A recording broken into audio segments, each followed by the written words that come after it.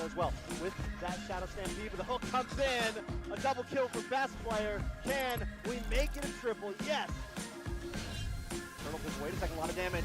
Comes in, onto Kai, takes him out. Next is going to be powerless. The hook just falls away from Pow. And luckily Zero is able to find Zoibog there. And now Zero in trouble, taken out from Obazane.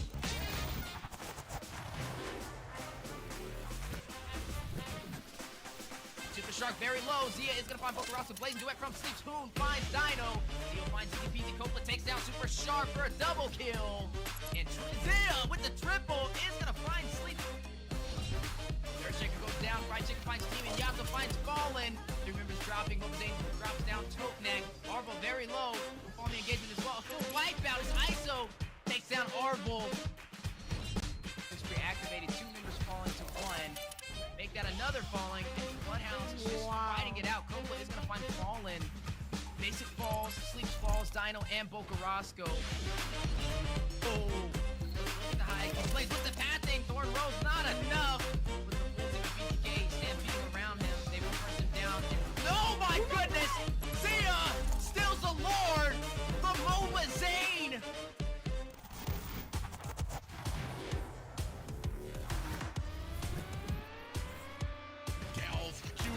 Is down, traded for Copla, and down goes CPR. They are trading kills. I don't even know what is going on anymore. Defend with 3 players left.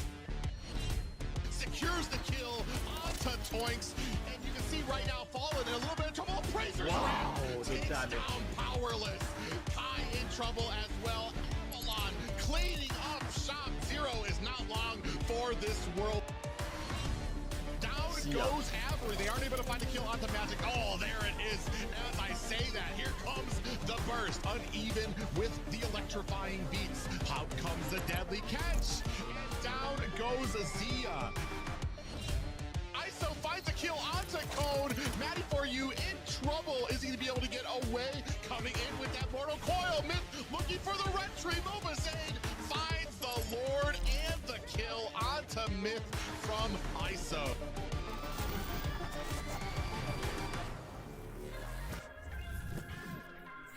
Once again, moving on to Copla here, looking for the finish, gets the final shot. That's a godlike kill over the side of best player. Zia's gonna flicker in, double kill. Dino goes down, and best player continues the torment. Make it a triple, looking for the Maniac. Can he lock on? He's under the tower, he doesn't care. Bokarosco trying to get the outplay, but Zia takes the kill from his hand. How is Novaria getting caught so close to Naruto? Oh, wait a second, but they do get the catch. ISO able to take the tower. Fried Chicken a little bit of trouble. Possible Black Dragon, but wait, everyone's getting melted down. Yato picking up a kill. It's 4 taken away from Avalon, all for the price of none. Zia into the backside with the Blazing Duet, able to find Obazane. ISO getting brought low as well. Fried Chicken trying to get out of here. Can he do it once again? Dodges the lollipop. Neil flickers in and gets him. It's a trade. ISO picking up another kill though. Shark getting low as well. Yato flickers in and finds Shark, but taken out from Zia.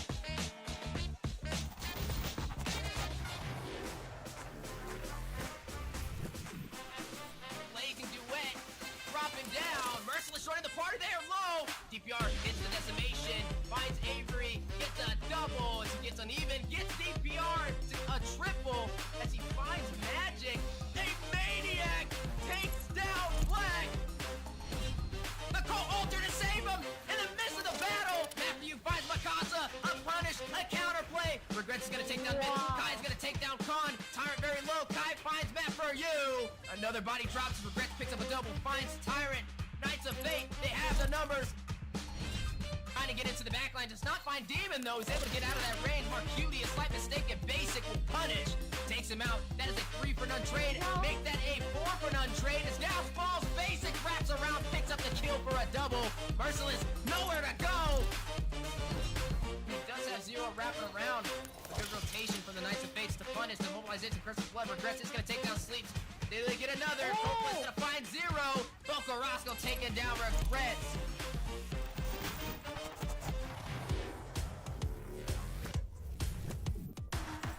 Meanwhile, in the back, trying to go ahead and hold him off. Kai, big penalty zone with the flicker there, activates the Colt Alter. Is that going to be enough? Down goes Zero. And you can see Basic putting out the damage there. Gato with the cleanup there, regrets in a bad way. T comes in, puts the damage on, regrets. Mobazane out to the back line, takes him out, finds himself almost the double there. No, he does find the double as ISO takes the tower. Hook does go wide, Joymaj gets taken out by best player. Now set his sights onto ISO, and another kill, a double for best player. Ooh, Zane trying to make them pay for it. Look at the taunting by best player. Recalls are out. Immortality for Super Shark has been activated. That's a complete wipe for BTK.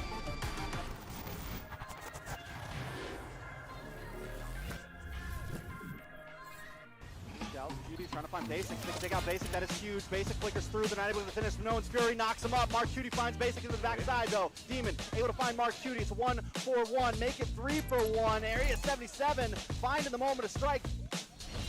Franco, he's already taken a death. Bloodhounds looking for control over the pit as Kai and Zero waited out. The wall comes out, Mikasa dives in with the bravest fighter. Looking to target onto Bogarosco there. Out comes the falling star moon, but Easy Peasy still takes Turtle. And Dino is cleaning up. Oh, just what I'm talking about. He flickers in, gets the knock up. ISO picks up Black, and Mobazane shredding through under the tower. Able to find two before he falls down. Magic gets the shutdown though. A two-man flicker set coming out from Chicken. Here comes Shark with the cutthroat onto the backside. Reckless tries to get the big push, brings everyone under the crystal. Zed comes in with that last insanity, finds best player. It's a little bit of response, 2-for-1 currently, but all their base is cracked open, and Milo doesn't stop, neither does Mooney.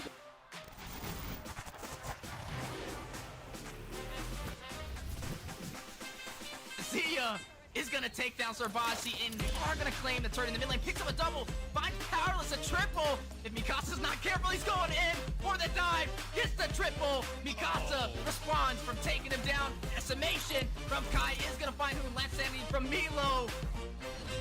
You are going to see the hard guard on the Tarzan, but Ice with 25 memories for the denial will shut him down.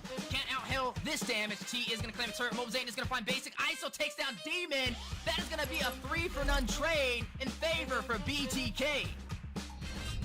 The huge save to keep their marksman alive. Zia picks up a kill off the assist, takes out T. Milo finds Chicken. Best player finds ISO. 4 members falling for BTK. Mobazane trying to fight out against the full team of TOB, but Zia yet again trumples over, takes the kill. A full wipeout as TOB now will push up the map. Will it be Bloodhounds? All of them very low. Tyrants rage onto the wall. Zero takes down Dino.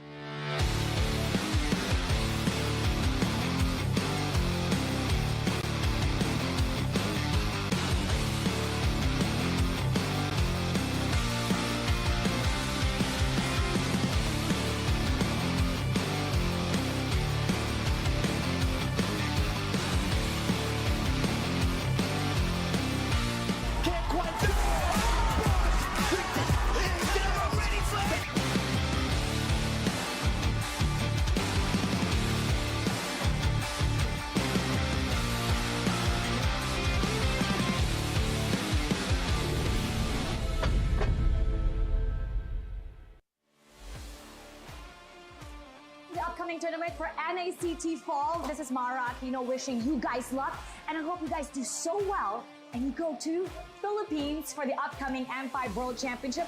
And you never know, it might be you that I announce as the winner. Hi, I'm Gideon Q. I'm from Malaysia. I'm a talent as well as a caster for a majority of the MLBB tournaments that you may see internationally. Good luck to all the teams who are coming in for NACT fall season.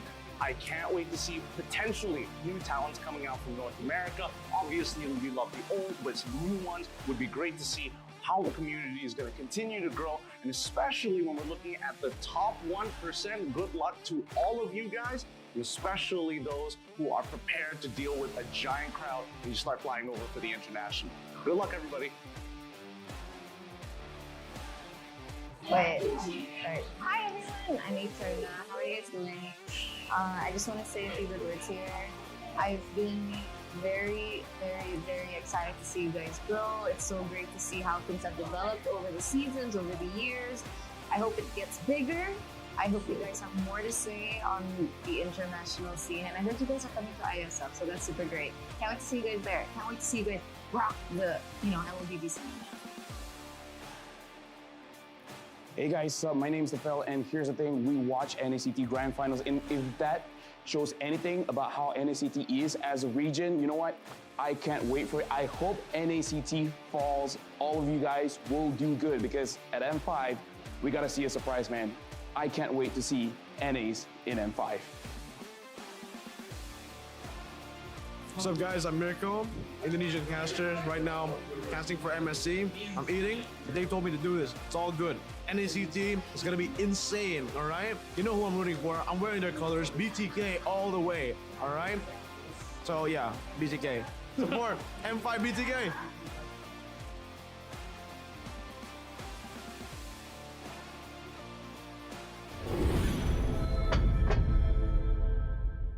Welcome to a journey through time as we delve into the transformative milestones of North American Challenger Tournament, NACT. Our story begins on April 11th, 2022, when the North America Community Tournament was officially renamed to North America Challenger Tournament. The official NA YouTube channel was also introduced, and Team A77 claimed the title of champion for the season. Fast forward to August 7th, 2022, and NACT evolved into an officially organized North American regional event.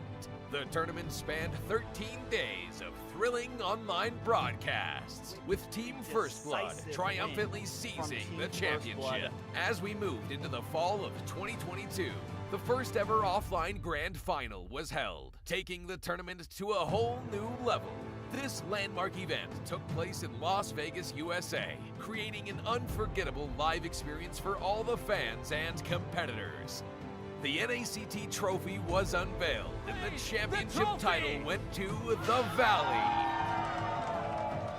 They also represented North America in the M4, finishing in an impressive 6th place. It was a remarkable moment, as it marked the start of a new era for NACT. By February 2023, the NACT spring season was underway. The offline finals took place on May 14th at the HyperX Arena in Las Vegas. Our livestream page was a sensation, reaching number 36 on YouTube's trending list. Gerald Solomon, the head of the North American Esports Association, was in attendance. BloodThirstyKings, who will represent the United States in the IESF. This has been a brief look at the significant milestones of NACT, charting its growth, evolution, and the challenges conquered along the way. Stay tuned as we continue to make esports history.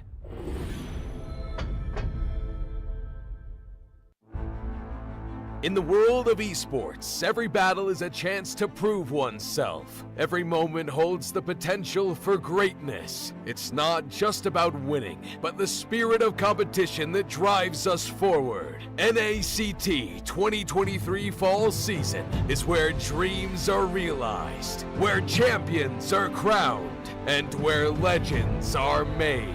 In the arena, we face our rivals head-on with unwavering focus and unwavering resolve. We leave no stone unturned, no opportunity wasted.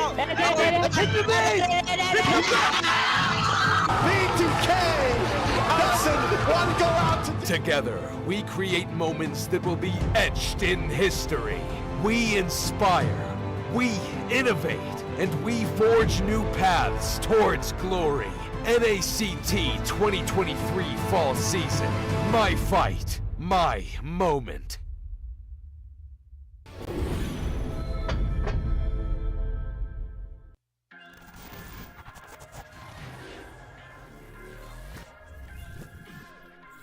Killing spree for Fallen. They're going to keep this up. I'm going to get him in trouble as well. Basic, not unable to get the final hit, but he moves on to Black instead. Able to take him down 3 for 0, and Fallen continues the fight. Moves on to final, gets the triple kill. Triple on to Khan. The decimation, the Maniac. Is it the Savage? Yes, easy peasy with the first one in NACT. Best player on a killing spree now. Mark Speedy with Blitz led in the backside. Drill Speedy there as well. With that Shadow Stampede, but the hook comes in. A double kill for best player. Can we make it a triple? Yes. Turtle Pip, wait a second, a lot of damage. Comes in, on to Kai, takes him out. Next is going to be Powerless. The hook just falls away from Pow. And luckily Zero is able to find Joybog there. And now Zero in trouble, taken out from Over Zane.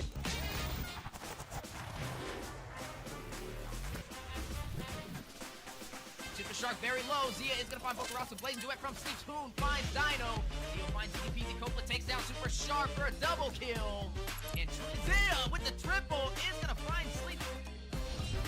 Third Chicken goes down. Fried Chicken finds Team. And Yato finds Fallen. He remembers dropping. Zane drops down Toke Neck. Arvo very low.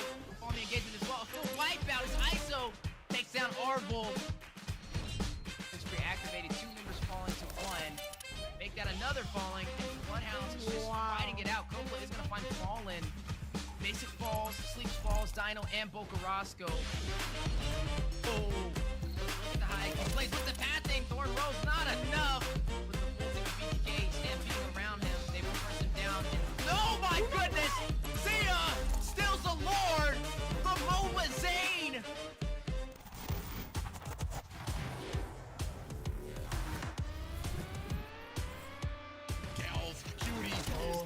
Traded for Copla, and down goes CPR. They are traded kills. I don't even know what is going on anymore. Defend with 3 players left.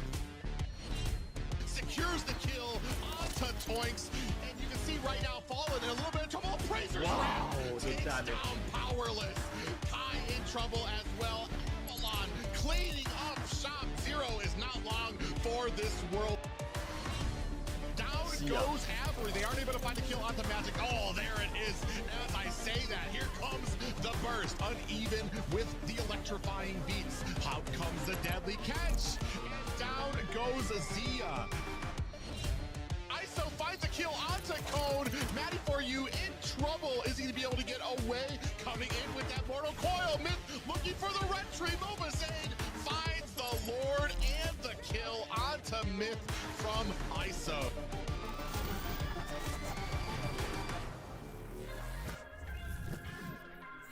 Once again, moving on to Copla here, looking for the finish. Gets the final shot. That's an odd-like kill over the side of Best Player. Zia's going to flicker in. Double kill. Dino goes down, and Best Player continues the torment. Make it a triple. Looking for the Maniac. Can he lock on? He's under the tower. He doesn't care. Bokarosco trying to get the outplay, but Zia takes the kill from his hand.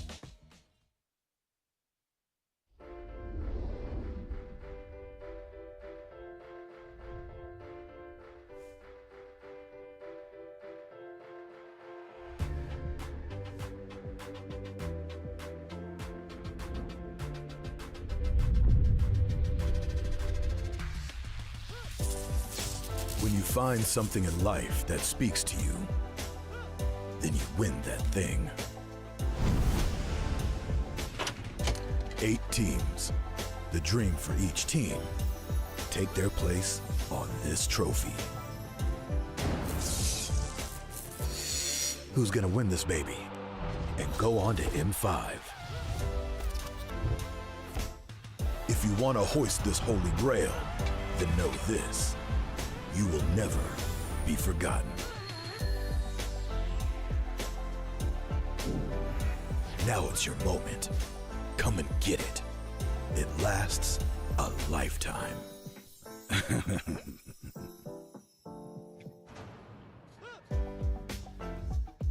Welcome back to the final day of the 2023 NACT Fall regular season. Yesterday, history was made when Area 77 knocked out Knights of Fate. Today, A77 has a shot at securing the last spot in the playoffs as they face off against Avalon. Will they be able to punch their tickets to LA, or will Avalon revive Knights of Fate's dreams with a victory? I'm your host, Liz, and joining with me are Tretz and Private, closing out this unforgettable regular season. Now, it's the last day, boys. A lot has went by in this season. What a monumental week so far. Yeah, you know, we are closing in on the final hours of NACT, getting that much closer and closer to LA in playoffs. And last night we had some insane upsets. We had some 2-1s around the board. And tonight, a few teams are fighting for their final seeding in these top 4.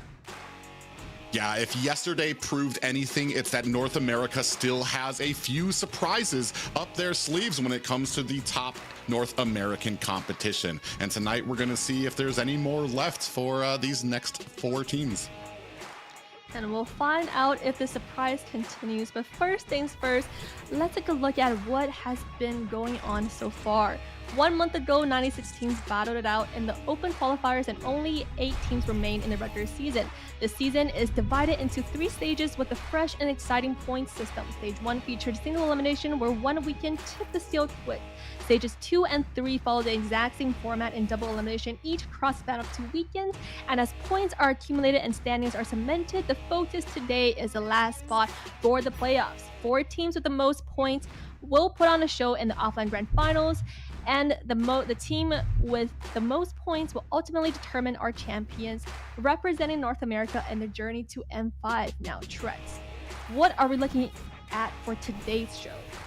Well, today we have a very good show indeed, but to give a quick recap, this is the bracket of the final stage, and in my personal opinion, it's been one of the most interesting ones. Last night, we saw a huge upset with Area 77 defeating Knights of Fate 2-1 and taking the top 4 into their own hands. If they can beat Avalon tonight, it could be their ticket to LA. Now, Avalon takes out Bloodhounds and essentially does not give them the opportunity to make it to playoffs. Avalon securing an even stronger spot in this top 4. Now, this will be the first match tonight, Avalon versus Area 77. After that, the winner will go on to face BloodThirstyKings, and the winner of that will go on to face the TheOhioBrothers. And this is how we're going to decide on the seeding for the playoffs.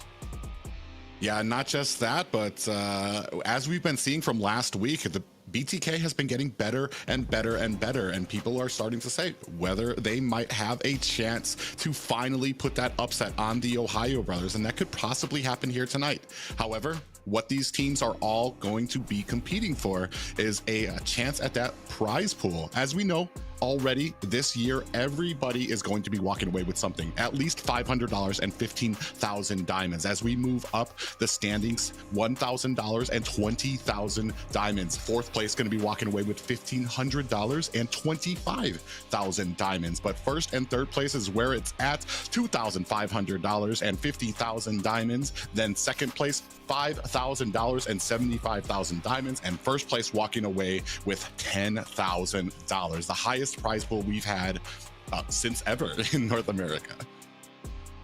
And while the prize pool is the perks for all our players, the giveaway is the perks for you guys at home.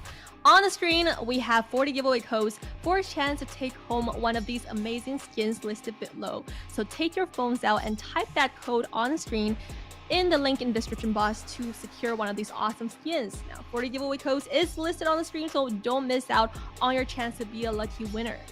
As Tretz says, the best skin is the free skin. So, am I right, Tretz? Which skin is your favorite skin from this list?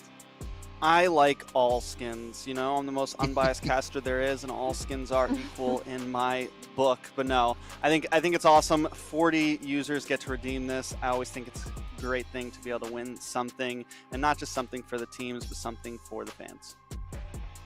And with only 40 codes, you guys are going to have to take advantage of that quick, because there's a lot of viewers out there and a lot of people who want to take advantage of it. And as you guys are typing that code in, let's take a look at the current standing to get prepared for today's matches. Now on the screen, you will see the current standings. Some points have already been secured, but right now we're looking at the TheOhioBrothers and BTK securing the top 2 spot. They're pretty much safe for LA, and Avalon Knights of Fate are currently 3rd and 4th, where Area 77, depending on their performance today, will determine whether or not they can knock out Knights of Fate and move it to the playoffs. Trex, what are we looking at for the other teams? All right, so pretty much, as you guys can see, this graphic's a little bit different than some of the past standings we saw in the past.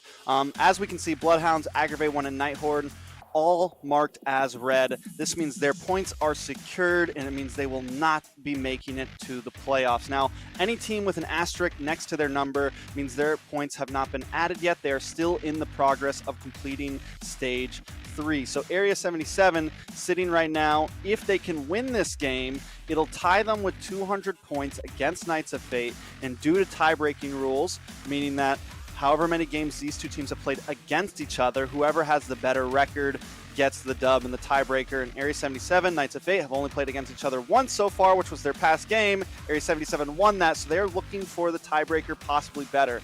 Avalon, BTK, and TheOhioBrothers still also have a lot more points to get, and depending on how they do tonight will depend on how they seed off, because in the playoff it's going to be 1st versus 4th, 2nd versus 3rd. So just that initial standing in playoffs can be very detrimental to how the rest of the bracket goes.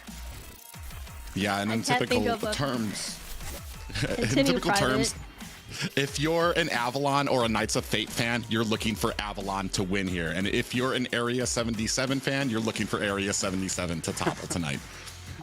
And it looks like Private Dancer is voting for Avalon and Knights of Fate. So it's funny because it seems like Knights of Fate's fate is in the hands of Avalon, and Area 77's fate is in the hands of Area 77, as well as Trex and UA. Trex, what do you think? I mean, I think it's definitely, if we talk about who the favorite is, most likely it is probably Avalon. They've had the better season so far. But Area 77, we've known them for a very long time. They've always been, either a very good team. The past 2 seasons, they've dropped down to more of the mid-side of top 8, maybe even the lower mid-side of top 8. But I do feel like the last night they put on a good show, man, and they seem hungry, and they are going to come into this wanting to win, to where Avalon might be a little more comfortable. They already know they have playoffs secured, and why do they have to try their hardest? Whereas Area 77, it's like, it's all or nothing here, and if there's one thing we've ever seen in NA, a team that knows it's all or nothing normally performs to their best, and that's what I'm really hoping for tonight. I just want a Cinderella story, And who will it be? The Cinderella story of Area 77 or the fate of Knights of Fate in the hands of Avalon? Let's find out as we continue with the first series of the night. All right, we're going to be jumping into the draft, the first draft of this best of 3. Avalon up against Area 77. We've been talking about it for the past few hours in chat private. This is a game that is so important to Area 77 and to Knights of Fate. The sad part is Knights of Fate has no hands in this match. It all comes down to Area 77 right now, deciding the fate of themselves and another team. Will Avalon just smash any hope, or will Area 77 continue in the bracket? Yeah, and that's the real thing right now, is that there is a lot of pressure on Area 77. You touched on it a little bit. Avalon, they've already got their spot secured. It's all on Area 77 to maneuver and fight their way into that top 4 spot. And some things to be looking out for, as we saw from yesterday. DPR, especially on that Martis, has been an absolute monster. Is that something we might be looking at taking off the table for him? Yeah, definitely. I mean, he's been a monster on a few different things. I definitely feel like it's something to watch out for. I'm wondering, I think the player that a lot of us have our eyes on still is Victor, at least for me. We've seen him perform very well in the Uranus, but I feel like a few other XP laners, we haven't really seen him get like full grips on. He had a good game on Paquito last night. He had a bad game on Paquito last night. So I still kind of want to see him spread his wings and expand that hero pool, and I think that could be something important for him moving forward. Basic as well. We got Basic versus Mark Cutie in the gold lane. Now, I think a lot of us feel like Mark Cutie is probably one of the best players on Area 77, and if he can get the better of Basic, it could be huge in these matches coming up. Well, and yeah, that's kind of how these usually work out when it comes to the side lanes. Which side lane is winning? How are you going to maneuver that? Victor can be a problem, and especially a menace when it comes to having that Uranus. Do we take that away, or do we have a plan for it? When it comes to the marksman lineup, Basic, it's yet to be seen how well that Mark Cutie will line up against Basic, but if history has proven anything, Mark Cutie is a force to be reckoned with and needs to be dealt with in the early game if you want your team to have that chance of kind of sliding in for the victory to the mid and late.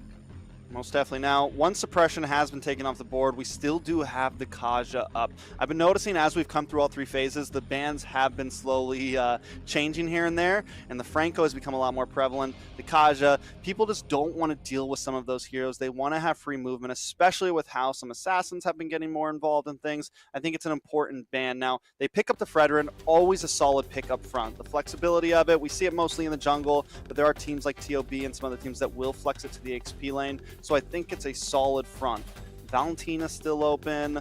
Couple other options. There goes the Kaja pick for the side of Area 77, though. So with the Kaja pickup, having kind of a support roam tells me that if you're going to want to kind of round out the competition, you're going to want to have some type of heavy front for it as well, lest you start having like a very squishy composition. And especially with the Fredrin in the front line, it's going to be very tricky to kind of break through that. Are we going to secure maybe an XP lane to kind of get some type of domination before Victor can get his priority picks there? No, it looks like we're going to go ahead, pick up the Bruno first. Bruno's been such a monster, man. A hero that was like never picked at all is now literally just like prime pickings. It is almost always picked up front. And this is like around the world. This isn't just anything. This isn't just anywhere thing. Bruno has just stormed the scene. And I think one of the things I really like about it is it's a nice breath of fresh air from the typical, Trinity build, the typical speed marksman, the shred marksman. It's nice to have a nice burst lane marksman. I was expecting maybe to see something like the carry, something to deal with this possible Fredrin. So if Avalon continues to go bulky, it could kind of be their saving grace in the early game. And there we go. We now see the Grok come in. We have the Fredrin, and they go for the Brody pretty early on. I like the Brody, but also I feel like it's very risky, very rewardy. Like if he falls off, I'm not crazy about him. Well, yeah, and it's almost kind of the same plan when you're looking at a Bruno versus a Brody. They both don't have very fast attack speed. They have, I want to say slower for most marksmen, but they pack a punch. So you can deal a lot more damage in a smaller amount of time. And that's kind of what you're looking for, especially on Area 77. Once you get that Divine Judgment, you're going to pull them back. You want the most amount of damage you can put on a person quickly to get that isolated out, because the worst thing that can happen is you aren't able to burst somebody out that you've now drug into your team and possibly created a hazard zone there. But we're moving into the second banning phase, and Valentina taking off the board for Area 77. Yeah, Area 77 must already have an idea of what they want as a mage. They are going to have first pick after this, right? So they ban out the Valentina. Farza still a possibility, still a couple other mage options out there. The Chang is still out there as well. If they wanted to go for something like that, could pair up well with the Martis. I'm not crazy about a double support mid, but I mean, right now, looking at Area 77, I could never really count them out for something different like that. Avalon, on the other hand, taking out the Edith. This is a hero that's been another hero that's kind of taken the meta by storm, mostly used as a roam, could be used as an EXP. Right now, looking at Avalon, though, I still feel like there are some possible change-ups, right? Like, I'm wondering what Victor's going to secure in here. Is the Fredrin going to go to EXP? Maybe they put the Grok in EXP. A lot of possibilities. And I like their draft mainly for that, because they have so many different opportunities to branch out for in this second phase. Well, with Victor, you're kind of looking for probably something that's mobile, something that can get around, cut the lane, and get to the team fights as fast as possible. Sans that, Victor also showed yesterday that he can kind of try to root through the jungle, isolate that mage, either blow the ultimate from them or actually burst them down so they're not going to be part of the fight. So he can be very versatile, and like it's another thing that needs to be addressed on the team, and you need to kind of be wary of that while you're in the opening minutes of these games. Yeah, now the Terizla's going to get picked up by Area 77. The Paquito for Victor is going to fall back into that. Like I said, we've seen him play it a few times over the past few days. Paquito, it's a love-hate relationship. I think he's good. I think he just needs the right hands on him right now. Because if you don't, like if you mess up on him, he can definitely go down quickly. If you don't get those power spikes right and that movement, which Paquito has, and that's something you mentioned, we want to see Victor be able to cut lanes. We want to see him be able to get involved in team fights early, rotate around, and Paquito's one of the best for that, right around level 4, and then minute 6 again, minute 7, minute 8. He can be someone to reckon with and get to that back line. Area 77 is going to end up picking up the Farza, a prime target for the Grok, but I'm wondering how it's going to pair up in laning phase against this Gord. Yeah, that's the thing that I think we're going to be worried about here. They both kind of execute the same kind of game plan where their ultimates are going to keep them situated down and they're going to become prime targets for either team to try to run into. So the plan here is which team is going to be able to execute on those mages as soon as they lay down those ultimates, whether it's the Feathered Airstrike or the Mystic Gush from Gord. Yeah, I will say the Gord has better lane clearing. Like, Gord's lane clearing right now is pretty insane right on those first 2 waves. But Farza does have a little bit of better range with her Feathered Airstrike. So when it comes to certain siege aspects, certain team fight aspects, I want to say that Farza's Feathered Airstrike has a slightly farther range than the Magic Gush. Magic Gush is a bit more up close and personal for a mage ultimate, does carry a lot of grounds and do a lot of damage. But so that could come into play. Demon's going to really need to watch out for how he's placing himself in these fights, because Gal Cutie is going to be looking for him, Merciless is going to be looking for him. But when it comes to just straight divers, I feel like Avalon has a better answer in a sense to get onto that Farza. But let's jump into the Land of Dawn private. Yeah, it's going to be, this is do or die for Area 77. It is Avalon taking them on, trying to remove the hopes of Area 77 of making it to the top 4. Man, those are some lovely skins right there. I mean, I gotta say, Moonton's been outdoing themselves recently. The Fredrin skin looks beautiful, and I love it when that ultimate, just chef's kiss. Now, let's jump into some of these heroes right now. Up in the top side, it does look like Area 77 is taking a slightly different approach. Going to be helping out the EXP laner, maybe get Jules Cutie a little bit of EXP as well. And Victor's going to take a lot of damage early on. Jules Cutie already at the level 2. Oh, yeah, and then you have Toinks coming in, putting on the damage, and Victor actually almost bursts down Jules Cutie. He's going to have to get out of here. Gal's Cutie coming up from the side already. So much action in the opening seconds. We're not even at the first minute yet. But nobody goes down. I thought Gal's Cutie for sure was going to go for that final hit. He decides not to. 0-0 still, but we can already feel the blood boiling right now. A lot on the line, and you can tell by the way these guys are playing and the pressure they're putting on from the opening seconds of the game. Yeah, I really want to see Jules Cutie's EXP right now, because I'm wondering if that paid off, right? Getting the level 2 early on in the XP lane, then rotating down. Maybe if Jules didn't have to go back, so Jules Cutie is behind Demon right now. Maybe after they clear the wave, they'll be caught up. But if Jules Cutie didn't have to run back to base, they might have gotten a slight advantage there. It does look like he's tied up with Demon after that last wave clear, but I see the strategy there, right? Area 77 tries to do something a little bit cheeky, get a little EXP for their mid lane, but it kind of backfires on them. Now, Turtle's going to be up in about 7 seconds. Area 77 already claiming a nice position over it.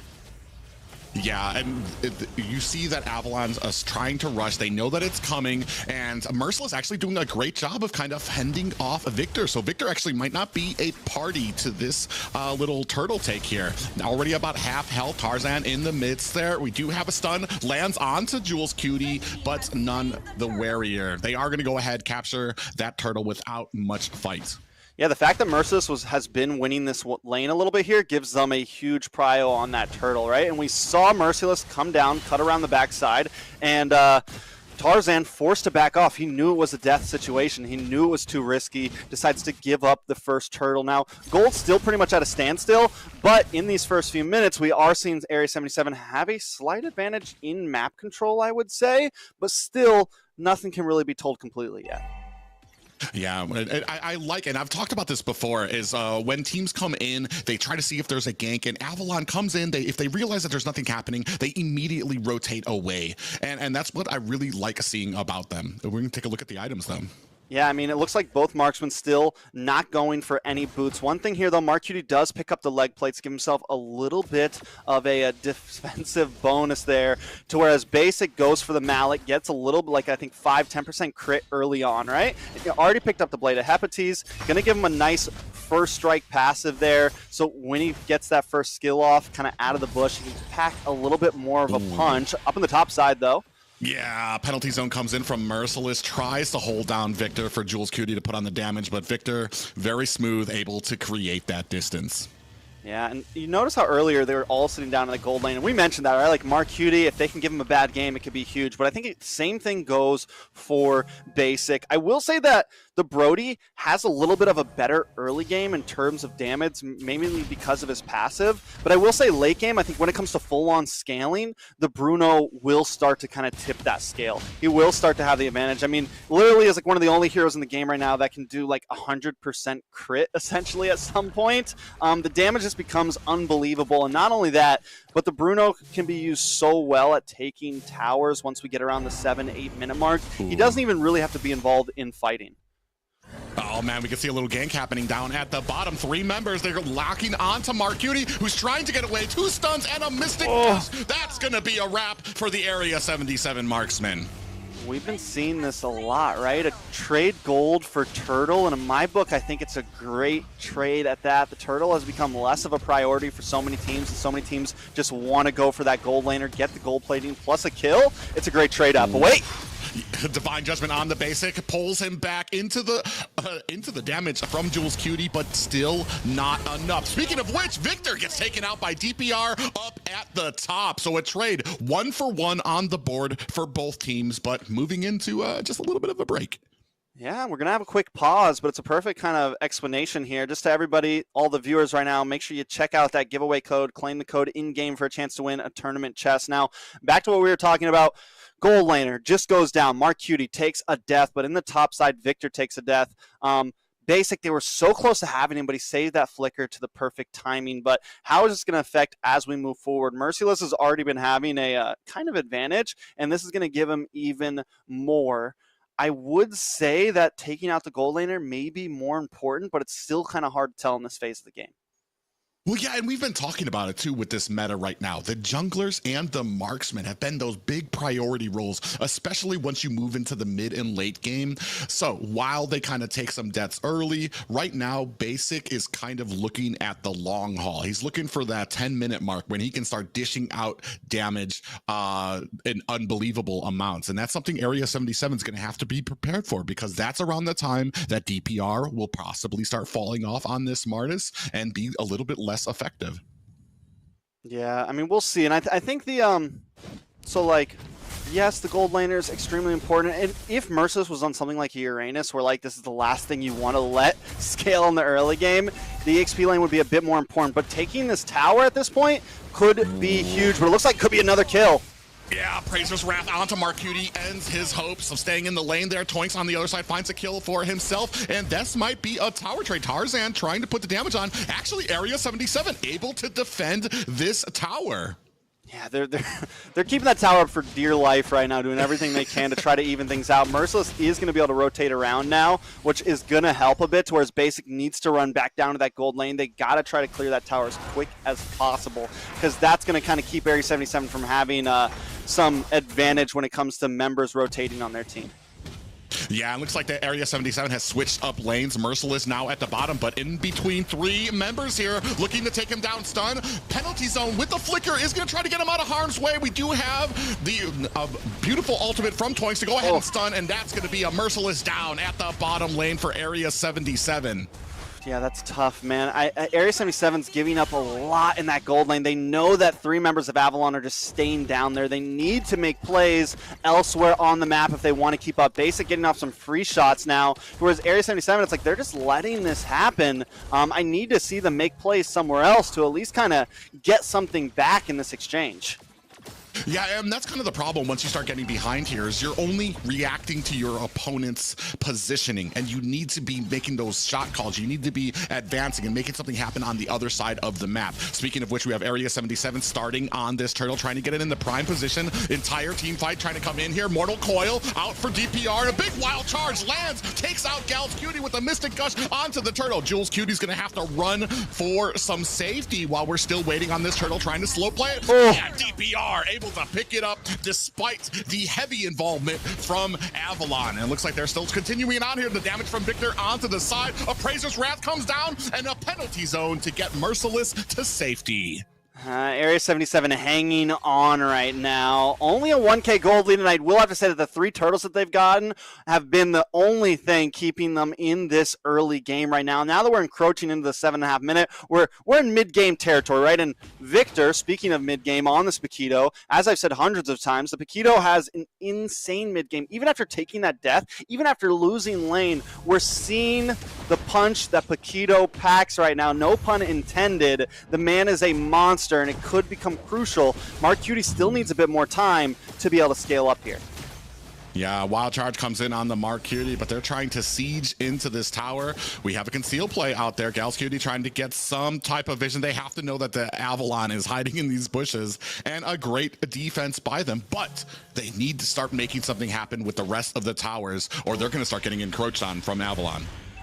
Yeah, look at Victor's positioning right now. He's looking for the flank somewhere here. He's cut that lane so deep, and it gives him a very nice positioning in that blue buff jungle. I mean, in that purple buff jungle for the side of Area 77. So they're going to need to keep an eye on him because he comes into the backside, and it's going to be hell for the side of Area 77. Yeah, Twink's doing a great job of zoning out the rest of Area 77 while Basic cleans up the front tower up at top. And this is what we were talking about. They're starting to tighten that noose around Area 77. And while Area 77 is only able to react to where they are, a little bit of a Mortal Coil onto Twinks, but DPR just repositioning himself. Yeah, now with Basic sitting at 2-0-1, Victor just locked in the Dominance Ice as well, going to give him a nice defensive boost and also help deal with DPR and Merciless a bit more in some of that anti-lifesteal, right? So, Basic, 2-0-1, this is what you're worried about when you're going up against a Brody. If he starts to scale, if he's able to get some of those early items, he got the Hepatese very early. My guess is maybe he's even going for a BOD right now.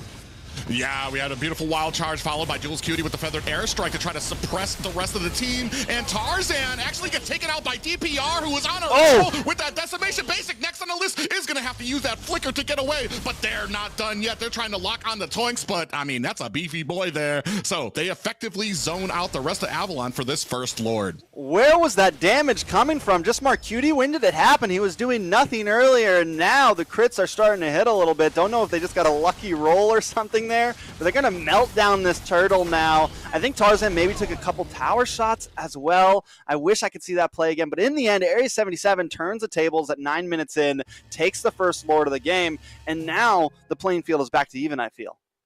And not only that, but that was a counter to an initiation by Avalon. So they were able to flip it around. They didn't just, they weren't able to make something happen with their own offense, but they were able to counter a attempted gank by Avalon and turn it around in their favor. And a great job done and started off by DPR there. Yeah, so Lord coming, Avalon hanging out in the mid. They don't want to lose this middle tower, right? But it is hanging on a thread, but a little bit of an engage. Yeah, Divine Judgment on the Victor, who's going to get himself away to safety. Toinks and Tarzan get involved in the front line and going to use that to go ahead and get themselves to safety. Big minion group heading towards the tower. DPR doesn't care. He's going to dive right over that to put the finishing touches. Yeah, they had to use the conceal as a getaway, Mark. They're going to take another tower here now. Area 77 able to claim that. They've gained a lot of ground here. Still not a huge gold lead, but still the momentum has definitely swung into the side of Area 77 here. And as long as Mark Cutie can keep racking up these items, he just got in the Malefic Roar, add some penetration. The damage is starting to happen now. I want to take a look at these items. I'm wondering, did Victor, what's Victor going for here? It does look like he didn't go on full defense. He's just got the Dominance Ice. It's not going to protect him enough against Marcutie or against Jules Cutie on this Farza. He's got barely any magic defense. He went for the Spell Vamp, picking up the Bloodlust axe, and we saw him take a lot of damage in that last team fight where Area 77 kind of took control. So he needs to be very careful engaging here. Yeah, and you did see a lot of abilities there kind of wasted on Toinks. Oh, we do have a Divine Judgment. Locks on. Victor in trouble here. Gets taken down with the Feathered Airstrike. And at the top, you can see Tarzan in a bad way, close behind. 4 members of Area 77 is going to be able to dash his way to safety.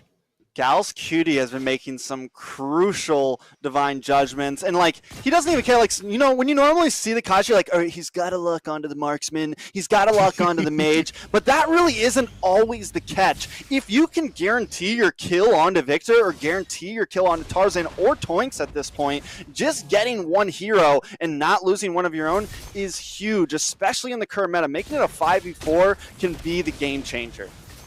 Ooh, Tarzan at the bottom, messing with some players at Area 77. It didn't really look like he wanted to fight either, just wanted to let them know that he sees them. Yeah, we got a little bit of time here probably till the next huge fight. I will say, the side of Area 77, they've got 5 towers. Avalon's only been able to take 2, but 2 of Area 77 towers are looking a little bit low. Gold standing at 35.4 to 34.6, so about 1,000 gold lead for Area 77. They haven't really taken off. Yes, they've won the last few fights, but Avalon is definitely still in the game. We're just starting to see Basic not be as huge, and this is what I meant when I said Marcutie is going to have the better scale as we creep into the late game here. Yeah, on the backside, Gals Cutie trying to get a little gank onto Basic is not going to be able to do it due to a wild charge from Toinks. Great protection from the Avalon Roam. And here comes a Mystic Gush onto Gals Cutie, but the Feathered Airstrike to try to create some distance. Tarzan eating the full brunt of that assault. None the warier there, as we're going to go ahead and lock on to this next Lord. What did we say? What did we say about Demon? Positioning is going to be key, especially since that Feathered Airstrike outranges the Magic Gush. As long as Jules Cutie kind of plays the cards right and waits for the right time, it's almost wiser for Jules Cutie to just let the Magic Gush happen first and then bring down the Feathered Airstrike, because you always know you're going to have the better positioning in that sense. It's not like you're up against the Eve where you have about the same range. It's a little bit different. Up on the top side, though, it does look like Victor's going to be able to take something.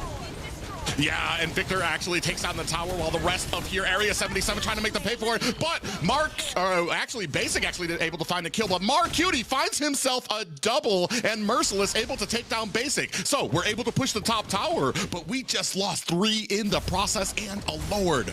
And a mid tower at this point. Area 77 definitely getting the win in that book.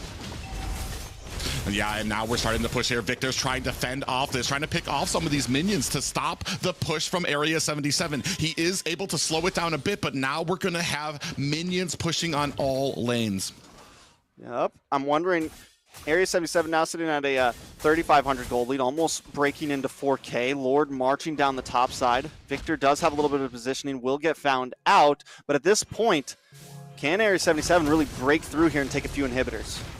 Well, I mean, they're going to want to be safe here. This is where a lot of teams lose their cool, get a little complacent, and start making mistakes. You can see Merciless and Marcutie here trying to put some damage onto that top tower. Lord going to be bursted down by Avalon, and it does look like we still have some minions down at the bottom and mid trying to make something happen for some of these high grounds from Avalon. You can see the poke trying to come out onto the team here. Toinks and Tarzan doing a great job in that front line. Now we're switching our focus to the top, trying to put the damage on their Feathered Airstrike to zone out the rest of Avalon. Here comes a wild charge to pop up Area 77. Mystic Gush is out and activated, followed by a torn apart Memories. Still not enough to burst down Area 77. They play that great, though. You said the worry, right? Because so many teams, they get that first, second Lord push, and they get a little cocky, right? They try to go too deep. At Area 77, they take the inhibitor. They don't even take it on the Lord. They wait. They keep it patient. And once they finally break it, they get out of town. They leave. They back off. They keep their gold lead, and they come out of that with a win in my book. Now, Avalon, we still can't count him out. Basic has only taken 1 death. He still does have damage to compete. Yeah, big wild charge lands on the Merciless. He's trying to get himself to safety from the bottom. In comes DPR with a decimation. And now Tarzan might be following as well. That's a double for DPR, and Victor gonna have to get himself away. Jules Cutie, hot on the pursuit, is going to think twice about going full force against Victor. I completely forgot, man. We've been talking about Mark Cutie and Jules so much, we completely forgot about DPR. 4-0-5, and maybe he wasn't as crazy as we see some artists in the early game, but right now at 16 minutes, he's been using those decimations perfectly. He's knows that kill count. He knows how much health they need to be at, and he times it great. Taking a look at some of the items he has built full defensively, but he's taken almost a 3K gold lead over Tarzan right now. I mean, it's going to definitely help him out in a lot of these fights. Taking a look at the gold laners, Mark Cutie also about 1,000 gold lead as well. He's already locked in the Wind of Nature, and it looks like Basic is trying to get to the Wind of Nature right now. I want to say he needs to get some sort of defense, but I don't know exactly if that's the complete right call. Ooh, Mystic Gust on the Jules Cutie is going to be able to burst him down. That's a whole lot of damage taken away from Area 77, and they are trying to retreat, which is the smart play when your mage gets taken out. But this is leaving it open. Basic able to take a tower, while Avalon still working on the Lord. Gal's Cutie, Basic in trouble. Gonna have to use that. Flicker is not going to be enough to get him away. Wow, and Avalon tries to go for the play. They do take an inhibitor, which is huge, right? They even the playing field a bit, but they're not able to get the Lord when Area 77 gets away. I like the way that Avalon is kind of playing. Victor's just staying up in that top lane. Merciless is going to have to stay up there with them because he will go, like knowing Basic, knowing Victor, they will go for that back door. I will never put it past Basic to try something like that. We've seen him do it a million times in NACT, and sometimes he fails, sometimes he gets it. So we got to watch out for that, and Area 77 needs to be prepared for that. DPR does have a wall in between him. Mark Cutie, Victor actually in a little bit of trouble here between three members of Area 77. Almost got away, but Mark Cutie puts the finishing touches on him. That means we're gonna have an uneven fight here at the Lord. Is that gonna be enough for Area 77 to enforce their will and zone out the rest of Avalon? They're trying to create some distance here. Feather Airstrike is out. Enough. Tarzan steals the Lord, but is gonna pay for that with his life. He gets the Lord. Two members go down. I thought for sure Area 77 was going to have that, especially because Demon didn't have the Magic Gush. Jules Cutie still had the Feathered Airstrike, so it was 5v4. Avalon down a couple utilities, but Tarzan able to pull through, and that could have been the lifesaver there, because if he went down and they lost the Lord, it would have probably been GG's. Yeah, so right now, Avalon have afforded themselves a little bit of breathing room, but I want to say this presence created by Victor with these split pushing has just been a menace for Area 77. It's something that they've been needing to answer, and it takes their focus away from the fights that they need at the Lord, and it's been such a great job by Avalon.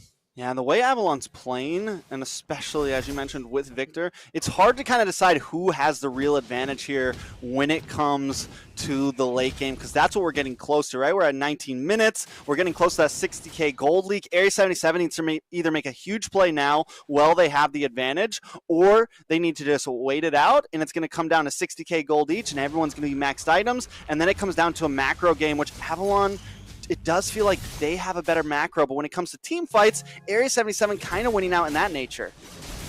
Yeah, which is the interesting thing here, especially when you're talking about like 50% when every item, we have the Feather Airstrike coming down, taking a heap of damage. Big penalty zone lands on the three members, two of them able to get away. Victor coming in with that knockout punch to zone out Area 77, and all of Avalon going to be able to get away.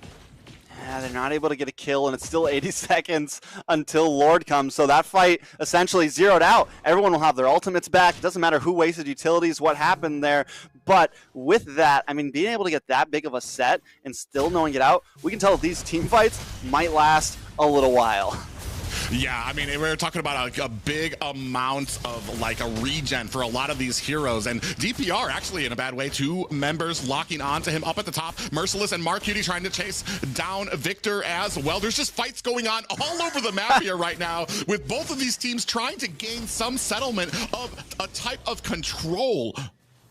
Yeah, they need something. Now, Avalon has now taken a little bit of control over the pit, but that doesn't really mean too much to Area 77. The only thing I'm worried about with Area 77 right now is Mark Cutie keeps rotating up with Merciless. And if Avalon can force them to do that at the right time, it could give them an advantage in the pit. Whereas Area 77, like they're doing right now, they want to get this pick onto Victor here. They're going to pull him back. Speaking of which, we got a Divine Judgment comes in there. Mark Cutie puts on the damage, zoning in. Victor's going to be able to get away. Thumbs up from him. He knows how slippery that Paquito can be. Yeah, there goes another immortality for Toinks. A lot of those on the board right now. We got a lot of bulky heroes. This is reminiscent of last season. These fights could definitely drag out, but Victor continues to harass that top side. Lord getting chipped away by Avalon right now.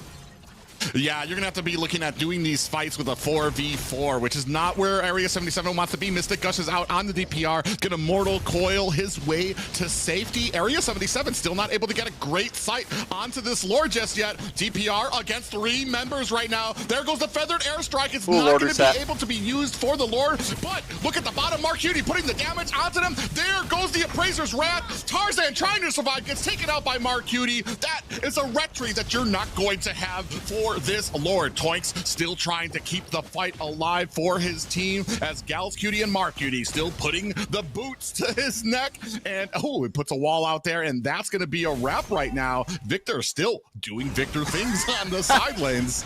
Definitely doing Victor things. And once again, Area 77 making these minute calls in some of these team fights.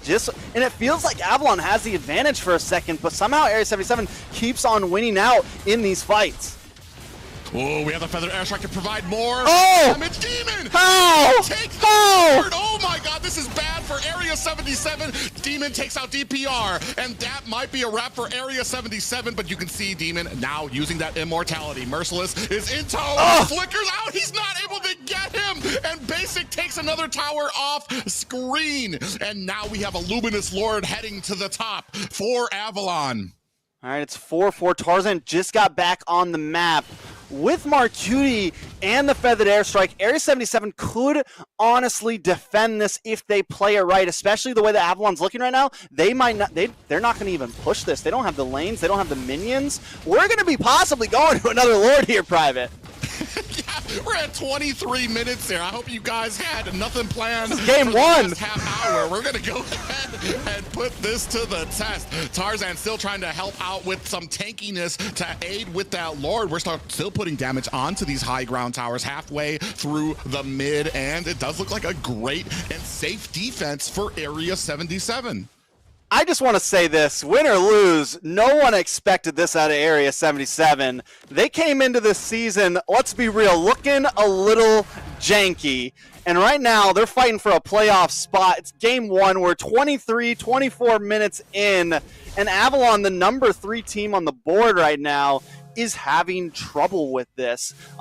It could go any way right now. Taking a look at some of the items, Bruno has sold boots. He's going to be walking a little bit slower, but he's going to be putting a little bit more damage on it. Basic did finally pick up the Wind of Nature, also has the DHS, has the Athena shield instead of immortality, but that's going to help out when Jules Cutie tries to single him out. But that is going to be his only chance, right? Bruno also doesn't go for any immortality. We are straight bursty. I will say Mark Cutie is going to have a little bit more damage in the Nicothines, and because of that gold meteor, he's going to get that slight shield bonus if he gets into, you know, that death ratio. If he gets down to, I think, what is it, 30%, 40%, something like that, you get that quick shield. So could also be crucial in these team fights. Man, it's kind of wary now, trying to think. We're at the point where it's the next fight. If you can get a team wipe, if you can wipe them out at the Lord, that's going to basically win you the game. Oh, we have a beautiful Divine Judgment on the Toinks, who's going to be able to wild charge his way to safety. And now you're not going to have that Divine Judgment for the next 40 seconds. And Lord is going to be up in 25. Will Avalon try to rush it, though? I think right now, it's like, even when you see those utilities go down, it's like, are we going to risk it and rush this Lord, you know? Or are we still going to play it slow? And one thing about NA is we have gotten a little bit better, I feel like, at like kind of dancing with the Lords, whereas before it's like, I'm going to full attack it, you're going to full attack it, let's see who does better, you know. Now it does feel like people are taking their time a bit more. It does look like Tarzan is going to start it up, and Victor's still doing those Victor things up on the top side, but this time Demon and Basic are with him. Oh no, Jules Cutie shows himself there with the feathered airstrike. Merciless in a little bit of trouble getting pushed out. And here comes Mark Cutie from the flank. Gals Cutie here to aid him as well. And both teams walking away. Nobody died just yet, but a little bit of a skirmish down at the Lord as both junglers duking it out. Toinks will get there first though. Toinks doesn't have the wild charge. Merciless doesn't have the penalty zone. Jules, whoa! Yeah, every time I see it. Went on to Demon, but still not able to make anything happen of it. I feel like we're kind of spread across the map a little too thinly to start getting those divine judgments out and getting the heat onto the damage. The feathered airstrike is down. Oh, how many times? Again, Demon with the Mystic Gush wild charge lands onto two members. Mark Cutie and Gals are in trouble. They might be taken out here. Mark fighting for his life. Immortality has been activated, and that might be a wrap. He's dancing all over, trying to put the damage on, and an Immortality activated for Tarzan. Basic trying to run away. DPR coming in. He's going to be looking for that destination. Takes out Basic, and we are at 1 kill to 2 right now in favor of Area 77, but we have a Luminous Lord coming up at the top, which Area 77 are going to have to respond to. And they have no Mark Cutie, 50 seconds for Mark Cutie, but they do take Basic and Toinks away, so that is something huge for Area 77. They can defend this if they try. It's just not going to be easy. Avalon doesn't have the minions once again to push in. Can Area 77 drag this out a bit longer? Yeah, and that's what they're looking to do, is to try to take out these minions. We still have 2 high ground towers for them. DPR up at the top, fighting Victor and a Lord. Feather airstrike comes down to provide some air superiority for them. Merciless taking a heap of damage from those knockout punches, is going to have to use that penalty zone to get away. Gals Cutie dashes away. This might be the end of the high ground tower at mid, and that's going to be a wrap. Demon finishing touches, but in comes DPR. Victor in a little bit of trouble, very low. DPR sees him, is going to try to get into there on the other side. A great taunt onto Tarzan, but that's going to be a wrap for him as the Immortality gets activated, and Tarzan going to be able to get away. Bro, Victor, they wanted Victor so bad there, and Tarzan, honestly, the fact that he was able to dive in there, get that taunt off, just completely even things out. But also another huge thing to talk about here is Lord gets stopped. It's 5v5 again, 70 seconds on the clock. We're at 28 minutes. We're looking for NACT history possibly here. We're closing in on a 30-minute mark. We're definitely dragging out right now. Immortalities all around the board. Victor does go for a hybrid build. He picked up the Bloodlust Axe. He goes into Hunter Strike, and then he picks up the Immortality and the Oracle. So he has some sustainability. He also has some damage, and with the Hunter Strike, he has the movement, and that's why he's been able to cut these lanes so well, to split push so well. Listen, man, Area 77, let's be real. Area 77 has been kind of winning these fights. Even when they're on the backboard, they're able to defend and get the advantage. Where are they messing up, Private? There's one major thing, and that is that mother-loving Retry. What is going on tonight? Yeah, they're just not creating the distance or the pressure from onto Avalon to create that distance that will allow DPR to get in there. Well, actually, Toink's in a little bit of trouble here, but I want to say, as we move later and later into the game, we're looking at like 60, 70-second death timers here. So we're looking at these next fights and trying to make sure that we are protecting those squishy players, that Gals Cutie, that Jules Cutie, and that Mark Cutie, to make sure that they can survive here, because if one of those damage dealers gets taken out, it's going to be a whole lot of time before you see them on the battlefield again. Listen, Basic once again in the boss side. I don't know if this is a good thing or a bad thing. Honestly, it's one of the reasons why Area 77's been winning out in these fights. They keep going for Victor and Basic in the side lane, and Area 77 needs to, if they can figure that out, they need to rush the Lord. It's what they did last game. Once they knew Basic was up there, they rushed the Lord. And the only reason why they messed up is because DPR can't seem to click that retry button right. I don't know what's going on. Tarzan's getting the taunt off at the right time. But Tarzan is on fire right now. That's all I got to say. But if they can time this right, they can get the dub. But Avalon does not want to let that happen.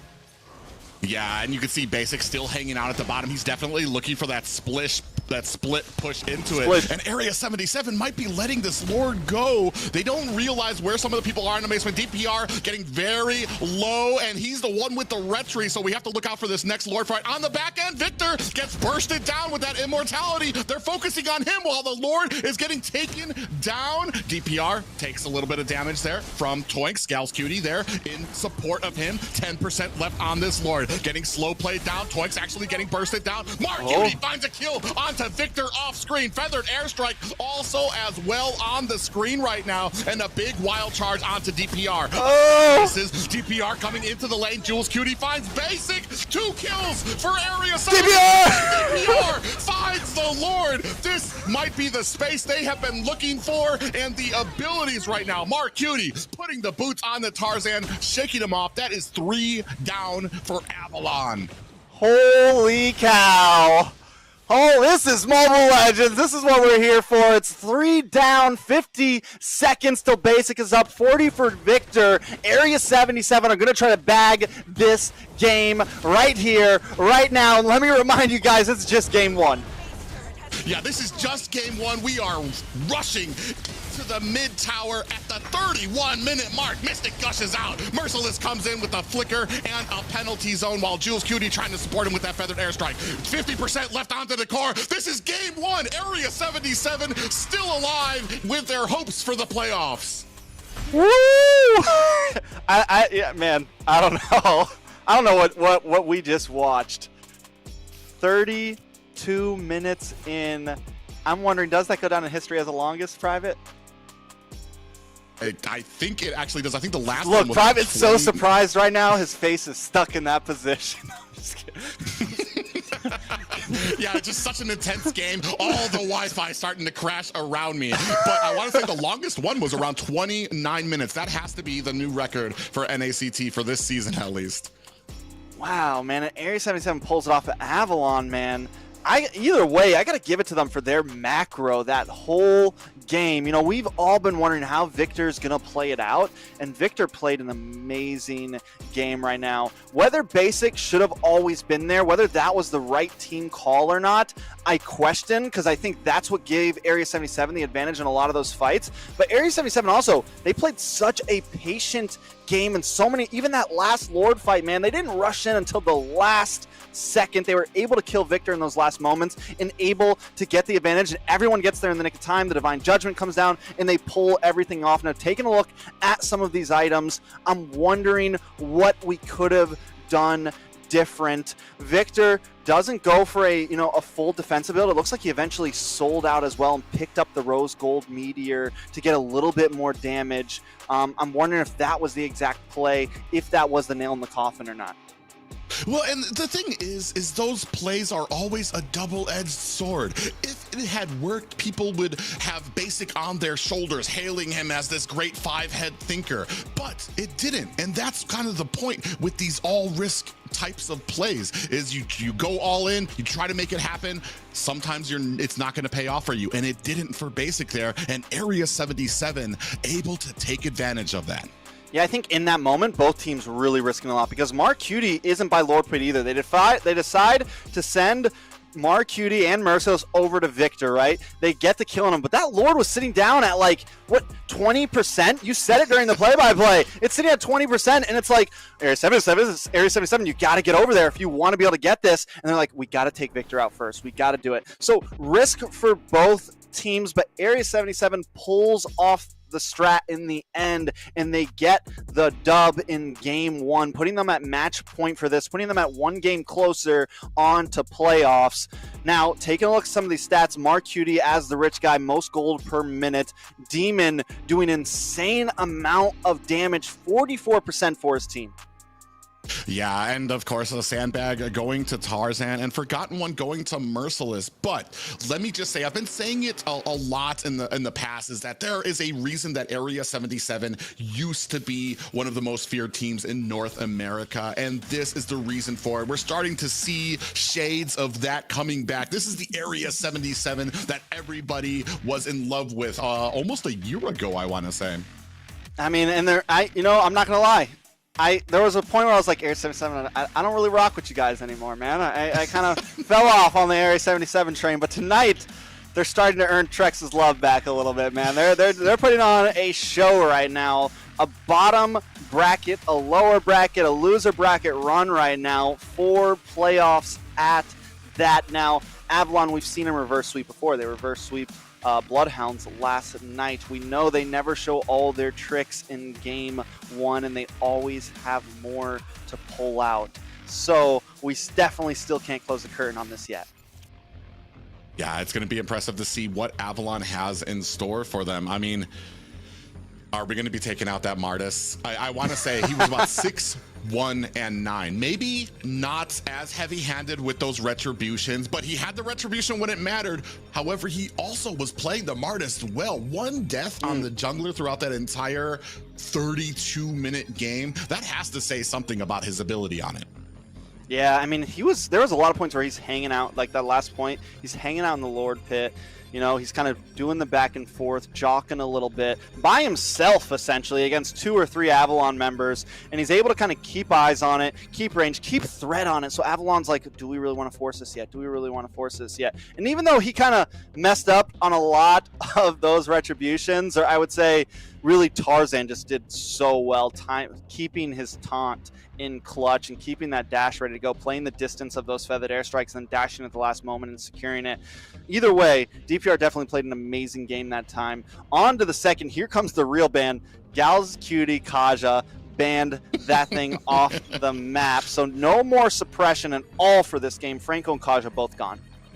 Yeah, and that's going to be the interesting thing to see how they work without it. And when you were talking about those retributions, I also want to point out, it wasn't just Tarzan, it wasn't just Tarzan getting those retributions. There were some that was gotten by Demon. I think Toinks got one of those kills as well. So that's a team effort, so that the entire team knows when it gets to a certain point, everybody, all guns on the Lord. And maybe that's something that Area 77 needs to clean up a little when it comes to these Lord engagements. When that Lord gets down there, it's not just on DPR to try to get that retribution. It's got to be the whole team or nothing. Definitely. It's definitely going to be a interesting game too. So I think kind of back, there goes the Bruno ban as well. Area 77 going to be, so now Area 77 forced to change things up. Do they pick up the Fredrin here first pick? I think it's a solid pick up front.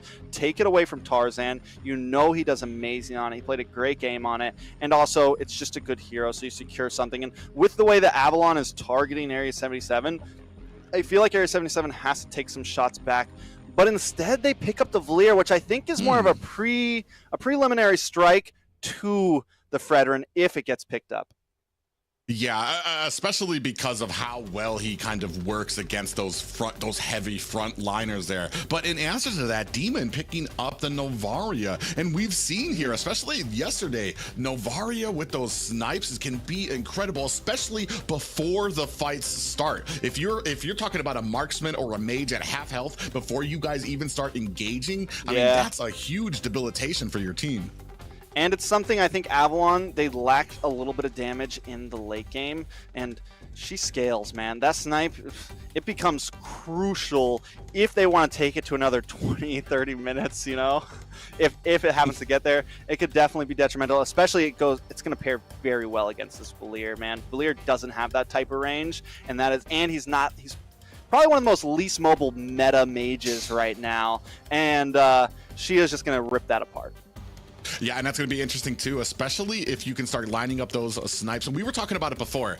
Boca Roscoe had a lot of trouble dealing with Victor on the Paquito because Paquito would clear his lane, immediately rotate, try to hone in on Boca Roscoe and where he was, and immediately burst him down. So you're going to need to be very wary of Victor and where he is if you're Jules Cutie on a Valier while we're moving around the map. Oh. Rome Valier. Looks like we're going to have Rome Valier. And the Gourd, very interesting. Is this going to be a Rome Novaria, or we think it's going to be a mid lane Novaria? I think it would be a mid lane. I mean, it depends because her with ultimate isn't as useful. So I mean, you could put her on the roam, so you won't have her ultimate by the time the first turtle comes around, but you still will have that amazing amount of damage from her. Yeah. So I mean, it could go either way here. We're going to be moving into the second banning phase. Terizla, Avalon, basically, yeah, they're forcing them to change out their entire composition from the last game, except for apparently Martis. Except for the Martis, which was a major problem. But is it going to be as much of a problem now that they have this very squishy mid, right? And this is kind of a worry when I'm looking at Area 77. The Roam Valier plus the Gord, two not very mobile. I almost feel like if we're going to go for this, the Farza might have been better because at least you have the wings by wings. But you have these very squishy mid laners. You're roaming your mid. Prime targets for Victor, prime targets for a wild charge, prime targets for the meteor from Demon on this Novaria. So if Avalon picks something aggressive here in the jungle, maybe even swap the Paquito over, go for anything super aggressive, it could be a problem for Gals and Jules.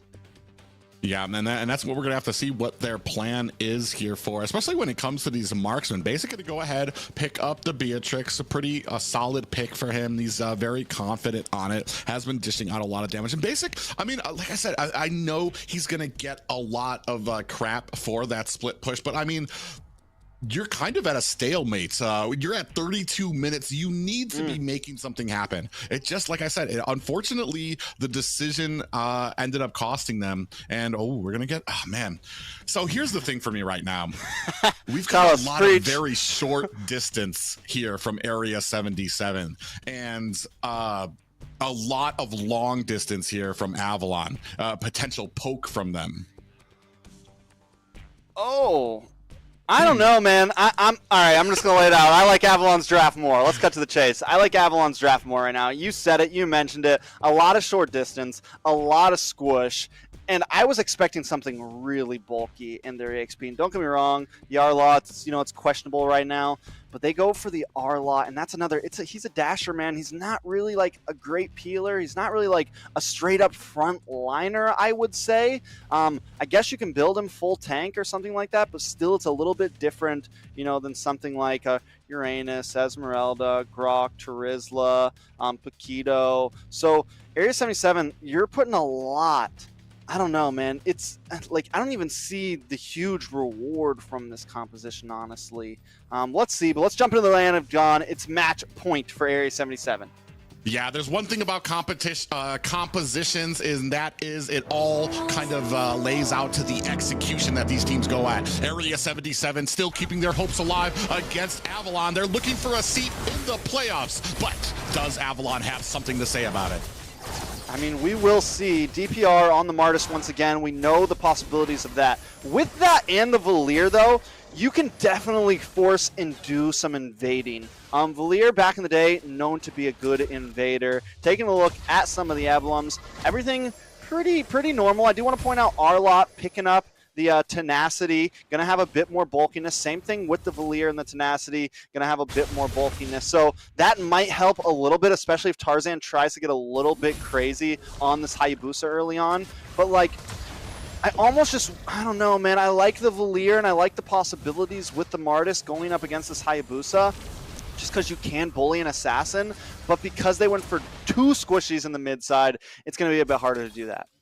Yeah, it looks like they're trying to kind of create that front line with Merciless. He's got Tenacity and Concussive Blast, so he's going to be building a lot of health for that hero. So he's going to be trying to hopefully be that main front liner to kind of help create that distance. And as we talk about that, a little bit of a blowback there for Tarzan. Actually gets stunned out, and about half his health immediately taken out there. Good read there by Gals Cutie.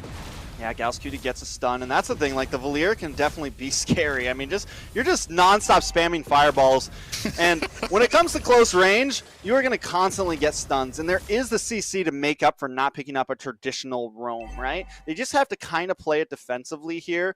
Avalon, now that Tarzan is level 4, I think once Toinks is level 4, Avalon's one of their win conditions here is they need to target down Gals and Jules. They need to try to get some kills on them early on, because if they can do that, I mean, it's practically a GG's. And there we go. Ooh, what a nice flicker. Waiting till he gets toward his teammate to flicker out and hopefully spread some of the damage on that. Taken off screen. What? And DPR going to be able to clean up the first turtle of the game. Okay, I'm sorry I said that about Arlot. I guess he is a good pick here. Maybe he just goes well against the Paquito.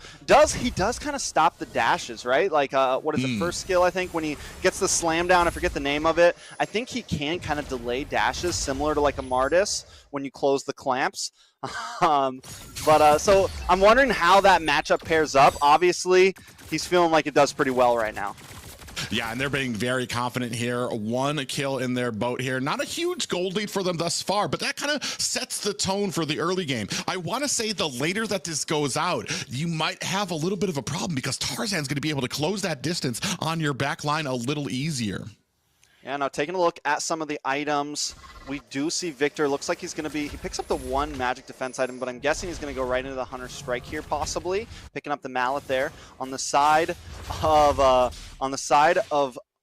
DPR on this Martis. He picks up the Juggernaut very early on. It's going to help so much against Tarzan and so much against that physical damage there and against that skill damage that Tarzan tries to dish out. DPR does find Toinks in the bush. On the other side, Tarzan locks on the Gal's Cutie. A lot of damage coming on with that Shadow kill, and he's going to be able to clean it up despite the Mystic Gush coming out from Jules Cutie. Victor goes down again, though, right? And yes, they take out Gals, but he is just the roam. And normally, like Valier, we kind of want to see damage, but I don't think this game we're super worried about that, right? Jules will become a problem. I think that needs to be the real target for Tarzan here. But if Victor keeps losing out here, he was so important in the last game. If he's not going to be huge in this game, it could be a problem. Yeah, and exactly that, because a lot of these fights were kind of done in the capacity that Victor was splitting up their priorities. They had to answer the side lanes, sometimes 2 side lanes that he was pushing at once because of how quickly he was moving across the map. Right now, having big problems when it comes to Merciless's Arlot right now. And we are still kind of settled up on the map. No big pushes just yet, no big ganks into these side lanes as DPR is starting on this next turtle. You can see Merciless doing his best to kind of keep Victor at bay. Toinks throwing a wall down. Tarzan getting in position. Quad shadows are out. He's trying to put some damage on them, and Tarzan steals it away. Beautiful. Quad shadows in, gets the retry out of there with a little assist from Demon. Yeah, Tarzan, man, has just been on fire with these neutral objectives. It has been one of the things that even when Area 77 is, flat out winning fights, Tarzan is keeping them in the game with those retries. And last time early on, Area 77 got all 3 turtles and they started losing out in the Lords. This time, Avalon bringing their A game early on. Yeah, I mean, we were talking a little bit earlier about Fallen the Thief, but Tarzan is starting to he wants to get some claims laid on that name. Avalon with 3 members here trying to fend off, but it looks like this is going to be the first tower for Mark Cutie here. Area 77 doing a decent job with the macro.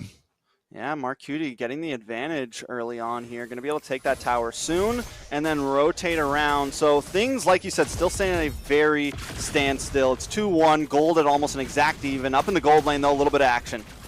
Oh, yeah, Mark Cutie looked like he was going to try to get onto that tower, putting some damage on the Basic. Cal's Cutie on the other side misses the stun. Basic going to have to use that Flitzer. Mystic Gush is out onto Toinks, and a big burst takes down Basic.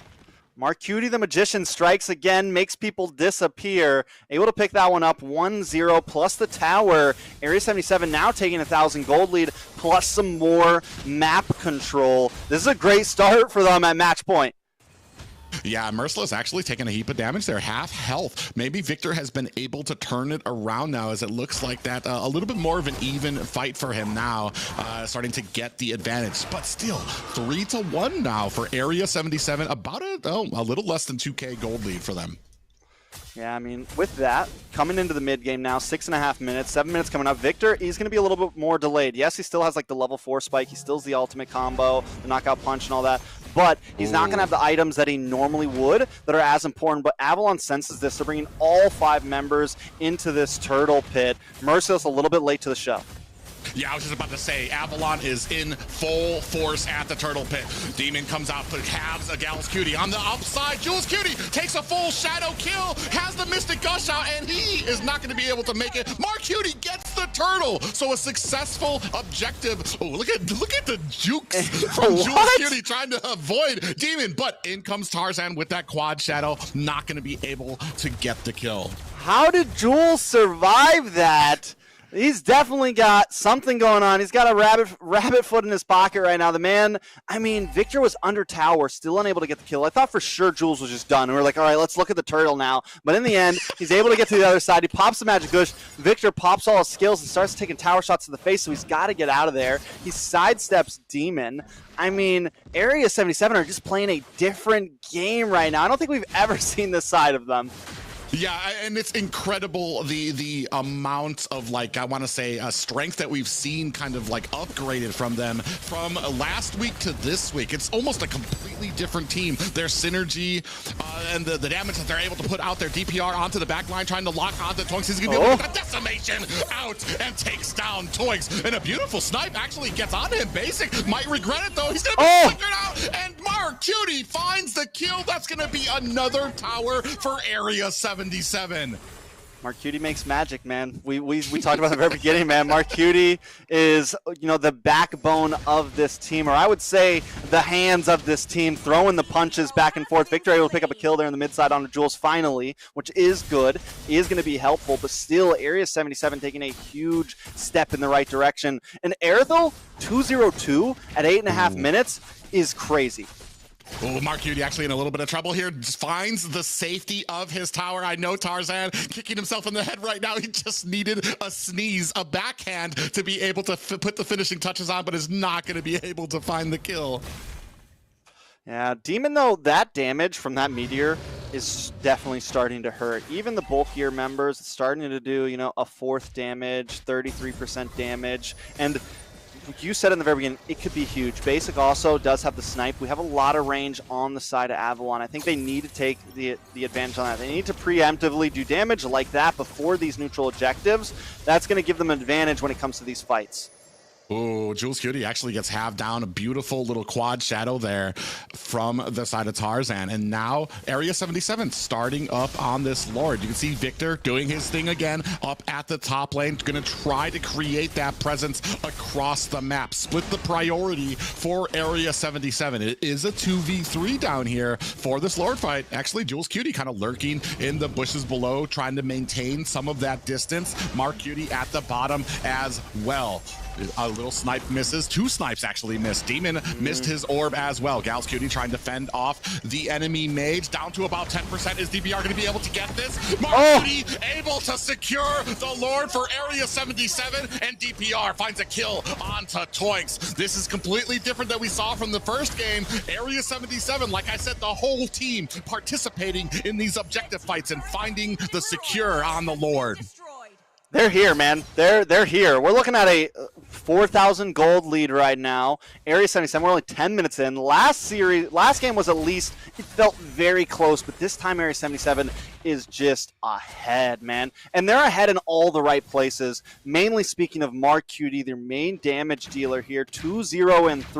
Aerithil's supposed to be a bit more of a late game hero, but Mark Cutie's already there. Taking Lords, finishing off Basic just with the second skill, like just with popping the ult, just from getting that little bit of energy that comes out, or whatever you want to call it, that right there where it just does like the small explosion, even that's doing damage right now, which is insane, right? So that is going to be a problem, and I'm trying to figure out how Avalon can even answer back to it. Yeah, and this is completely different than what we saw from the composition. We thought that Avalon would have the distance, have the spacing. DPR finds a kill onto Victor. Now we're pushing onto this mid tower. Mark Cutie finds the finishing touches on there. Toinks in a little bit of trouble trying to find an escape. You can see Gals Cutie. They're doing such a great job with these pushes, and there's not much that Avalon can do to stop it as far as they're so far behind here. All right. Area 77 choking them out now, taking away some of their buffs. Not pushing too hard. Final Slash finds Tarzan while Mark Cutie finds Demon. That is 2 down now. They are trying to continue this push. A well-placed wall from Toinks trying to fend off the rest of these minions, but it's not going to stop Area 77 as they find their first high ground tower. Now moving their focus to the top. Victor alone trying to clear out these minions. Looks like he's going to be able to do the job, but man, what a push, and especially the difference between the towers of both teams. Who needs frontliners when you got all this damage? Area 77 just crushing through. Ooh, what a big flicker into a wild charge, but that does not help Toink survive as he gets taken out quickly. Merciless in a little bit of trouble. Shadow kill locks onto him, and Basic's gonna find the final touch there onto Merciless. Now we have one down for Area 77, and very wisely, they decide to back off. Definitely worth it, though. Good value out of that push from Area 77. Avalon, Tarzan is becoming not that huge here, man. And with the Hayabusa, you know, you can get the damage onto the back line, but he just can't find an angle onto the back line. And right now, Area 77, they're almost always grouped up. They're not really splitting up. So the Hayabusa just isn't having that much of an impact. And also Victor taking those 2 deaths early on, now sitting at 3 deaths. He's not able to have the huge impact. It's a problem. Normally he's able to split push. Normally he's able to at least stalemate in the 1v1 against Merciless. Right now, he just took a death to Mark Cutie in the bot side, and that just goes to show how far behind he is right now. Yeah, and then that they're having Mark Cutie go to answer that, and because he's able to shut down Victor quickly and efficiently, especially before these Lord fights come out. Toink's in a little bit of trouble. Is going to be able to sidestep that stun. Is he going to be able to make it out of here? Mystic gushes out. Mark Cutie puts the damage on Basic. Almost costs him his life. Oh, but just kidding. Merciless comes in with the final slash while Jules Cutie puts on the finishing touches. Is this GG's? Is this playoffs for Area 77? I mean, this is the last. Listen, man, when we were all making predictions, we were talking about Bloodhounds and KOF, man. We put Area 77 out of the books, man. They were in the far left field. We thought, yeah, it's a possibility, but is it going to happen? And here they are right now. Not only are they possibly going to do this, they're going to do it in a sweep. Yeah, big final slash goes on to Victor. The Mystic Gush is out. Toink's putting a brunt of the damage onto his face. DPR finds the decimation. That is 1 down for Avalon. Still have a Luminous Lord coming in. You can see Tarzan. Good positioning on the left. Oh, but Mark Cutie is very smart. He's not going to go somewhere where he doesn't have clearance, where the bush hasn't been checked. So they've got a good, I want to say, good reactions when it comes to the vision here. Victor comes in, is going to try to dash away, gets locked on with that final putting the he is down. Tarzan, that is it. Area 77 have secured themselves a spot in the playoffs. Wow, they did it.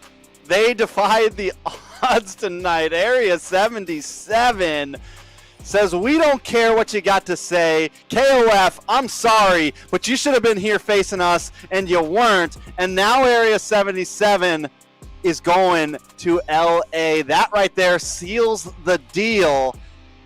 Are they going to be able to beat VTK next? We'll talk about that later. What an incredible match. That was only our opening series here tonight, man. I thought it was going to be an easy. We only got 3 series to go. But man, what an intense battle there. Area 77 down but not out show that they still keeping that hope alive for the playoffs and secure it. Unfortunately, knocking out Knights of Fate. You know, I saw what the pick on the Hayabusa. I get it, right? Because of all the squishies. But here's the thing. It's almost always going to lose out against the Martis, I feel like, when it comes to just close combat. Because once Martis got that Juggernaut armor in, he's taking no damage. And even though the Martis gets to build full defense, because you're going up against this squishy assassin, you're still packing a huge punch. And Tarzan, if he just takes 1 shot from Mark Cutie or a little bit of the magic gush from Jules, it's GG's. He didn't build any defensive items, which I get it. You're not really supposed to do that, but it was still high risk. And once their other frontliner did go down, Victor, I think that was when it was really just a wrap. Once we started Merciless get those 2 solo kills, I think it was just GG's from there. Well, yeah, and then plus they had answers for it. Victor was getting killed in the side lane because Mark Cutie instead was going to answer it. Not this time, not Merciless. Merciless was providing that support during these team fights as well. And like you said, I mean, nobody really expected this when you saw the Hayabusa pick there. But by the time Area 77 had such a lead, especially at the beginning, that there just was no coming back for Avalon. And once you get to that mid and late game where Hayabusa's supposed to dive in and pick somebody off, the team is too grouped together for that Shadow kill to do much damage. All right, so once again, Mark Cutie as the rich guy plus the carry this time. This man makes magic happen for Area 77, 35% damage, just completely being the backbone in that game. Did he end up going deathless? I don't remember him dying. We'll have to see from the stats. But, I mean, man, it would, even if he took a death, I mean, it still does not take away from the incredible game he had. And take a look at that, especially when it comes to, like, the damage to the turret. That second game was, like, there was almost no contest there from Avalon.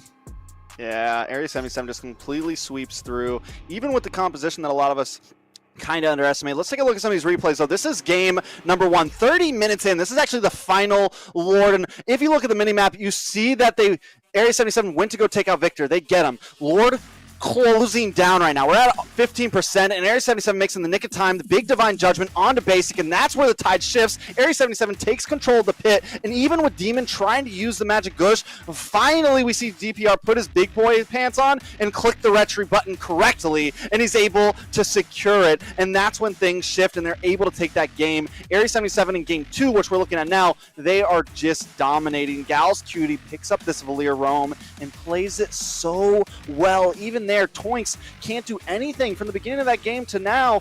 He's just constantly getting stunned. Every time Toinks comes in, he can't get past the wall of fire. And then Mark Cutie, sitting at 4-0-4 at this point, is literally able to walk into Beer's Passion, walk into Grok, and just take people out anyways. And on top of that, Merciless on the R-Lot, another hero I questioned, did so well, not only against Victor, but against the rest of the team.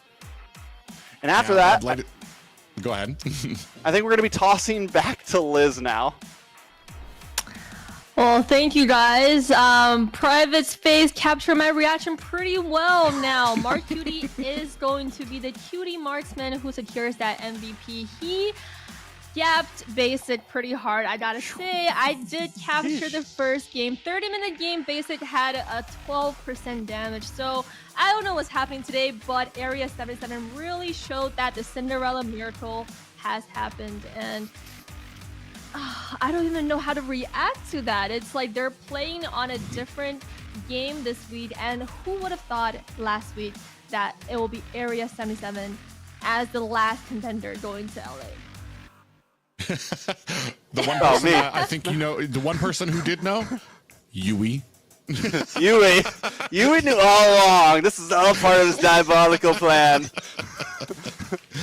But man, I mean, we were talking about this before. Mark Cutie is possibly one of the top marksmen in North America. And when Area 77, I feel like they made compositions that were based around, and when the compositions were out in the field, they made sure that Mark Cutie was able to shine there. So it's no surprise that he was able to go ahead, snatch that MVP up. Yeah, man, he did an amazing job. He's always done an amazing job. He's been a player that I think has kind of gotten slept on because he doesn't in the past he didn't always compete. When he did, he did almost always do well. But it's so glad to see him now like regularly on Area 77, not just like a bench player, because a lot of people that have been around the scene for a long time know him, know that he can wreak some havoc in the gold lane. I just don't think he's really had the opportunity to shine on the big stage just yet, but this is going to be that opportunity. Well, they've secured their spot for LA, but will their momentum continue and continue to soar against one of the top teams, BTK? We'll find out after a short break. Nice big, will it be Bloodhounds? All of them very low. Tyrants rage onto the wall. Zero takes down Dino.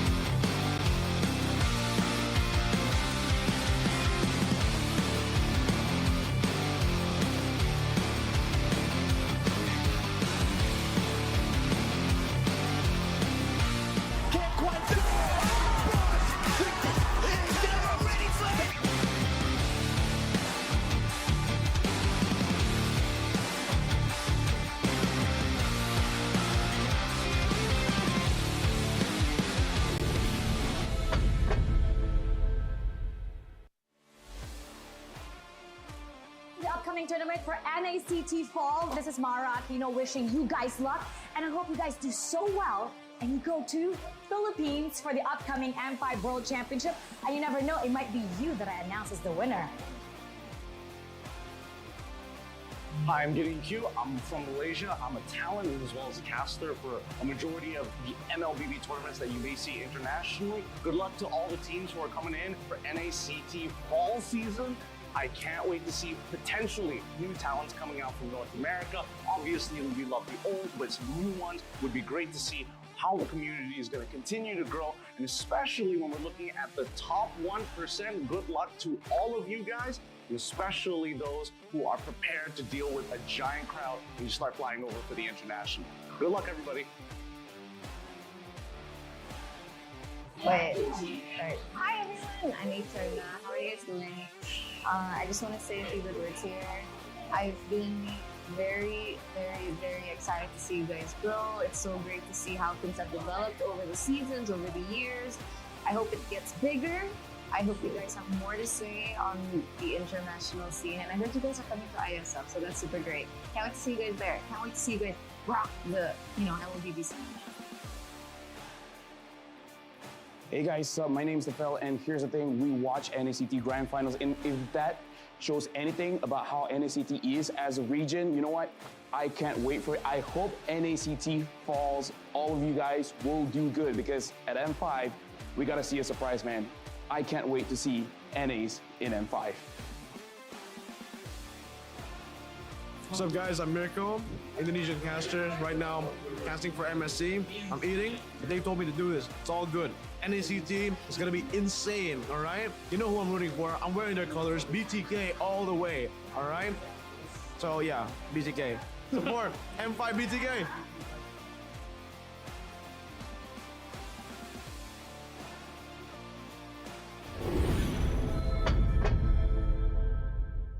Welcome to a journey through time as we delve into the transformative milestones of North American Challenger Tournament, NACT.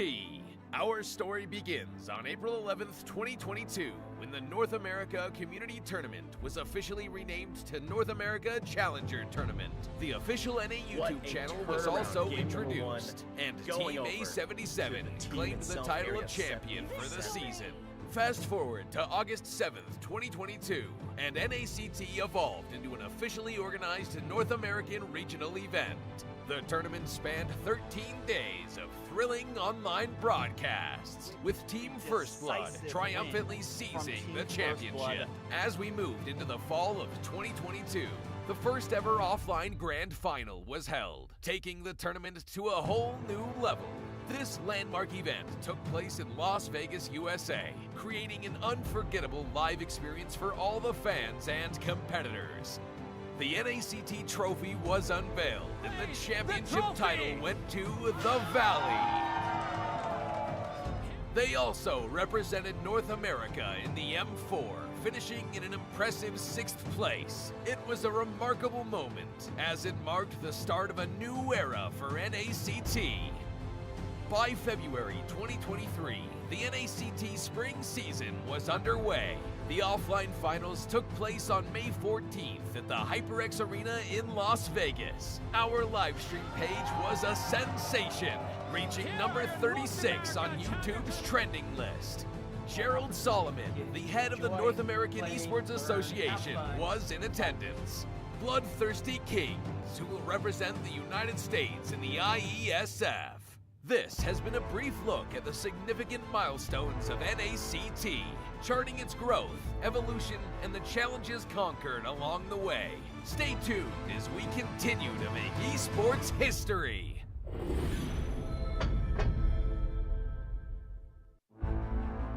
In the world of esports, every battle is a chance to prove oneself. Every moment holds the potential for greatness. It's not just about winning, but the spirit of competition that drives us forward. NACT 2023 Fall Season is where dreams are realized, where champions are crowned, and where legends are made.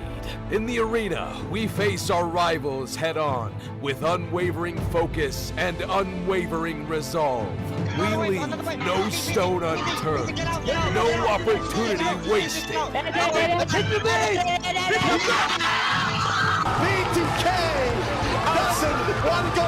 Together, we create moments that will be etched in history. We inspire, we innovate, and we forge new paths towards glory. NACT 2023 Fall Season. My fight, my moment.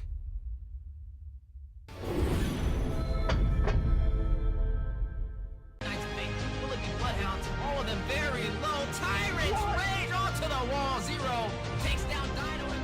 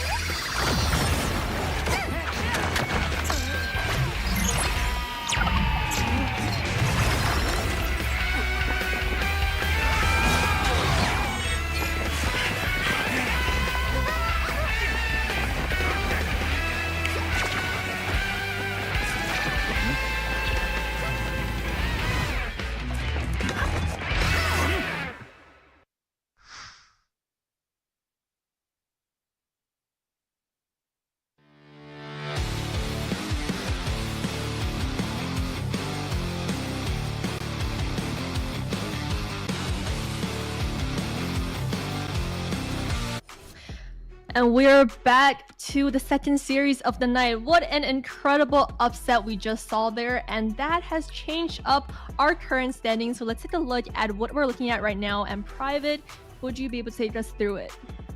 Yeah, if you guys do not adjust your screens, you can see there Knights of Fate in red. While they still, Area 77 hasn't accumulated their points yet, right now they are tied 200 points with Knights of Fate. However, the way tiebreaker rules work, it's when Knights of Fate have faced Area 77, who has won more series. They faced once, and unfortunate for Knights of Fate, Area 77 took the W during their exchange, which means Area 77 has taken the 4th place from Knights of Fate.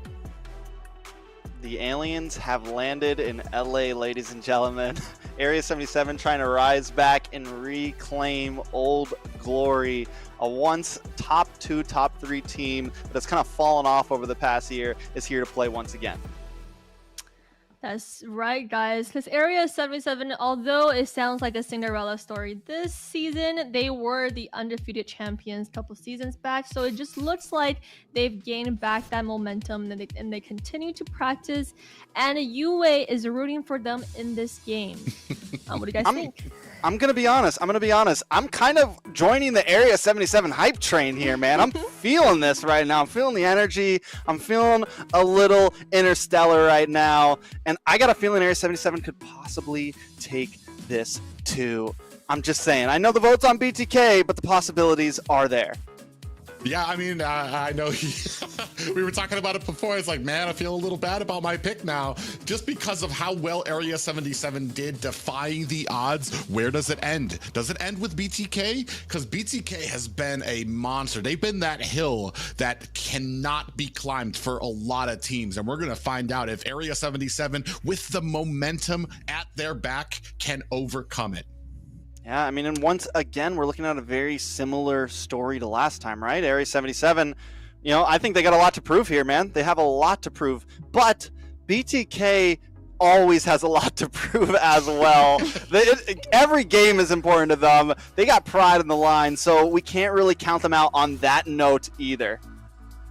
I mean, it's a reputation battle for both of these teams. BTK have more to prove because Area 77 already shown the world that they can make it so far in the playoffs when only UA believed in it from the start.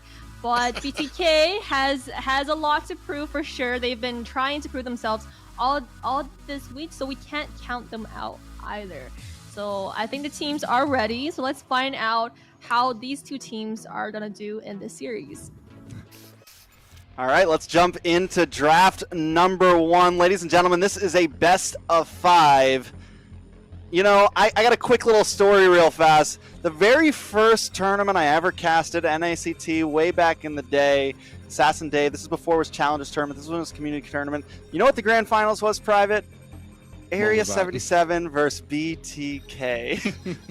So this is memory lane for me right now. Back then, BTK did, I think, sweep them 3-0, but this was a time when Area 77 was still the number 2 team. This is like way back, right? Back when like Aether Explicit was still popular, you know, when things were just, it was a different time, right? And BTK just stood that much ahead of everyone else. This was right before M3, right before the M3 qualifiers, NACT, one of the first ones that Dave ever hosted.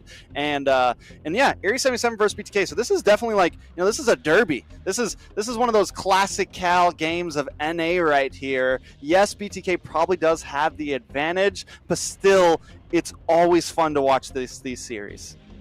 Yeah, this is the matchup people wanted to see a year ago when Area 77 was at the top of the mountain. Now, things have changed a little bit, but what hasn't changed is both of these teams' drive right now. And we saw a little hint of that just this last series. We're going to see if that carries over against a BTK, especially now they have a couple of changes there. I want to say Chicken, maybe not as confident in the roam role as he is with XP. It might be something that can be exploited by Area 77. The time is now if you're going to be looking for any type of crack in the armor of BTK.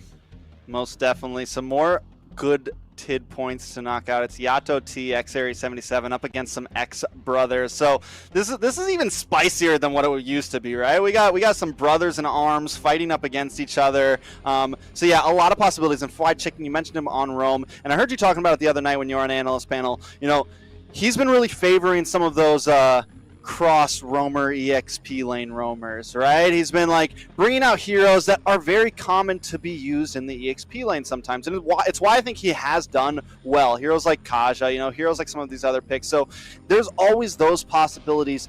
When we saw him on the Kufra, it wasn't too great the first day he played it, but I'm sure he's been running. Like, knowing Chicken Man, the kid practices, and the guy's got a mind. So even if his mechanics aren't amazing on a certain roam hero, his positioning is always good. His, you know, giving vision, where he needs to be at the right time and still making plays happens, that stuff is always running in his brain. So I think it's just a matter of time as he kind of gets into gear of getting some of those actual tight mechanics down.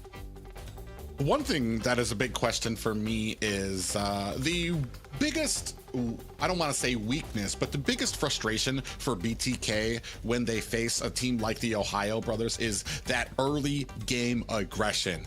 Get on to Zane, let him know you're there, keep poking around him to kind of drive him crazy when he's to try to interrupt that farming. And I'm wondering if Area 77 has something in their toolkit to kind of drive that point home. I haven't seen it too much. And also, when we're taking a look at the Lord Pit fights, the first game Area 77 just had with Avalon, they were kind of lackluster when it came to some of those retry battles. And I know on the other side, we've had that kind of same experience with MOBA Zane, but both of these teams kind of climbing up. We're going to see which team kind of puts it together when it comes to those pit fights. Yeah, I think when it comes to pit fights, I still, you know, especially the way DPR was playing last game. I think Mobazane may have the advantage, and I feel like BTK does a pretty good job. When they're in their zone, they do a good job at, zoning out the pit and creating space at the right time. To whereas Area 77 plays at a bit more distance, Jules Cutie doesn't get as personal. They're a bit more like reactionary. Like they wait for you to expend your skills, and then we attack back and try to attack harder, which worked very well against Avalon. But how is it going to play against BTK now? Mark Cutie, the magician, once again trying to make magic happen, picks up the Bruno here. The damage is insane. It's definitely a viable pick, and I think it's good for them up front. Not just that, and he's going to be laning up against ISO as well, who's no slouch in the marksman position himself. And this is going to be a very interesting matchup for me to see how these two laners with each other. I do more. He's kind of come up here when it comes to the meta. He's been that huge amount of damage he's going to be able to dish out, and especially when you move into the late game. Fly Chicken, you were mentioning it, likes to favor those EXP / roam type of picks, and the Edith has been a big central point for that when it comes to the CC he's able to put on. Yeah, I feel like Area 77 could have got a little more targety with their bans. I feel like they just kind of banned what they don't want to go against, and not really what we see BTK play all the time, because we don't see a whole lot of Valir on the side of BTK. We don't see a whole lot of Xborg, honestly. And it's not because those heroes are always banned. It's just because it's not really something they favor. Yato, he's normally on something a bit more ranged. He likes to have a nice positional mage, a nice backline mage, unless he's playing something like the Lilia. So he picks up the Novaria, and it's probably going to do great with him. Same thing with Fly Chicken. I think he's going to come in, he's going to pick up the Edith. We've seen how he engages on it. We've seen even the damage packs a punch. They do go for the Basho, which is a good target of Mobazane, but Mobazane's still going to get his Fredrin, which we know how devastational that can be. Yeah, it's no surprise he picks up the Fredrin, especially since how great Mobazane is on it. There's a lot of critiques go around about the Fredrin, but I mean, you don't really have to be as flexible with your hero pool when you're as good as Mobazane is on it, and has yet to be proved wrong with everyone except for the Ohio Brothers. So we're gonna see if Area 77 has something, especially able to burst that down. I do like the Gord pick for this too. You do have that true damage in there. It's just gonna be, can you protect Gord while he's that sitting duck through that ultimate? Now we're moving into the second banning phase, and we're taking out the Kufra and Franco for the Bloodthirsty Kings, and a Yuzong for Area 77. Yeah, no suppression for the side of BTK, and I like the Yuzong pick. T, it's like one of his signatures, man. The man does amazing on it. And with that, what else is open for him? The Paquito's still there. Area 77, I'm wondering if they're going to keep on banning into T here. Maybe take out the Paquito, maybe take out the Lapu. Uranus is still open as well. That could be a possible good ban. Anything to kind of slow T down here and give Merciless a slightly better matchup could be helpful. But since BTK has first pick, if they do want to pick their EXP laner first, banning too heavily into it could be bad for Merciless.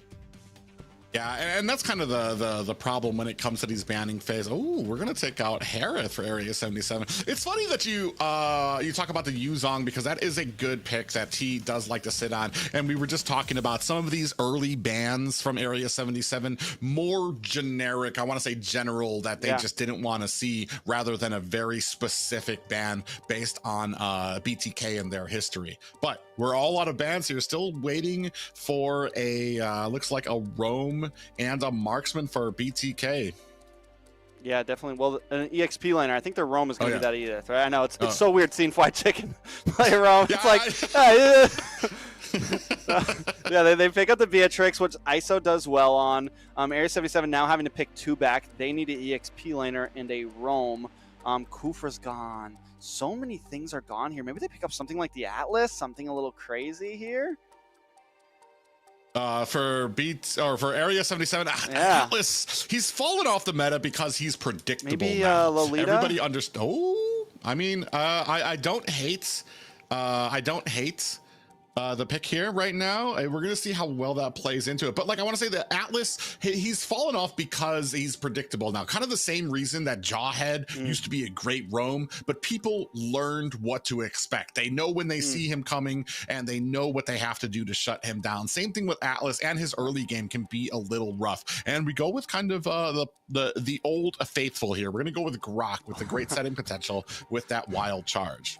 Definitely Old Faithful. It's a great name for Grok. Old Faithful. A good old Grok.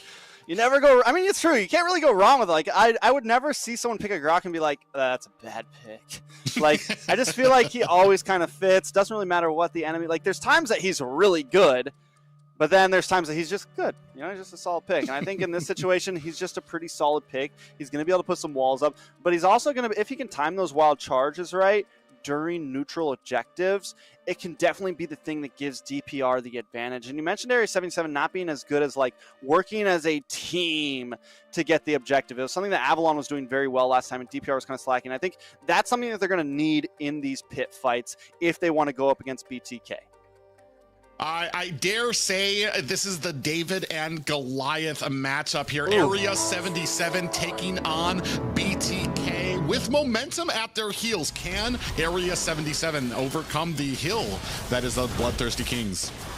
It's definitely a hill, but Area 77, if there's a time to shine, it is definitely right now. Taking a look at these compositions, I will say that DPR may have a slight advantage with the Martis. I mean, in all actuality and technicality, I feel like the Martis does do a little, it does supposed to do well against the Fredrin. I do feel like there's some higher risk, high reward, but if played correctly, the Martis does end up winning out on some of these objectives against a Fredrin.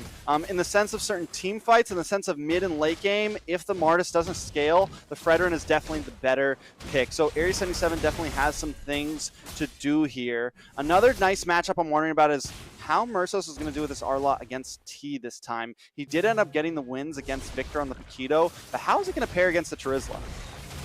Yeah, we already see a little bit of a stun here for Jules Cutie. I don't think Fried Chicken's actually looking for a big fight here.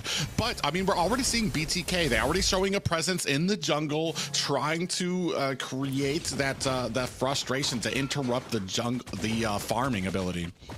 Ooh. I think in the laning phase, ISO might have the advantage here against Marcutie. Towards the end, that burst damage is definitely going to be insane for Marcutie. We saw how well... Ooh. Yeah, Jules Cutie got caught, let out an ability, and was too close to Fly Chicken, who makes him regret it. That's going to be a first blood for BTK. Yeah, that's a rough positioning for Jules Cutie there. He needs to stay in the back line, but because, as we've been saying all night, because it's not a super long range mage there. Yes, you do have some range with Magic Push, but still, you can't be, you're not too far away. He's going to have to watch out for Chicken, because Chicken's going to be targeting down, and same thing with Yato. Those snipe shots are coming for Jules. Yeah, and you can see already zoning out Jules Cutie is Fried Chicken. This is going to be a first turtle for BTK without any contention from Area 77. A turtle, a kill, a 400 gold lead up in the top lane, another kill. ISO takes out Marcutie off camera. That's a problem. Yeah, I mean, we've been talking about some of the compositions and some of the teamwork, but also when it comes to BTK, there's just that insane amount of mechanical ability that they have on all of their heroes that cannot be ignored. Yeah, definitely not be ignored at all. And every one of them, you could trust any of them to make a play happen. You know, yes, people always, ooh, a little bit of action on the boss side.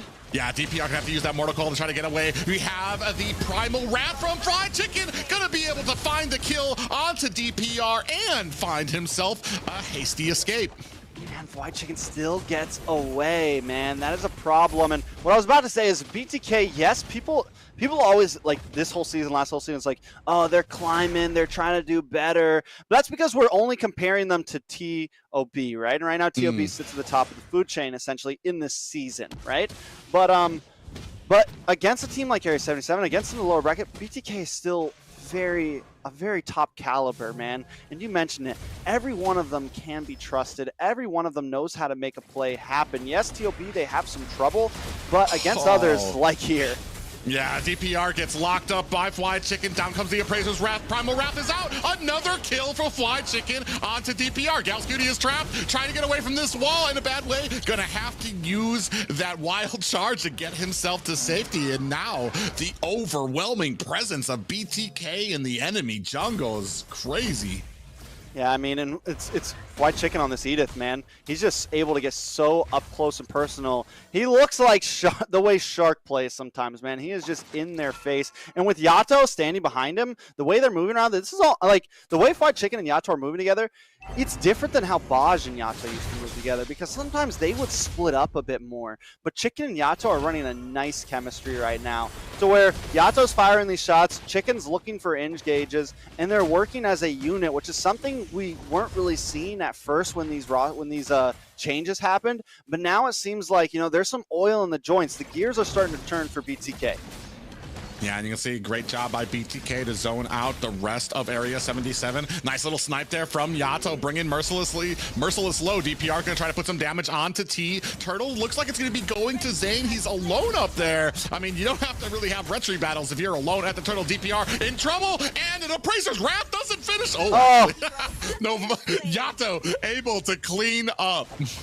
That is dirty, man. Just when he thought he got away, they pull him back in. And 0-3-0 on a Martis at 5 minutes is a very bad start for Area 77. And that's the risk, right? That's the reward. But right now, they only take the risk because Martis falling off in the early game is essentially a death sentence. He's going to, I mean, at this point, he could be useless for the rest of the game. Yeah, and then an added problem because of how early and how hard he can fall off. You see Mobazane already charging for the purple buff of Area 77. He's not afraid. Jules Cutie can't even get close because he's afraid of getting caught in one of the CCs here. Mystic Gush is out, taking a brunt of the damage there. Actually gets taken out, and an Appraiser's Wrath finds DPR as well. It is a 1-6 game. Gals Cutie, Merciless trying to close ranks around Mobazane, who's going to be able to jump over that ledge to safety. Bro, right now, I mean, that's such a good trade. Even though they lose T, still they get DPR again. And now he's at 4 deaths. Up on the top side, Mark Cutie also having trouble. Fly Chicken just sitting under the tower, locks on to Mark Cutie. That's going to be a wrap. They find 2 kills for BloodThirstyKings with a tower. 8-1, 6.5 minutes in. It's very different than what we saw last series. Area 77 burnt out, taking some major damage, and BTK just playing such a good game right now, showing this is what happens when you come up to the top 3 section. Yeah, and we've talked about this before, this skill level that is involved with a lot of these players. You can't make any mistake. I know Jules Cutie's kicking himself in the head for some of those distance negotiations he had with Fly Chicken, which immediately results in the CC, lockdown, and kill. Speaking of which, now we have 3 members of Area 77 trying to get onto this Turtle. Mobazane coming here from the flank. Navaria's ult is out, giving vision. Big wild charge lands on the 3 members. Mystic Gush is out. DPR finds the kill onto the Turtle, and now they are trying to disengage. I think there was a moment where they thought they could have a team fight, but they decided against it. Gals Cutie paying for that decision as the Appraiser's Wrath comes out. DPR on the wrong side is going to use that Mortal Coil to get away. And there's the teamwork, right? That's exactly what we wanted to see from Area 77. We needed Gals to use those wild charges during the pit fights. He pops it off. He creates some space, times up with the Magic Gush perfectly, and that's what secures them that Turtle and essentially that fight. It's a small win, and it's still a huge uphill battle, and it could be a while. But let's take a look at some of these items. Mark Cutie has fallen behind a bit behind ISO, but he is starting to get a bit more in there. A nice flicker there from Jules Cutie. He saw his life flash before his eyes as Chicken closed the distance to him. Now we have minions coming at mid, but DPR going to do his best to go ahead and clear them out. I want to say 4K isn't unbelievable. You know what I mean? Like, they still have a little bit of a chance here if they can kind of tighten up some of these rotations. Yeah, something to point out, Merciless hasn't taken any deaths, so he's kind of a saving hope there. He did do really well last game on the R-Lot, and he seems to be doing okay in this game now. ISO has rotated down to the XP lane. He's going to start getting more gold down there, pushing, creating map control and macro. Yeah, and right now they're looking to kind of, I want to say, get ahead of some of these rotations. We have a concealed play for members of BTK. Galscutie sitting there getting vision on it. T coming from the flank. Ooh, they kind of chase Galscutie. Interesting decision from BTK. They might actually pay for it. And the Primal Wrath gets bursted down by Jules Cutie with that Mystic Gush. And BTK are a player down. They are able to find the kill onto Galscutie, but that's a roam trade there for both teams. So it's 4-4 right now, as looks like we're going to reset on the map. Yeah, roamer for roamer, not a bad trade for Area 77, but still it's not a win. And BTK does have a nice control over this pit right now, and Mobazane taking 0 deaths. He's a level ahead of DPR. DPR needs to try to catch up, or he's going to have a lower retry count. So they got to try to do something. They got to try to kick up some gears. Even if they don't go for this Lord, they need to make plays elsewhere. At least Marcuti takes a tower there, but Lord still getting melted down. I don't know if DPR is going to be able to pull this off.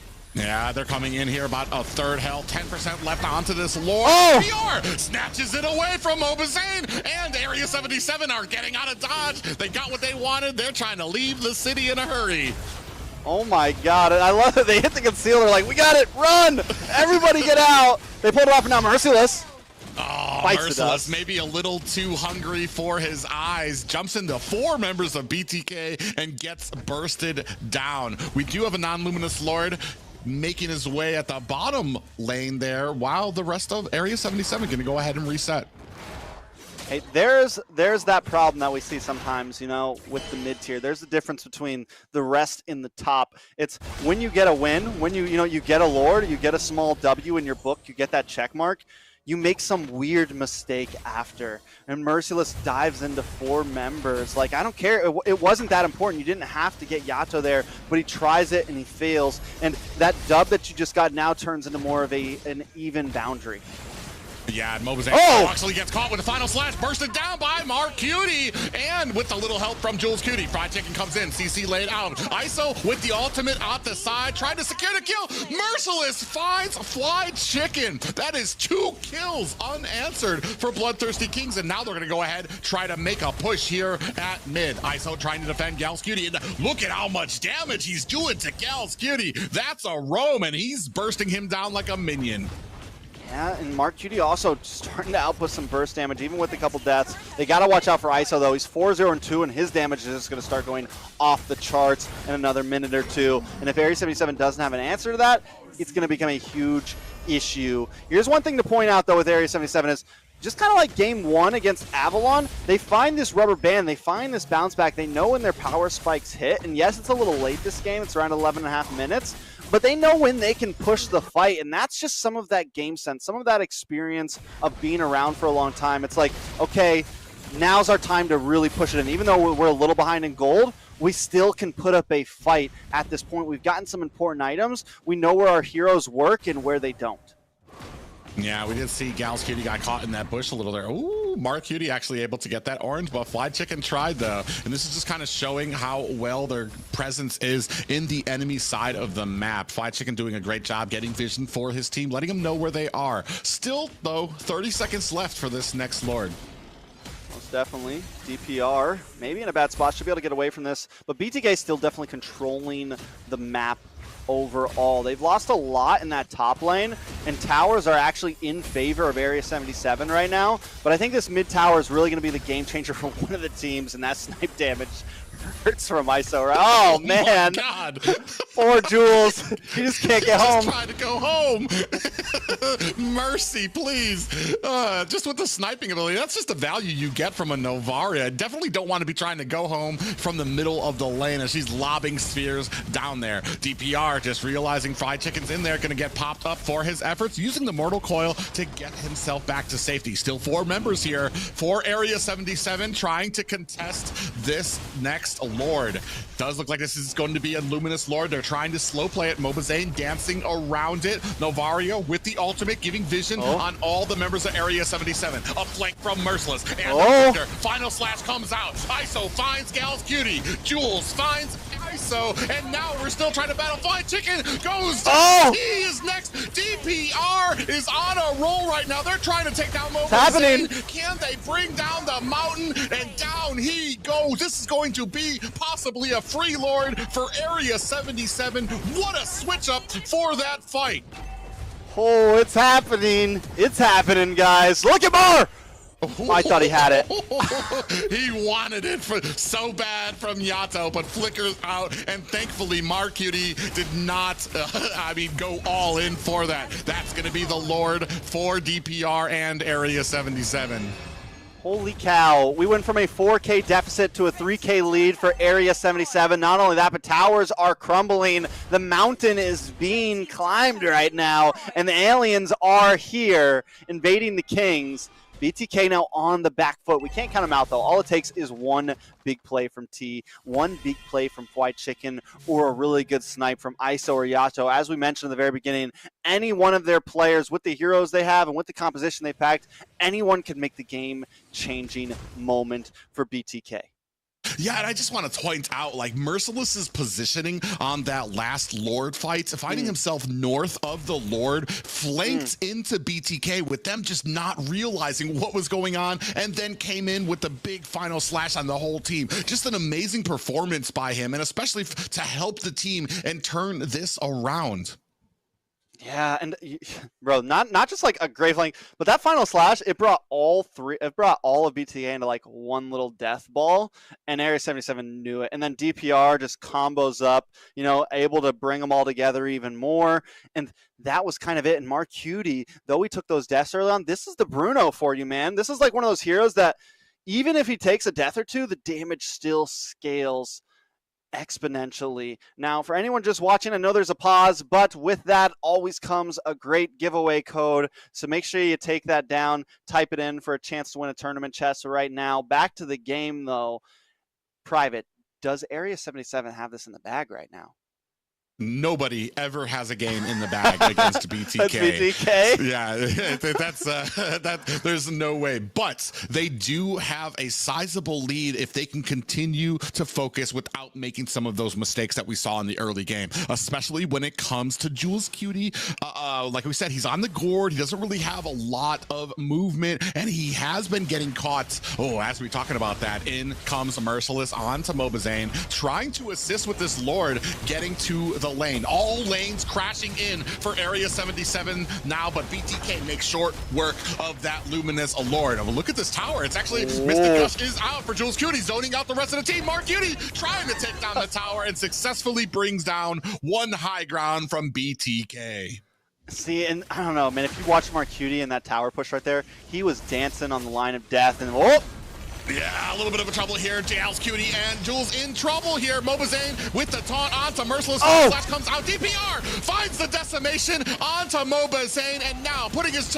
Oh, no. Decimation missed on the Fly Chicken. Didn't do enough damage, but there is Merciless to clean up the pieces. Out comes those sniper shots from the Novaria, and almost tried to put one onto Marcutie as well from ISO. Man, Marcutie right now, he saved that Purify for the perfect time. He gets knocked up, still dashes back, gets his range, gets back. Oh man! What was that? Multi-zone for T punishes Jules for, I want to call it, a greedy ultimate onto that gourd. Holy cow, that was Yato plus T damage right there. And, giving their ex-teammates a nice welcoming hug to their inhibitors right there. Don't overstep your welcome. And that's what just happened. Area 77, this is going to give BTK a chance to come back. Let's take a look at some of these items. Marcutie, Haasklausen, he's already maxed out right now, as an ISO is trying to catch up. They both got the Wind of Nature down. ISO does pick up the Hunter Strike there, getting a little bit of speed if he wants to go for the Mach and get a little bit of movement around. I'm wondering if that's the right choice. It's not something you always see on the Beatrix. Yeah, you see DPR just swinging away at Zane, but he's so tanky. It's barely like a tickle on him. It's more or less just kind of to annoy him while Gal's Cutie kind of gets into position here. Now DPR dragging the Lord to his position now, trying to get it into prime for Area 77. You can see on the side lane, though, good positioning for BTK, looking to possibly steal this tower.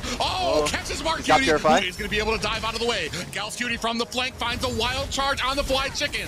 Is going to get taken out by Mar Cutie, and that is one player down for BTK. Lord has been reset for Area 77, but you have to feel just a little bit more confidence when you're sitting at one player over.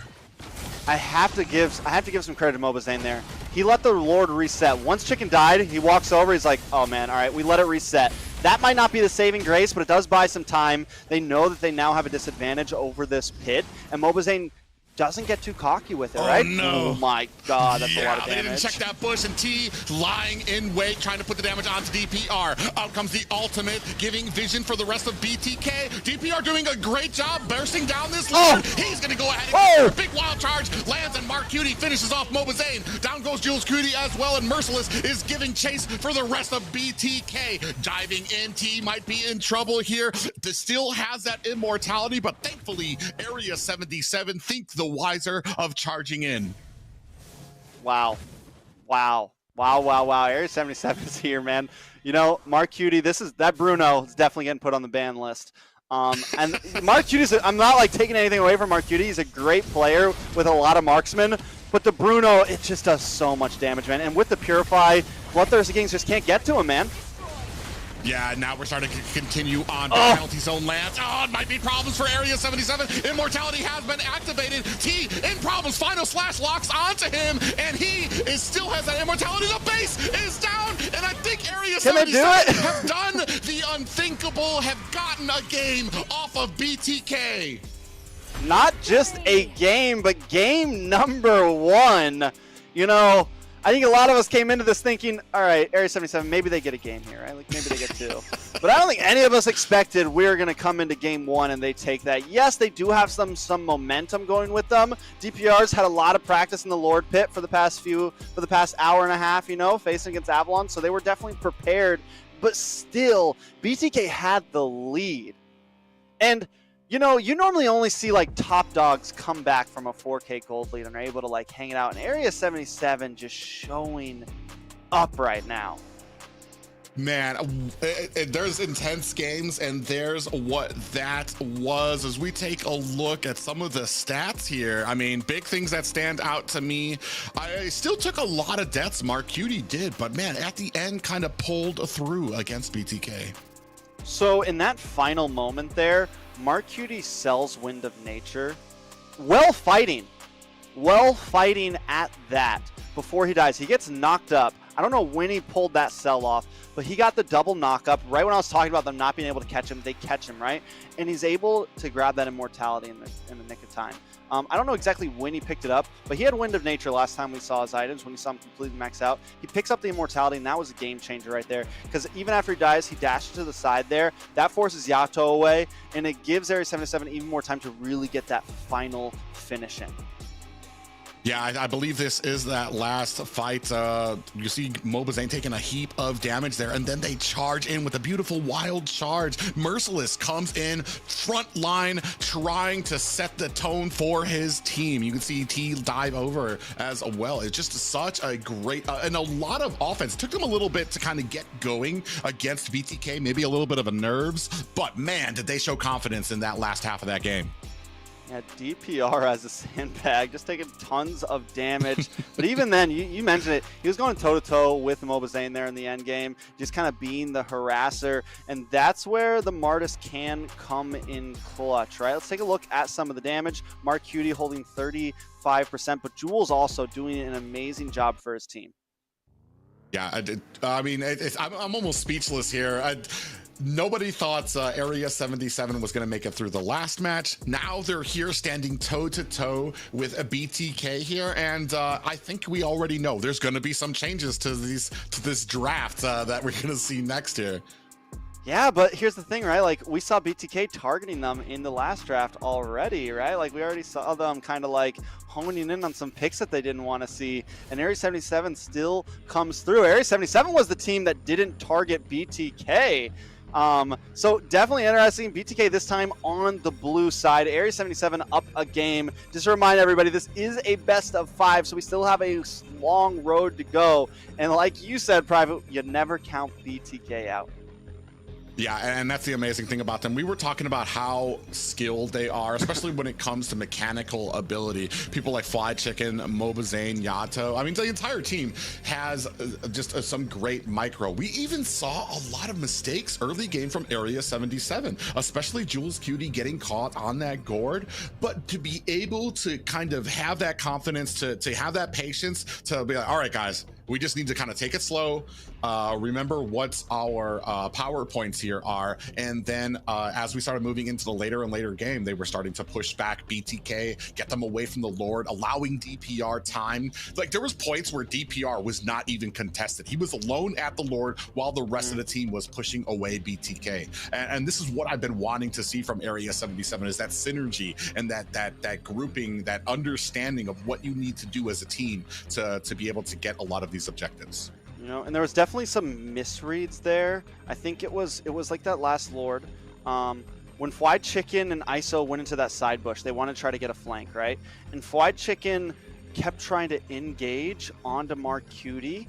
And I don't know if they thought the Purify was gone already, if he just kept forgetting about the Purify, or what it was. But every time he would go to engage, it was essentially a death sentence for himself. Because yes, you get the knockup, but then Mark Cutie just dashes away. You can't do anything to him because he has a Purify, and then you're in kill range and you can't do anything back to him. And that was kind of one of the scale tippers there. Once Mark Cutie was able to kind of get the rhythm there and start outputting damage, as long as he had his Purify and clutch, he was able to just respond to every one of those plays so well. Now, coming into these bans, the Bruno is going to be gone this time. Also the Kaja. Area 77 decides to get rid of the Martis. So this will be the first time in 4 games. The past 3 games he's played Martis every time. Now in game 4, he's going to have to pick something else.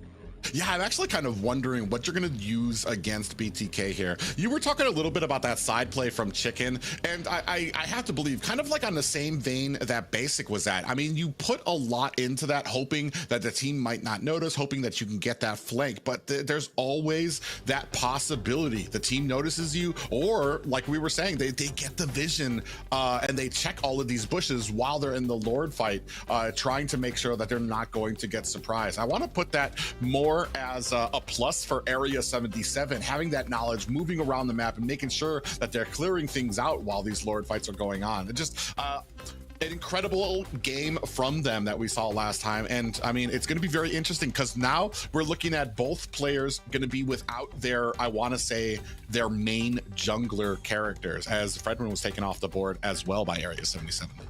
Yeah, we're digging deep into those pockets today. Mobazane gonna have to pull, maybe pulls out the Karina, maybe pulls out something even crazier. The Keto is still open. We've seen him rock into that a few times. So still options.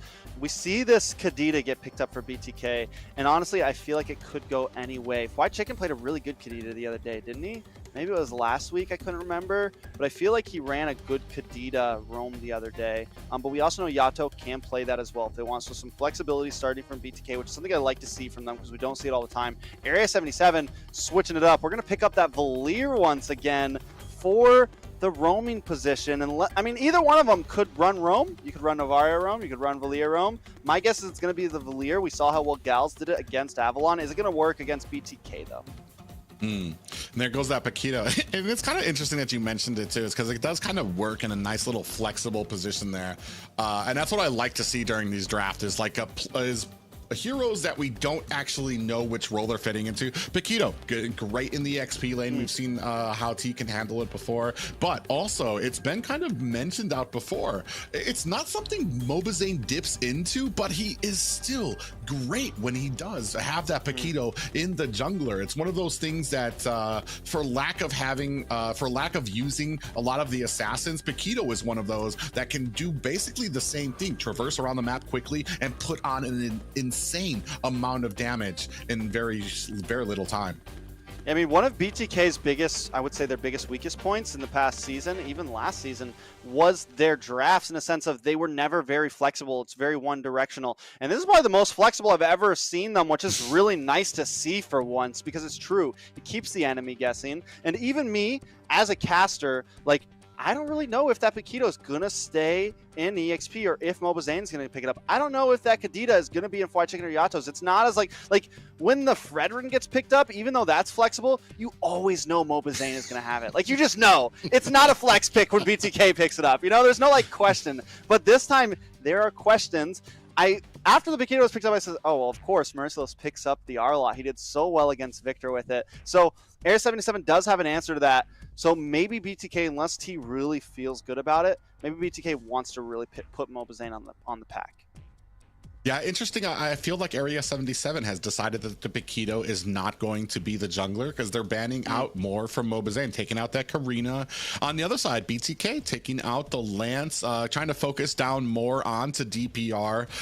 This is going to be an interesting match for me just because I find that DPR has not been as successful when Martis has been taken off the table for him. And I want to see how well Area 77 kind of molds around this new kind of when they don't really have that immediate early game pressure, especially because they didn't do great last game with the early game pressure. So maybe now, if you're going to be talking about a jungler who that isn't their specialty, we're going to have to see how Area 77 deals. Maybe a Bane from Area 77. Hasn't DPR picked that up?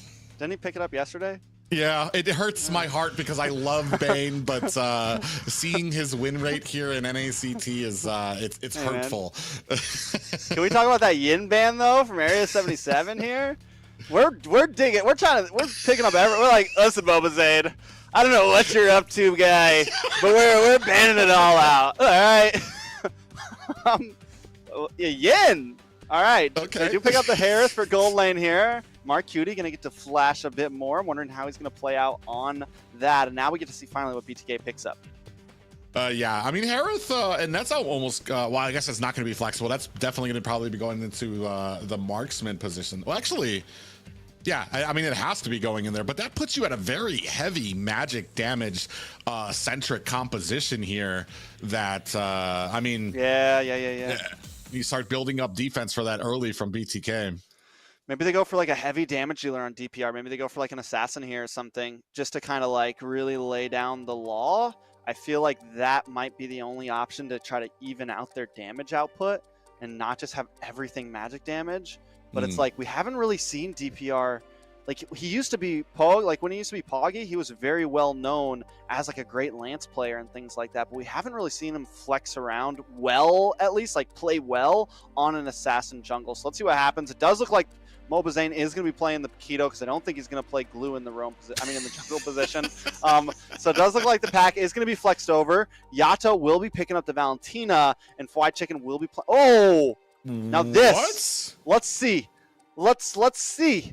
This is what I was saying. They needed physical damage. There's your assassin in the jungle. Can DPR pull it off? Yeah, and this brings in that early game pressure. Like Fatty is actually remarkable in the early game. However, I want to say Area 77 is going to need to protect her. Let her get those buffs, because if I'm BTK, I'm not going to allow her to get anything, especially in that early game. We all know how dangerous she can be. Yeah, it's a lot of damage on the side of Area 77, and they picked it up last. Like, such a good spot. Like, you barely ever see that happen, and I just think BTK wasn't prepared for it. But to pull this out in Game 2, it's, like, perfect timing. Let's jump into the Land of Dawn real quick, though. Yeah, it is BTK taking on Area 77. And if you believe it or not, Area 77 up 1 game on BTK. Listen, man, Area 77, they're showing they're ready to play with the big dogs. It's been a while, but this is the derby right now. Area 77 up against BTK. And like I mentioned, pulling out this Fanny in Game 2 is so clutch because BTK was not prepared for it. they have nothing really to deal with it, honestly. They have no hard suppression. They don't have a Cooper. They don't have any of the typical counters. Maybe Mobazane, the Terrify, maybe Mobazane can really time those knockout strikes right and get the knock-up on it to stop the cables. But still, nothing huge for BTK to handle. I think their real answer is go for invade, but they have a squishy mid lane, so even that's hard.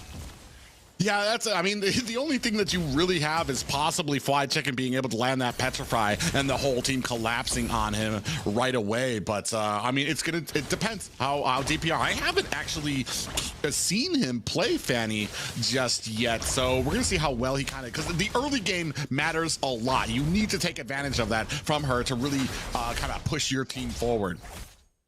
Yeah, I'm still having trouble stomaching all of this right now, because if I look at like that Fanny is just such a game changer here. Oh, he still picks it up. Gets away with a beautiful kill onto the BTK there. What intention already onto Fried Chicken. I don't know whether to call that rust or like or just mad skill. Either way, it was scary. DPR does pull it off though there. I mean, it's been a while since we've seen him on the Fanny or even really on Assassins in general, but we're seeing some possibilities. Yeah, and what a time to pull it out to against the BTK here. And like you said, they weren't really expecting, there's nothing really on the board to counter it. But I mean, we've talked about it before. You can't count out BTK because of that great mechanical ability that they have. We're going to see if that kind of pays off here, especially when it comes to a few of these turtle fights where Fanny doesn't really shine dancing around the pit. T goes in. Fried Chicken tries to get the rough waves, misses. DPR locks on, taking a heap of damage from Yato for his troubles. DPR's gonna have to use those cables to get away. T locking on to Merciless, but that's gonna go ahead, leave this turtle open for Mobazane and the rest of BTK. I don't know, not just yet. Fanny still could swing in here. Oh, T's gonna be taken out by DPR. Still, Mobazane working on this turtle is gonna be able to take that down, but you're looking at a 2-kill lead for Area 77. Yeah, not only a 2-kill lead, but 2 kills into the pocket of Fanny, which is a great start. Mobazane does still have the level advantage here, especially after taking that turtle, which is important, right? And BTK barely behind it. Oh! This is what we were talking about when we talked about getting vision. Area 77, Gals Cutie and Jules Cutie didn't check that bush, allowed Chicken that great setting potential on that Kadita. All right, so Fanny has the mallet. Let's take a look at the gold lanes, though, because we haven't talked about them a whole lot. Both just about even. Mark Cutie does go for the Calamity Reaper. It's a little bit of a cheaper item, so he's going to get his first item in up front. ISO still waiting on his right now. Neither of them go for boots, but that's just like so common now in the gold lane, which I don't know if it's just like the mobility or when that really happened where it just became like the thing where nobody, like they're not even picking up first boots. They're just going completely bootsless. Barefoot in the land of Dawn right now. I'm cool with it though. Feet slapping against that gold man. lane. Come on, guys. Dirty footing all across the land of Dawn.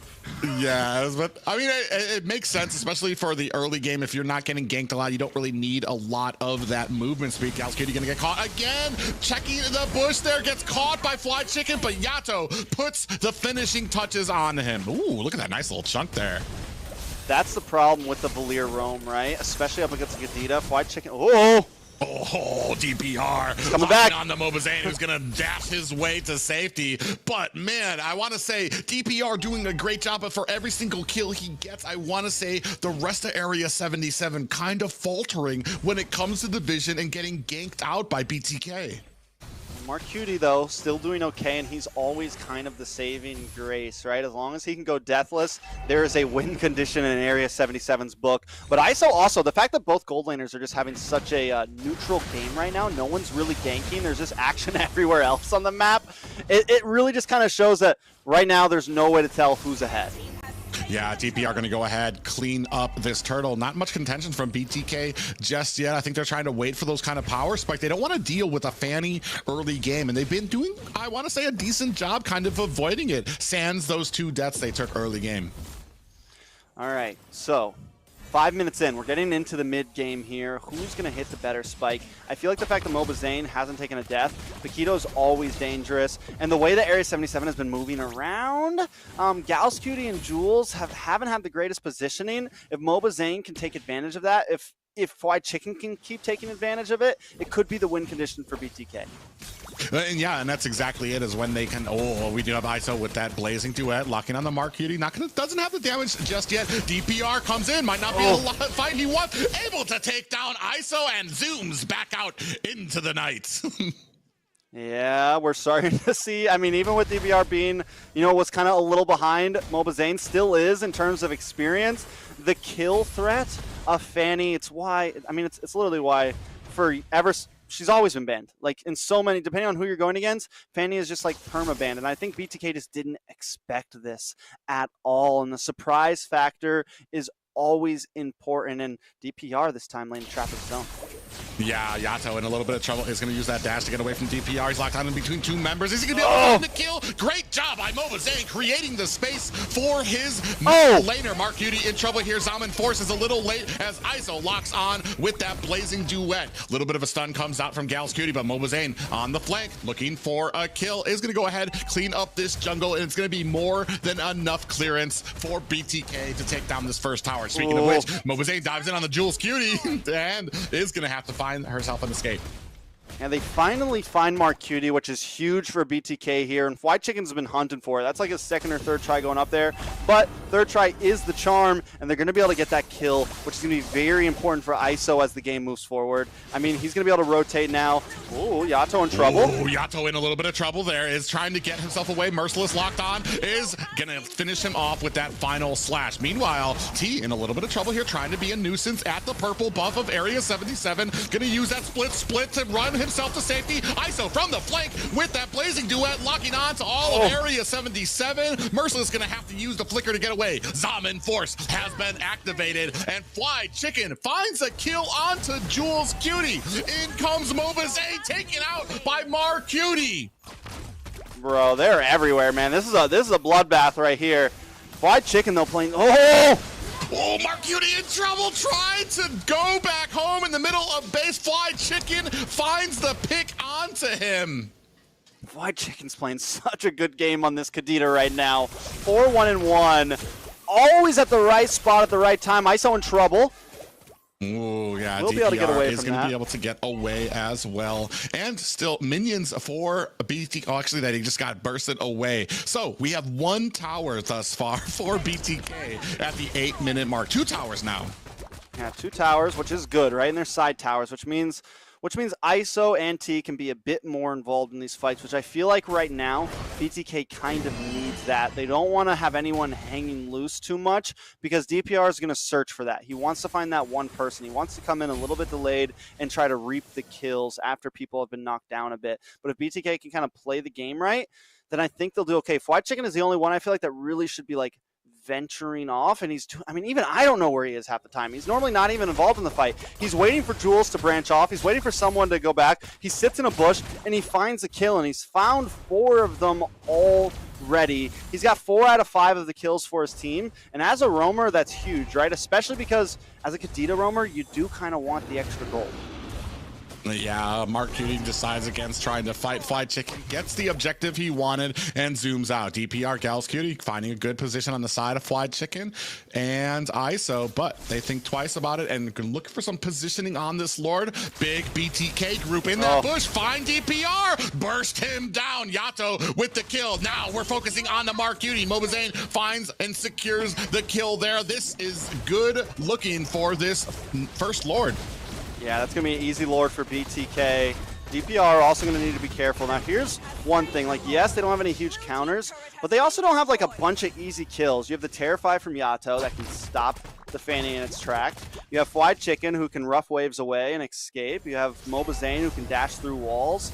And then you have ISO, who has the BMI, who can kind of, like, also sidestep and get out of those cables. So if DPR doesn't play it right, he's going to be a sitting duck here and there. Yeah, and as we were talking about that, Oh, Fly Chicken finds another one. Gal's Cutie goes down to Mobazane. Rest of BTK fighting it out as Area 77 trying to create some distance. Mark Cutie on the back end, putting the damage onto T right now. Merciless still frontlining, doing a good job for his team. I also want to say, I don't think that there is a great front line for Area 77 right now. Yeah. There is, I mean, honestly, there's the fact that they win for the assassin jungle, it's good, but you sacrifice that front line essentially. And Merciless, we already talked about, he does great in the R-Lot, but it's not like this super bulky, crazy front liner. We do have a pause coming in from the side of BTK. Lord push is going to be coming soon as well. Area 77 needing to prepare for that. Yeah, and as always, a giveaway code at the bottom for those of our viewers waiting there patiently. I do want to say, too, unfortunate for Area 77, a lot of this early game was a highlight reel for Fly Chicken. Great positioning and always able to find those great kills onto Kadita. And Jules and Gals definitely need to be just a little bit more careful. But like we said, there's not really a front line. So who is the one from Area 77 who's going to be checking these bushes? I think BTK know that, and they're taking advantage of it. Yeah, this is kind of what we wanted to see Avalon do in Game 2 against Area 77. You know, take advantage of that squishy mid side. They had the Valir roam. So, I mean, that's the downside of picking, you know, a mid-mage plus a support mage roam, essentially, is you are just prime targets for the picking, and BTK is actually performing what they're supposed to performing. They're taking advantage of that, and they're swinging the game heavily into their favor. It's a 6K gold lead at this point, a little under 6K gold lead for BTK. Lord's going to be coming. Area 77 hasn't cracked that mid tower yet, so they're kind of getting pushed back through the mid, which is an important spot of the map. They don't have much control, and they're in a bad spot for sure. We're going to be jumping back into the game, though, Private. Yeah, and the problem is, too, is once you start getting behind, once you start getting into that late game, Fanny is far less effective as she usually is. I do like that spear coming out, drops Yato and Fly Chicken, actually takes a big chunk out of them. Merciless getting caught by T, throwing out those splits, waiting for the damage to come out. And right now, Area 77 trying to play the defensive game. Yeah, DPR also doing a little bit of split pushing, getting some of these, you know, relieving some pressure with the macro. He should be able to get home on this. I don't think Mobazane's going to be able to find him, but still, little plays like that, especially when you know you're able to clear the Lord, it helps a lot because it keeps BTK out of your face a bit. So they're going to be able to breathe now for a second, but as you mentioned, even if they have space to breathe, if Jules, Cutie, and Gals aren't careful about where they're stepping, it's going to spell doom for them. I want to see Jules checking bushes more with that Meteor, right? Using it as that because they don't have that. Same thing with Gals. He needs to be throwing those fireballs before he just jumps into a bush. Yes, you could argue it's a waste of utility, but at this point, it's the only way they're going to be able to move around. Yeah, and especially with how on point Fly Chicken has been with those rough waves, with that Petrify as well. I mean, you cannot afford to take any more kills, even if you are losing those utilities. Like right here, T sitting in the bush here. I'm not sure if Merciless and Gals Cutie realize it yet. We are going to go ahead and activate that Magic Sentinel, which is going to give them a little bit more vision. But now we're focusing on the purple buff, and Fanny's nowhere near it. DPR trying to get away from T here as now BTK starting to encroach onto this pit. Mobazane comes in. Fly Chicken finds a kill onto Jules Cutie. And in comes ISO with the blazing duet, putting the damage onto Mar and Merciless. Bro, the way they move, man. Once Fly Chicken gets that kill, BTK's like, go, go, go, go, go. And they just pounce, man. Anytime they take that small win and try to turn it into something huge every time. And not a lot of teams are just so clean like the way they do that. Yeah, and that's just speaking about the history and the professionalism that BTK have, the experience when it comes to a lot of these. Mark Cutie in trouble here, gets locked on by T. I don't think he's going to be able to survive. This might be a bad way, especially when we're talking about a Luminous Lord coming in. T able to take down Mark Cutie, but DPR trying to punish him for it. All the while, BTK focusing on that Lord. They lose their roam, but Mobazane picks up another Lord. Yeah, and DPR is going to try to clear this bottom wave, but NACT, man, being a harassment, exactly what you're supposed to do as the XP laner, especially when you're on something like the glue or the Uranus or anything bulky. You make them just expend everything on you, and it essentially gives them a free lord. Yes, Area 77 may not have tried to contest that, but still, BTK just playing things textbook right now. Yeah, and then we were talking about it. We're at the point right now where Fanny is not going to have as big of an impact, and BPR doing what he's supposed to when you're at this point in the game. Split pushing, maneuvering around the map, but we have a Luminous Lord coming through mid, and we're going to have to be looking at a decent defense here, especially with the lead. We're looking at about an 8k gold lead for BTK. Lord pushes in, throws an ISO off cam, gets DPR taken down. That is 1 kill already, and we're not even talking about the push from the Lord. Mobazane clearing out the minions at mid. Ooh, nice little chunk there onto Fly Chicken from Jules, but that's not going to be enough as minions are pushing through at the top high ground tower. Mobazane not looking to create a fight just yet. They have a good kill. Secure. Mark Cutie, nice, is going to be able to suppress his way out of that rough waves. Gals Cutie very low. Going to have to use that flicker. Is going to get taken out by ISO. Yeah, this could be it. BTK just completely dominating his team fights. Every time Area 77 tries to fight back, BTK comes back with a better move instead. ISO 2-1-2 right now, just timing those blazing duets so well into the backside and constantly finding Jules. Now he's in that 0-4-0, and at this point, Jules seems to be the only big damage dealer, but if he keeps taking deaths like this, it's just not going to matter. Yeah, and that's the issue too. I mean, he still is able, you're seeing the damage come out when he lobs out a lot of those abilities to BTK, but man, it could be so much more if he didn't take a lot of those early game deaths. Still, not even early game deaths, because he just took another one to Fly Chicken, who seems to have his number when it comes to a lot of these areas. DPR lying in wait, Mobazane coming in here. Oh man, look at that damage that went on the DPR, and still not able to get the purple buff. Merciless actually might be in a little bit of a problem here, getting locked down by Mobazane, trying to put the damage on, and he's going to get taken out by ISO. I don't see the answer, man. I don't see the answer for Area 77. I think it's time to just call GG's at this point, man. Like, BTK would have to just have a huge whiff, or Jules Cutie maybe gets one of those meteors offs that hits like 2 or 3 members, but they have to find a way to... Oh! Yeah. And that's exactly what happens in late game if you're behind on that Fanny. ISO comes in with the blazing duet, starting to put a little damage onto the team. You can see ISO alone putting damage onto the core. Gals Cutie actually finds a kill onto it. We were talking about whiffs, but it's not going to be enough. BTK claim game 2 against Area 77. And a good game 2 at that. BTK show that, yeah, you beat us in game 1, but we're coming back even stronger because they took that one in a dominating fashion, just sweeping through Area 77, you know, showing all the naysayers, yeah, we're still here. Don't count, what do we say? Don't count BTK out. It's 1-1, but still it's 1-1. I'm glad we didn't have a sweep. A sweep against BTK? That would have been... No, I'm glad BTK didn't sweep, but... But I mean, we were talking about it earlier. We were worried about not actually having any direct counters to Fanny. But on the other side of that sword, we had heroes that really weren't prone to Fanny ganks in the first place, and a lot of CC on their team, as we saw. Let's take a look at these stats. Yeah, taking a look at everything. BTK just had a huge gold lead at the end there. Over 10K. Fly Chicken goes full on damage, and that's all he had to do, man. From the very beginning, he was just picking off Jules and Gals one by one. Look how behind they are. 7,000 gold on each of them. I mean, not even able to get any major items. Gals ended up going for Brute Force Breastplate and Athena's Shield there, becoming a lot more of a utility roam there. I mean, yes, you have the slow there, but still just unable to defend at all. ISO was completely decked out by the end of that game, has the Wind of Nature, has Corrosion Sights, has the whole Trinity build, plus the penetration just to kind of seal the deal there.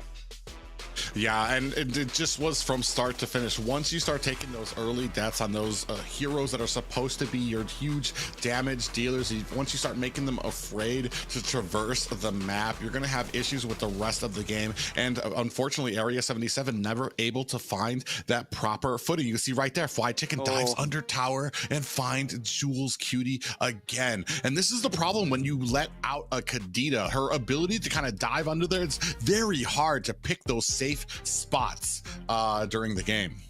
And taking a look at some of the stats, BTK, honestly, everyone's pretty even. ISO does take off with 30%, but the rest of the team all sitting around 20 except for T. And this just kind of goes to show to the point that we were making in the beginning is that all of them can make plays happen. Yes, Fly Chicken, I feel like, was definitely the, the tide turner in that game, the one who kind of put everything into BTK's hands. But even Mobazane on the Paquito, here we haven't seen him got to play a whole lot lately, did an amazing job. Same thing with Ayato and ISO.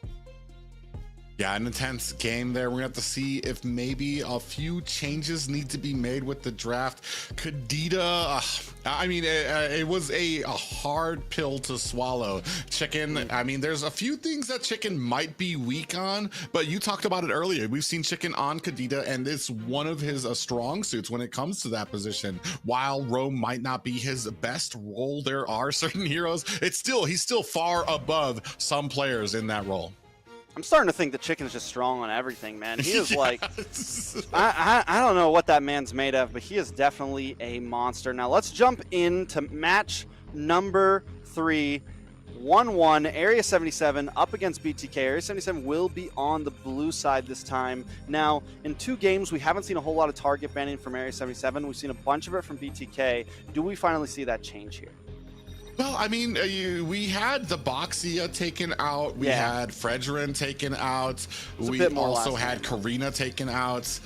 I'm not sure where we kind of focus on here. We saw how deadly that Paquito can be, but I mean, it's very hard. You were just talking about a lot of skilled players on BTK. Do you want to put all of your eggs into one basket of banning one person while you're leaving it open for somebody else? It's pretty intense here. We do see, of course, the same Bruno ban being taken off the table by BTK here. Area 77 started off with that Boxia. Focus Fly Chicken. I want to see Kaja, Edith, Kadita ban off the rip. See what happens. No, I think it could definitely be an answer. I think Fly Chicken is. I mean, the roamer that we all kind of wondered how he was going to be doing. He's been the game changer. Even in the last game, even when they lost, he still played a good game. Yes, a couple missed calls with the Edith going against the Purify, but still, he has been a problem. And there goes the Kadita ban from Area 77. At this point, I wonder, do they just leave the Fredrin open for Mobazane? Martis is still open. BTK kind of reeling things back a bit. They go for the Yi ban this time, and that's going to leave some things open for Area 77 as well. Yeah, I do like the Kadita ban. We still have Kaja out there. We took off the suppression from the Franco. I know last time we banned both of it. I'm going to be very heavy-handed here. I'm wondering what we go with first. I'm assuming this might be a Martis ban from BTK, unless you're going to, or not. We're going to go ahead and give that to Area 77, or is that something that they possibly scoop up on BTK's side? I don't know. Area 77 might first pick it, honestly. And I feel like they go for the Edith, which I gotta give Area 77 some props. I mean, I feel like they've been drafting, like when they do draft well, they have been drafting well. They're not scared to like take a pick from somebody, to ban and then also steal something. They're not always locking in the first things up front. And there goes BTK taking the Martis for themselves this time, and T locking in the export. Oh man, and you know what? So we were talking about this before. Exborg was banned in the first 2 games by Area 77. So this is kind of the sacrifice they made by putting out that Kadita in exchange for the Exborg. So now they're going to have to deal with the Exborg on T. Oh, but yeah, you were just talking about it, taking away certain picks, and now we have the Paquito out there for Area 77. Yeah, I mean, so we're kind of switching things up right here. And I was looking back on some notes, and T hasn't really played the Exborg that much. We've seen him play like one other time this phase. I don't know about past phases. So I'm wondering exactly how he's going to perform. And is this Edith on the side of on Area 77? Is it going to be Rome? Do we think, or do we think it's guarantee roam? Do we see it go into EXP? I mean, yes, it feels like it's always played in roam nowadays, but I wouldn't count Area 77 out to get a little weird. Well, when it's in EXP, I think the big thing here is right now EXP laners, you want the fast clear, you want the cutting potential, you want them to be able to get to your team quickly. Edith doesn't exactly shine in some of those senses. She shines in that big durability and that CC ability that she has. So, I mean, when talking about it like statistically or strategically, I would be looking for it to go into the roam position, but I mean, this has been all surprises all weekend, so I wouldn't be surprised if we saw her in the mid, honestly. Jungle Edith, Area 77, getting crazy. I hope that they don't get crazy, because, you know, I feel like they've been doing so well at not getting crazy the past few games, you know, keeping things pretty simple. They have had the Valier roam pick, but even that's not like too out of this realm. BTK do lock in the Novaria once again for Yato, similar to game 1. Last game, Area 77 had the Novaria. They weren't able to play it as well. Area 77 still need a mage and possibly a jungler or a XP laner, depending on where the Paquito is going to go. Very interesting that we take out the Angela from BTK's side. I honestly didn't even think of it until they banned it. I was like, yeah, that would actually be a great mix for some of these jungles, Edith or even Paquito. To have that heart guard for them. Now taking out the Beatrix from the side of Area 77. We're still looking for that marksman, still looking for that roam, I want to say, for BTK. Yeah, a couple options.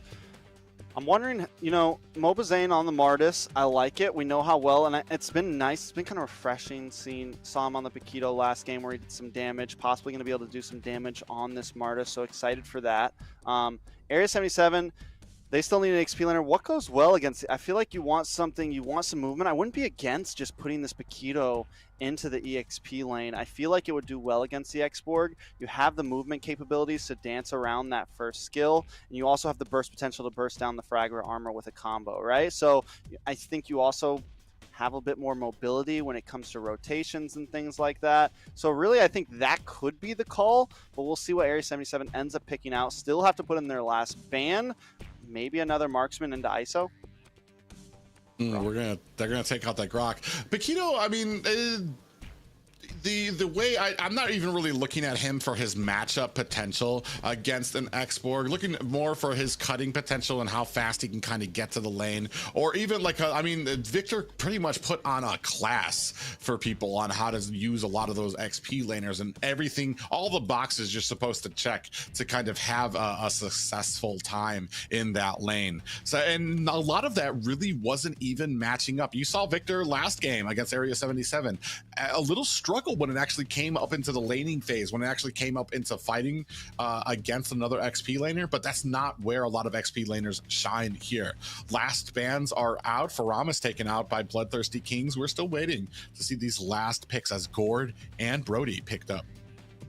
Yeah, I mean, with the Gord picked up, we've seen Jules on it several times now. He does well on it as long as there's no one that's going to like just pick him down, and that's what Fried Chicken's kind of waiting. That's what we're waiting to see from Fried Chicken. And DPR going to pick up the Lancelot here, so it will look like the Paquito's going to go into EXP lane.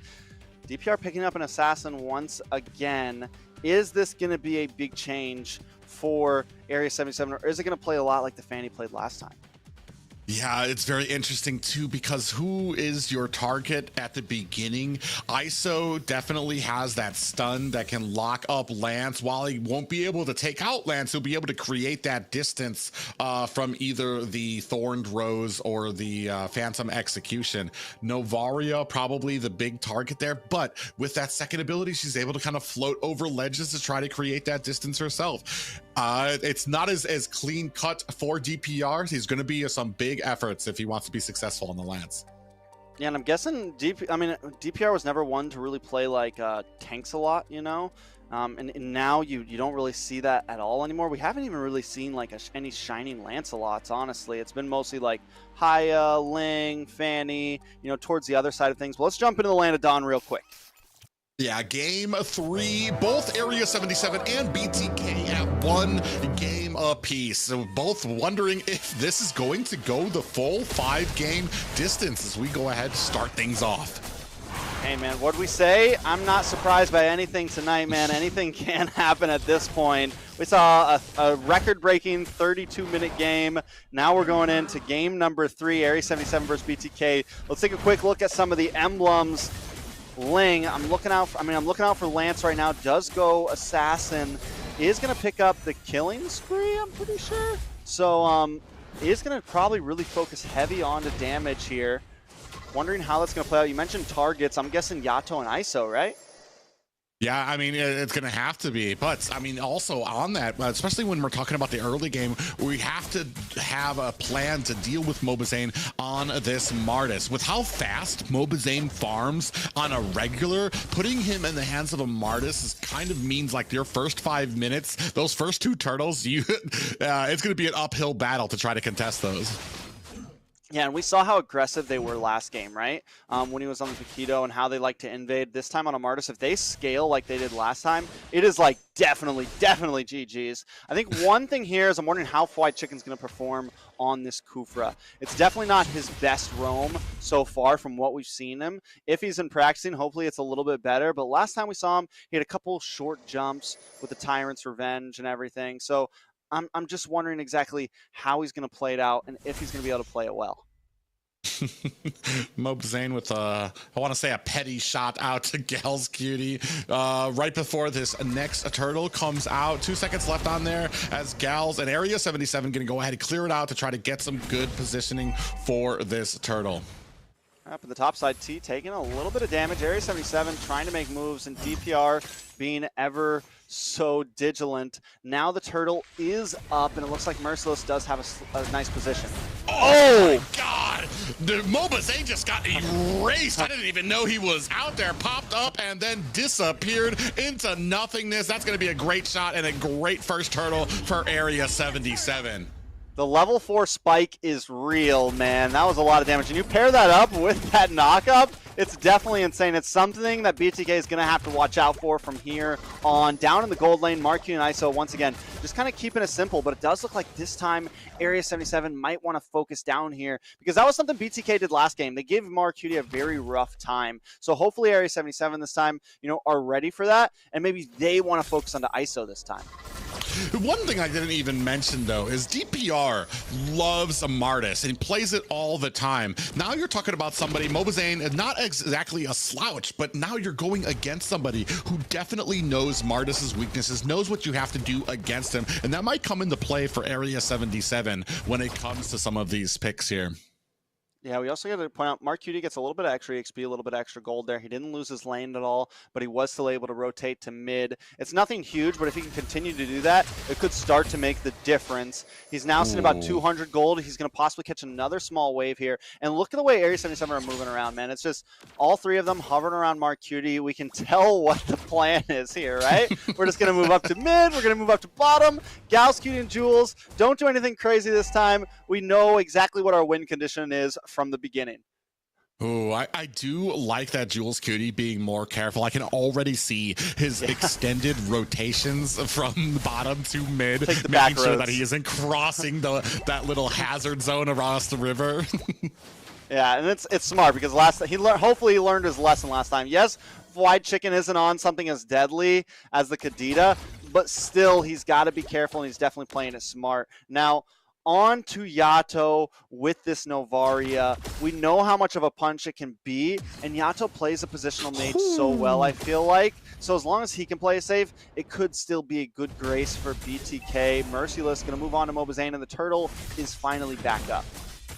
Yeah, turtle back up there. We did kind of expend a little bit of a flicker down at the marksman lane. There was an attempted gank by Area 77, but now they're going to come in here. Merciless looking on the flank, trying to put some little frustrations on the Mobazane, let him know that he is there on a little bit far back, but he's creating that distance so that DPR can hopefully burst down this turtle. T on the other side. This is a great opportunity. DPR takes the turtle. Merciless going to be able to find himself escape. Last Insanity out. Doesn't look like it's going to be able to find its target, but you can see Yato with that beautiful snipe able to chunk down Merciless, and now the rest of the team trying to gather around to enhance that escape. Man, who is this team, man? Area 77 just zoning so well, doing so many little things in their micro right now that just shows, you know, some of those things that maybe they had in them but haven't been able to really get it down in a while. The rust seems to finally be wearing off a little bit. Fly Chicken, though, with the set. Yeah, set onto DPR, nobody else around to really capitalize on it. And now Mobazane does take that orange buff, so maybe that's the plan. Like, we slow down DPR. Mobazane gets an orange buff there, able to try to get a bit more of a lead onto DPR. He is a level behind right now. DPR at level 9, Mobazane at level 8. Because Mobazane took that death early on, it could be kind of the game changer as we move into the mid side of this game.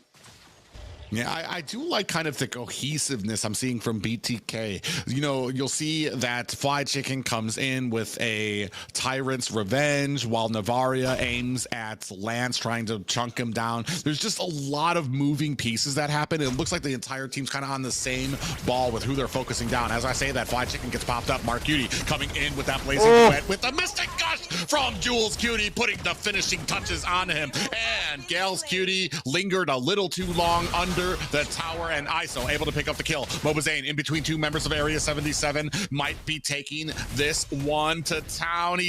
They're not going to be able to make him pay for it, while T comes around for the flank, putting the damage onto Merciless. He actually might be in a bad way here. You can see that shield getting chunked down, that true damage of that X-Borg doing its work. Yeah, Morton, did DPR, did that purple buff go? Yeah, Mobazane was able to take that purple buff. I didn't know if it was his own or if he took DPR's. So, good play. Mobazane playing very aggressive right now. And this is what you're supposed to do when you're on that, you know, fighter, tanky jungler up against an assassin, especially someone like DPR is building full damage. You want to just be in his face because you do have the advantage when it comes to the 1v1. ISO takes out Merciless on the top side, though. Oh, big pop-up on the Fly Chicken backside. Mobazane able to claim the turtle, and DPR trying to get out of dodge. While on the other side, Mark Cutie able to find himself a tower. You can see trying to work his way on the top. ISO as well, working on that tower, trying to clear up the lane. All right, so Mark Cutie takes tower. ISO might be able to take this one, but he is in a bad spot. Gal should be able to clear lane fast enough. Now, BTK 2-2, gold literally at a dead even. Very different than game 2. Slightly different than game 1. Still hard to say which way this is going to go. It's going to be 90 seconds until the Lord comes up. BTK, though, does feel like they're still controlling the map a bit more. Map a lot more red. And once again, Mobazane being so aggressive on these buffs. They want to deny DPR everything. Yeah, and it looks like Mobazane actually might be able to get it. He is going to be able to steal that away from DPR, and that has been the story of this game. A little bit of an uneven start for BTK, but Mobazane, a great and excellent job of refusing the jungle to DPR. Yeah, and if they can keep doing that, that could be, I mean, that could be the winning solution, right? Because a Lance without a blue buff isn't quite the same Lance, you know? It's definitely a problem. He's not going to be able to spam the skills as much. He's not going to be able to do everything he needs to do. He needs that mana.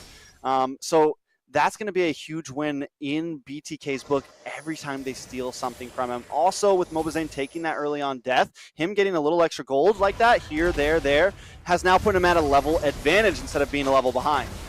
Yeah, you can see a big fight here. Mobazane onto the flank, but a flicker is going to be used. DPR comes into the fight just a little bit late. Florid Rose is out. Merciless doing his bet with those knockout punches. Mystic Gush is out, but not able to find a kill.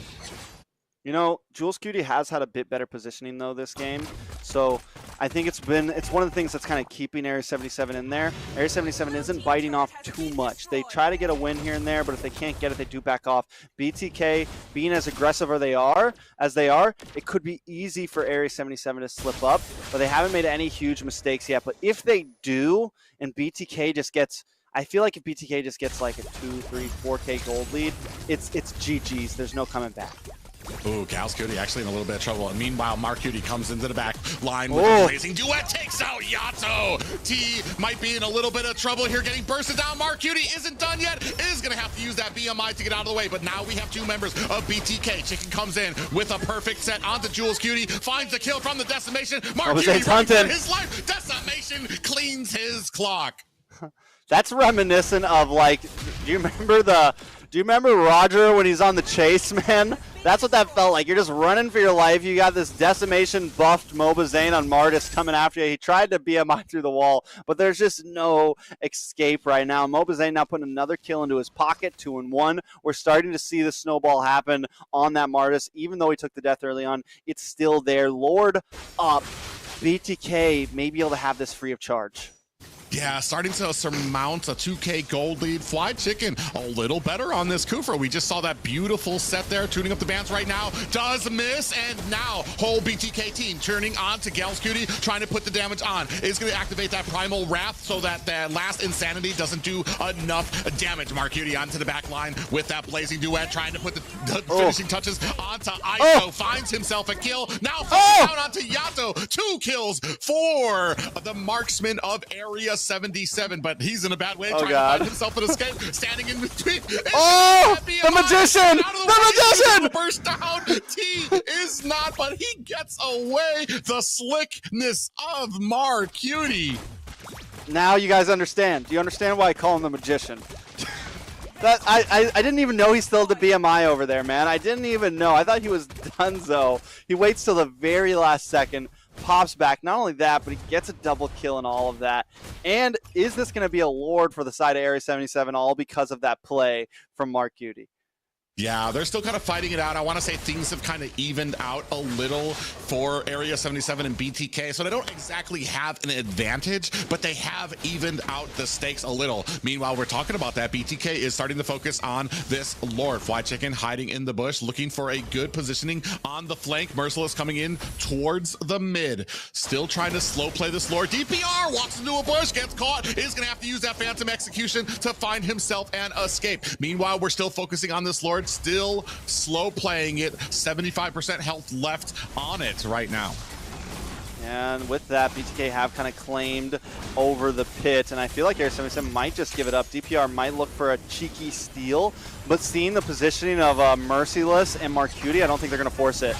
Ooh, comes in with the Phantom Execution. DPR not able to secure the kill and gets taken down by Mobazane. Unfortunately, Mark Cutie and Merciless not part of that fight and not able to make anything happen with these side lanes. I almost want to say that he just shouldn't have even tried. Like, the fact that Mark Cutie and Merciless were so down bot, DPR probably should have just gave that Lord up, and they should have claimed something somewhere else. But instead, he goes in, he takes a death, and now you don't just lose Lord, but you also lose even more of your gold deficit. Yeah, and that's kind of frustrating when it comes to here when you're trying to make something happen. I do like that he's on the opposite side of the map, but that means you're not going to have that damage. Fly Chicken comes in with the set, finds it onto Gals Cutie. Mystic Gush is out, and grab last Insanity, finds its mark, and this might be a wrap for this mid tower. Meanwhile, you have Lord up at the top. Throw in those tridents at the high ground tower while the Bloodthirsty Kings claim the jungle of Area 77. Man, you know, they were using Mark Cutie to split push, and I feel like he needs to be involved in these fights, man. Like, he's the only one really outputting major damage here. Yes, Jules is as well, but they need both, man. Mark Cutie, I feel like maybe Merciless should be the one split pushing. I don't know what the exact call is, but it just feels a little off. Well, and that's kind of the problem is I feel like Mark Cutie's very fast with it. He can handle himself and he's going to be able to get away. It's just that BTK's reaction time is too fast when they see him split pushing these lanes to go ahead and focus on the Lord because they know when they have the advantage and they're going to press that to where Area 77 isn't even going to be able to contest some of these objectives. Well, he might have claimed that tower, though. Nope, it does look like X4 is able to pull the minions away. So, I mean, I get it. Like, Mark Cutie's, like, he's in farm mode right now, right? Like, I think they know, all right, if we bide enough time, if we can get into, you know, another 3 to 5 minutes, next Lord, maybe that can be the huge difference because DPR is not really doing it right now, right? Like, I think he needs a little more space. The last play where Mark Cutie was able to get 2 kills, it could have been enough, but still they were just too far behind. BTK, as long as they hold together and keep playing the way they are and don't make any major mistakes, I think they can still pull this off. They still have this heavily in their lead with 4,000 gold. Mobazane doing a wonderful job at this Martis, 4-1-1, and T also 1-0-1 on this X-Borg, finding those dives, the last Insanity at the crucial moments every time. There goes another purple buff. Yeah, another purple buff goes into the pocket of Mobazane. Even used Phantom Execution, did DPR, but still not able to claim it. We're gonna try to cut him off here. Yeah, Mark Cutie might be in a little bit of trouble. Doesn't have that BMI. He does have that blazing duet. Oh! It gets taken out by a decimation from Mobazane. Rest of Area 77 here, trying to make a pay. In comes Chicken to punish them in the back line. Beautiful set by him. Merciless able to find the kill onto Mobazane. We're not done yet. Big pop-up onto Chicken. While the rest of the team trying to put on the damage. Another set from Chicken. Stuns them against the wall. He's going to be able, he's trying to get away. Juking and jiving away. And that is going to be a clean escape for Fly Chicken, while 4 members down for Area 77. Just when it felt like Area 77 had a great counterplay, they get annihilated. T comes in with that last standing. We went off cam there for a second, but he flickered in with the last standing, able to catch Merciless, and DPR goes a little too deep, gets stopped up by the Brody's second skill, and then the Torn Apart Memories just finishes him off. I mean, it was a valiant effort from Area 77, but BTK just playing the better micro game right now. Yeah, and when you were trying to put your hopes into Mark Cutie, he gets caught, taken down, and then the rest of the team trying to help out. And that's what happens when you start reacting instead of kind of making your own plays. Mark Cutie gets caught, the rest of the team kind of falls around him as well. So do they have the melt capacity? Like, do they have the shred to be able to take down this Lord that's going to be coming up here in a second? Is this going to be GG's? I think that as long as, like, nobody dives too deep, nobody does anything crazy, or, like, Chicken doesn't get some huge play or something, they can survive this Lord. But there's definitely a lot on the line with a 7K gold lead into the hands of BTK. It's definitely endable. Yeah, definitely endable. 7K is a lot to ask for your friends. Even with a great set and trying to dive into the back line, I think you're going to be having some issues with the tankiness and the damage that you're going to be dealing with that type of a deficit. Minions now starting to crash at bottom and mid. Mobazane in there does take a Phantom Execution, but look, it still has a third of his health. Mark Cutie trying to burst him down, is chasing Mobazane, is going to use that BMI to get back to base. Now the team's focus has to be on to this Lord. Minions crashing at mid. T comes in with the concealed play, putting on the damage. Merciless going to go ahead and pop him up. That's another high ground tower taken down on Area 77 side. Mobazane at the bottom. No more towers left, just the core. Chicken comes in with, doesn't get the set onto Area 77 just yet, but BTK look like they're here and planting roots. They want to end this now. They're pushing into DPR. Merciless trying to placate some damage out there. Mystic Gush is out, and BTK still not able to make anything happen yet. Dancing back and forth. A good defense here for Area 77. They've lost all their high ground, though. Here come all the minions from the side. DPR with that Thorned Rose is going to be able to move his way back out again, and BTK starting to decide maybe not going to be able to wrap this up just yet. T in trouble. Immortality still in his pocket as Merciless trying to put some damage onto him. Yeah, I don't even, like, what can they even do about T right now? Like, even there, it's like he's still got the immortality. You don't even want to chase him because you're going to go too deep. They're going to cut you off again, and you think you get him, but then the rest of the team just kills you. And even if you waste the immortality or you break it down off him, he still has so much escapability. Let's take a look at the items real quick, at the gold. Mobazane with an outstanding 13K gold, maxed out on items. All he picked up was a Hunter Strike, but he does have that blade armor, which could become important to dealing with this Claude with Mark Cutie, right? Mark Cutie, on the other hand, finally getting maxed out on items. Same thing with ISO. ISO goes for a slightly more defensive build, picking up the Wind of Nature plus the immortality. We haven't really seen ISO like do any insane damage, but still, as long as he can chunk, and be safe while doing it, not die, it's going to be important, because right now these games are going into the long haul, like what we just saw. That fight was a solid minute and a half, so any bit of survivability is going to end up winning out here.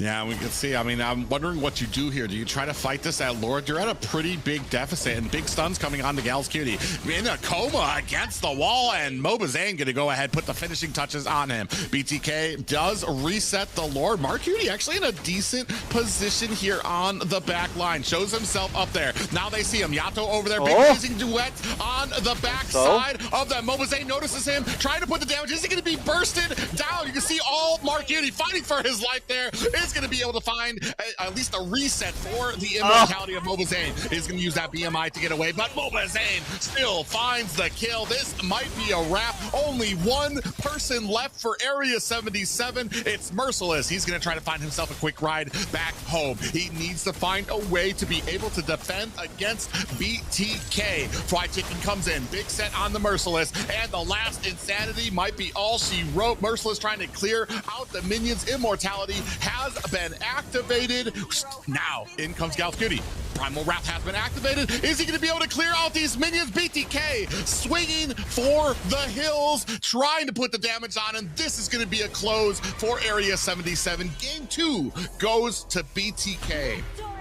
It's 2-1 now. Area 77 did fight well, but in the end, you know, those immortalities mattered, man. Those immortalities were clutch. Even though Mark Cutie could dance, he could blink around, it wasn't enough. After getting the kill onto Mobazane, Mobazane comes back and takes him out with a decimation. I think that was the final straw. And even then, we were just talking about it on ISO, the Magic Gush, Jules makes a great play, able to get the kill on ISO. ISO comes back with the immortality and takes out Jules. And in those long haul battles, even if you're not out putting some more damage, if you can just get a few more seconds to buy time past some of those ultimates, that's the winning play. And it's definitely what secured the ending victory in that final team fight for BTK.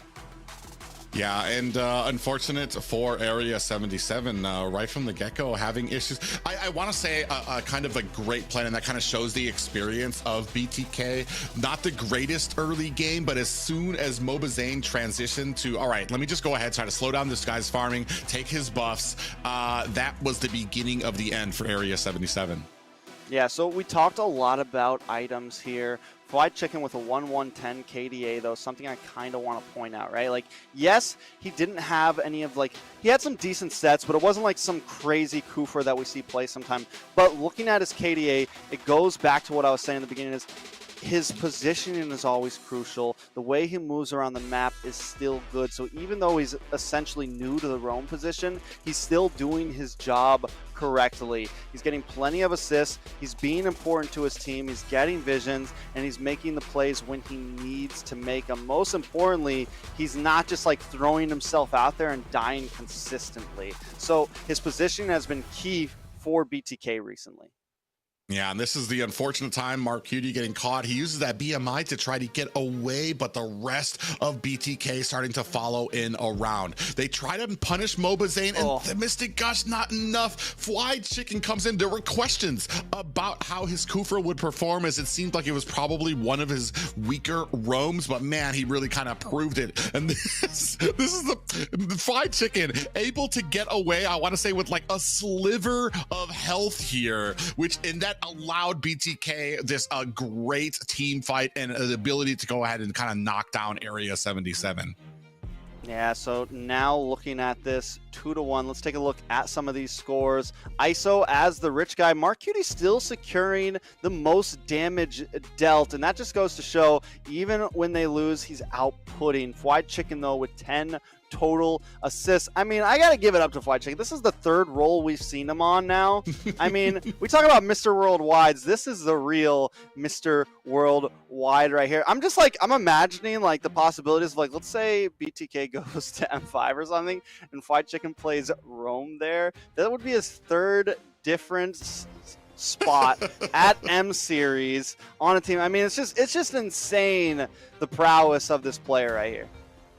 Yeah, we've talked about flexible players too, which is it's honestly insane how good he is at a lot of these roles that he picks up on. And we thought maybe possibly he was going to be one of the weaker links that could be exploited by Area 77. But these last two games, I want to say Chicken has been on fire. First with the Kadena and now with the Kufra. Yeah, so now we're going to be jumping into the possibly last draft here. BTK is going to be at match point. Area 77 has put up a valiant effort, but is this the wall that stops them, right? Like, is this the plateau right here?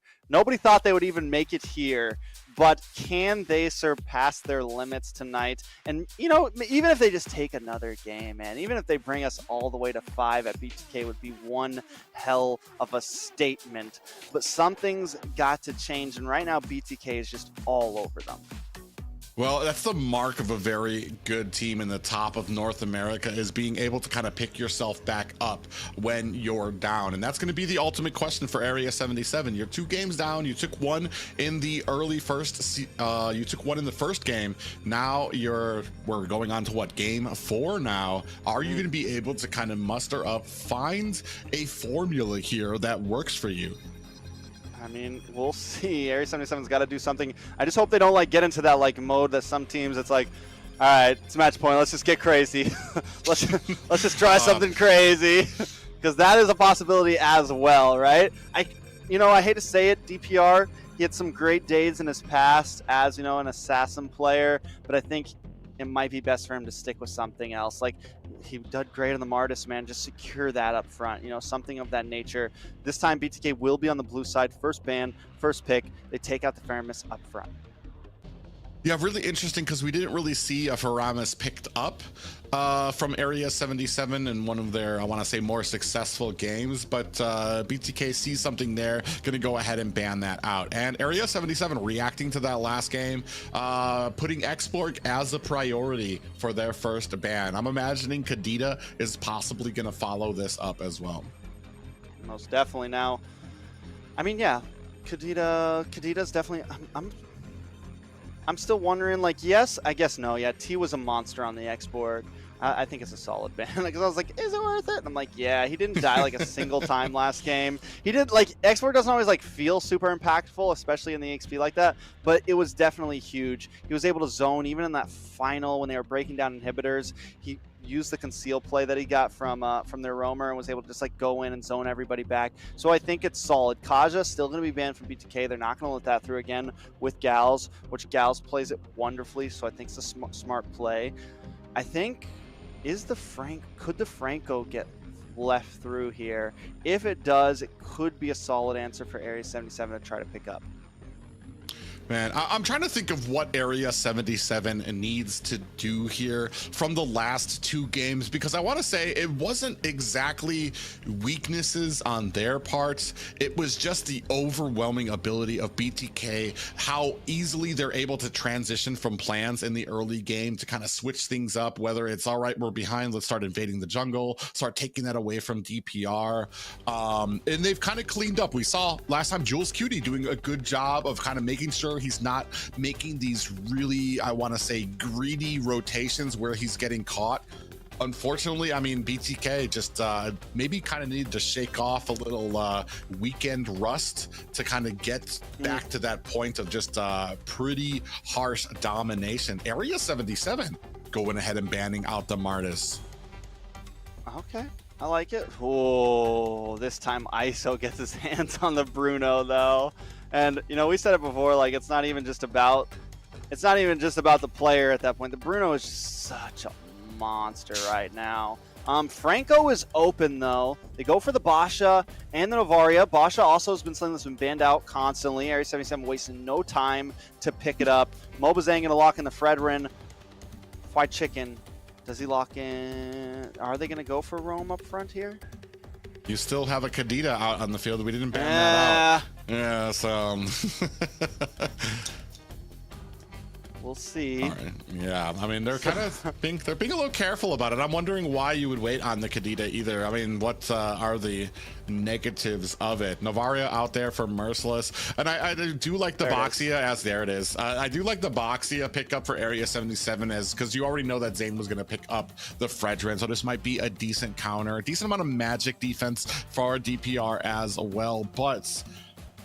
All right, this is where the big proving point comes for Jules and Gals, man. We're gonna have to have some real talk. I'm like, bro, you know that's a Kadita up on the other side. I'm gonna need some careful rotations from you. I'm gonna need you to check these bushes beforehand. It's gonna see if Area 77 has learned. I don't know, man. I really think the Franco could be the answer here, but now it's second bans, and I don't think BTK is gonna let that through. I think they need something to lock down ISO, something to lock down Zane, something. You know, they did well when they had the Grok and were getting those knockups in previous games. Like something to help out in this Lord pit, in these neutral objectives pit, so that they can have that possible bounce back that we see them get at around, you know, at the mid game. I don't think they're going to be able to keep up in laning phase. I think BTK kind of has them in laning phase. I think Area 77 need to look for that mid game spike, need to look for when the Lords start popping up, you know, like third turtle, things like that, and try to win out in these micro fights. That's what they do well, and that's their condition. If they can't do that, I don't think they're going to be able to beat BTK. Yeah, it's definitely an uphill battle here. Eve being taken off for Area 77, and then there goes Arlott for BTK. I mean, I'm even wondering what else is kind of left. We're looking for that XP lane for Area 77. If we're talking about a mid-game spike, I mean, Paquito, if I don't know if Area 77 has a Paquito player on there. I haven't seen him pick Paquito in a bit. I think he played Paquito earlier. Did he? Can't remember. I'm not sure. It's been a long night. We're 5 games deep with Area 77. Amount of damage that you can get. That's a decent spike during the mid game that you might be looking for. But you're gonna have a big tanky up front. Man, I'm just worried. The Fredrin and Kadita combo in itself is already just a lot. Just because you've got that incredible amount of CC, and you've got in the pop up from Fredrin, in the taunt from him. More than enough time for Fly Chicken to kind of be able to find himself a good rough waves and a petrify during some of these team fights. Yeah, and we already know, like, Mark Cutie is going to be an easy target for Fwide. We know last time that Fwide Chicken had the Kadita, they were focusing heavy on Mark Cutie when he was on the Harith, trying to give ISO an advantage. So I think Area 77 needs to watch out for that. That needs to be, like, a major thing. I think someone needs to just be hovering with Mar, man. They need to be keeping track of him. But if they do that, they give up pressure elsewhere. I don't know. I think it could maybe be a possible good time to go for just the gold lane cut and give up first turtle, something of that nature. But now bans are in last picking phase. Area 77 on the gun here. Franco's still open. Grok is still open. Edith's not bad. I think it's definitely usable. It's usable. I do agree with your plan too, especially when it comes to a lot of these pit fights. I don't see anything that's going to be stopping Mobazane, and that's kind of where a lot of the frustration can usually come from on BTK, is when you have some of those heroes that can either zone out Mobazane or can like stun him before he's able to get that retry and that Appraiser's Wrath down. There's not really going to be much, and we've already seen DPR kind of struggle when you're talking about just retry versus retry. He can kind of I don't want to call him slow hands to it, but I mean, when you're talking about this at this top of the NA mountain, I mean, it has to be better than okay for your retry game. Paquito being picked up for BTK. Oh, and they get it instead. So hold on, is this? So it's going to be Kadita on Yato and Fwide Chicken on the Franco, most likely, I'm guessing. So this time they get it, and you know, I think it would have been better on the side of Area 77, man. I think that was their, and I think Area 77 was in the book of like, maybe we take the Edith just in case they want to swap. Whoa. EXP Edith, Rome Kufra to help deal with the dashes of the Paquito. Possible sets. You do have some possibilities to deal with Mobazane in the pit. Like, I see what they're going for, but still, it's definitely a unconventional draft in a sense from the side of Area 77. Definitely, I mean, it's still solid, but still a little more unconventional than your typical. It's just for me right now, early game damage for Area 77. I'm struggling to kind of figure out who that's going to be right now. Yeah. Yeah, I mean, DPR does have, I mean, they have the bulkiness this time, and it's something they've been lacking. They have the bush checkers, right? You have Gals, and you have DPR to do that. You do have range with Jules, so you're not going to be in any bad spots. Before we go too far, let's jump into the possible match point for BTK versus Area 77. Yeah, it's all on the line for Area 77. BloodThirstyKings have a sizable lead right now, 1 game over them. Right now, Area 77, all hope in this game to continue their path of domination possibly over BTK. Yeah, now taking a look at it, early game, late game. You mentioned early game for BTK, and I definitely agree with you. I feel like having Yato on this Kadita, having hooks from Fried Chicken, so many possibilities there. Nothing too crazy on the side of emblems for me. Mark Cutie does pick up the tenacity to have a little bit of extra defense, so that's something to point out. It's going to help him out a little bit if Area 77 tries to go for some ganks. But Fried Chicken almost getting taken out in the early. Oh, I thought that snipe was going to land. I do like Fried Chicken playing the zigzag game with Area 77. Big pop-up lands on the ISO. Not going to be enough to chunk him down just yet. It's like running from an alligator. You know, you got to run in zigzags. That's the rule, right? DPR dives into the tower. Big snipe comes on the ISO. 4 members, and that's going to be a clean kill for Jules Cutie. Hey man, I mentioned a good point. Go into the gold lane. Mark Cutie's always your winner, and if they can pull that off, it could definitely be huge. And now with that start, it's already a nice win for Area 77. Yeah, big taunt on the Merciless. Doesn't realize that he is on the side lane. Is going to be able to dash himself away to safety. At the top, there's a little bit of a fight. Locked on the Fried Chicken. Big, a bouncy ball. ISO trying to provide some type of support. No flicker for Franco. DPR finds the kill. ISO in a little bit of trouble here. 3 members there. A big amount of pressure there for onto BTK from Area 77. Now we're talking about it. We're going to have to use nice little flicker and a Tyrant's Wrath from Gals Cutie. You know, I think we all forget sometimes how much damage Basha does, because he can just spam that skill, man. Every time he lands it, the cooldown gets knocked down. So it's like he can just spam it. And that's why the Basha, I think, is just so good right now in the meta, because he's bulky, plus in the laning phase, like he's chunking down some of those squishies. He's chunking down Fried Chicken a bit, especially with someone else on his back. Yeah, Merciless going to go ahead, land the pop-up onto T, but T already did his job, able to zone out DPR in the jungle while Mobazade able to get that last turtle. You can see Fried Chicken looking for the hook, trying to be the nuisance, not able to get it this time. Yeah, we'll see what he can do, but Gals Cutie, he's like, fine, you guys can have turtles. We're going to hang out in this gold lane. We know the plan this time once again. They tried it last time. Can they pull it off, though, this time? You know, last time Mark Cutie was on the Claude, and Gals and Jules were just hovering on him. But in the end, BTK still won out. Let's take a look at the items real quick. ISO still actually having a slight gold advantage, but he has cleared out more of that wave currently. Looks like he is going to pick up those boots up front. Whereas Mark Cutie on the other hand, Bruno on the other hand, going straight into damage here.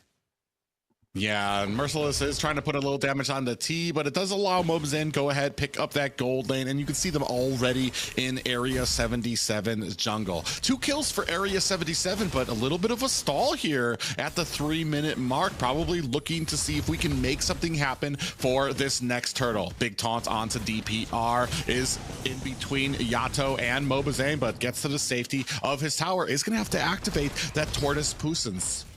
Yeah, but even just seeing that, like when he's running away, the Tortoise Puissance does work on the Fredrin, man, and it's going to help a lot in these team fights because Fredrin's like just walking behind him and just losing a decent... Oh, Gals Cutie gets caught. We were talking about those rotations. Gets caught up between 3 members of BTK and bursted down. That's going to be the first kill for BTK, but 11 seconds left on this next turtle.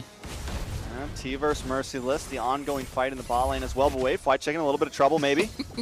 Those zigzags and their dividends against them. Big suppression lands. That's going to be the opportunity for Yato to get in and find the kill onto Mark Cutie.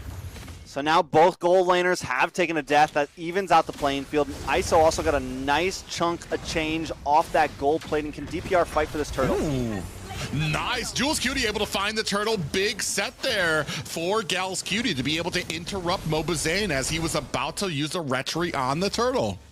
All right, this feels like a lot more of a game than last time. Area 77 not giving up too easy. They've been playing for a while now. This is game number 6 for them. About, what, 3 hours, 3.5 hours of just straight Mobile Legends for them, and they're keeping up their stamina. Honestly, after last game, I thought it was just it for them. I thought they were just, tapped out at that point, but they're coming in to game number 4, not looking bad. They are 1,000 gold behind BTK, definitely controlling the pace currently, but we can't count them out just yet. Yeah, big set. Yato actually might be in a little trouble. Is going to have to use that rough waves to get away. On the backside, Mark Cutie gets found out by T and bursts down with that knockout punch. Area 77 is going to have to disengage from this fight. Man, T's just locked in. The target is on Mark Cutie's forehead, and it has been, and it continues to be. And now ISO on this Bruno, going to be able to rotate around. He gets all the gold plane, he gets that tower, and the Bruno is going to start to become a real problem. It's a 2,000 gold lead for BTK. Yeah, and I mean, we were talking about how heavy of an issue Mark Cutie has been for the team, and it looks like BTK tired of dealing with it right from the early game. I mean, we saw a little bit of a pressure from Area 77 onto that gold lane, but BTK turned it around very quickly, starting to set their sights locked into it. Big pop-up on the T. On the other side, Gals Cutie gets suppressed down. Mark Cutie looking for a good position, but Yato comes in immediately to get that pop-up and the rough waves. ISO finds a tower at mid, while Mobazane takes down Gals Cutie, and now Area 77 in trouble. Appraiser's Wrath comes down. ISO finds a kill onto Merciless, and Yato finds his own kill as well. Only one left standing for Area 77.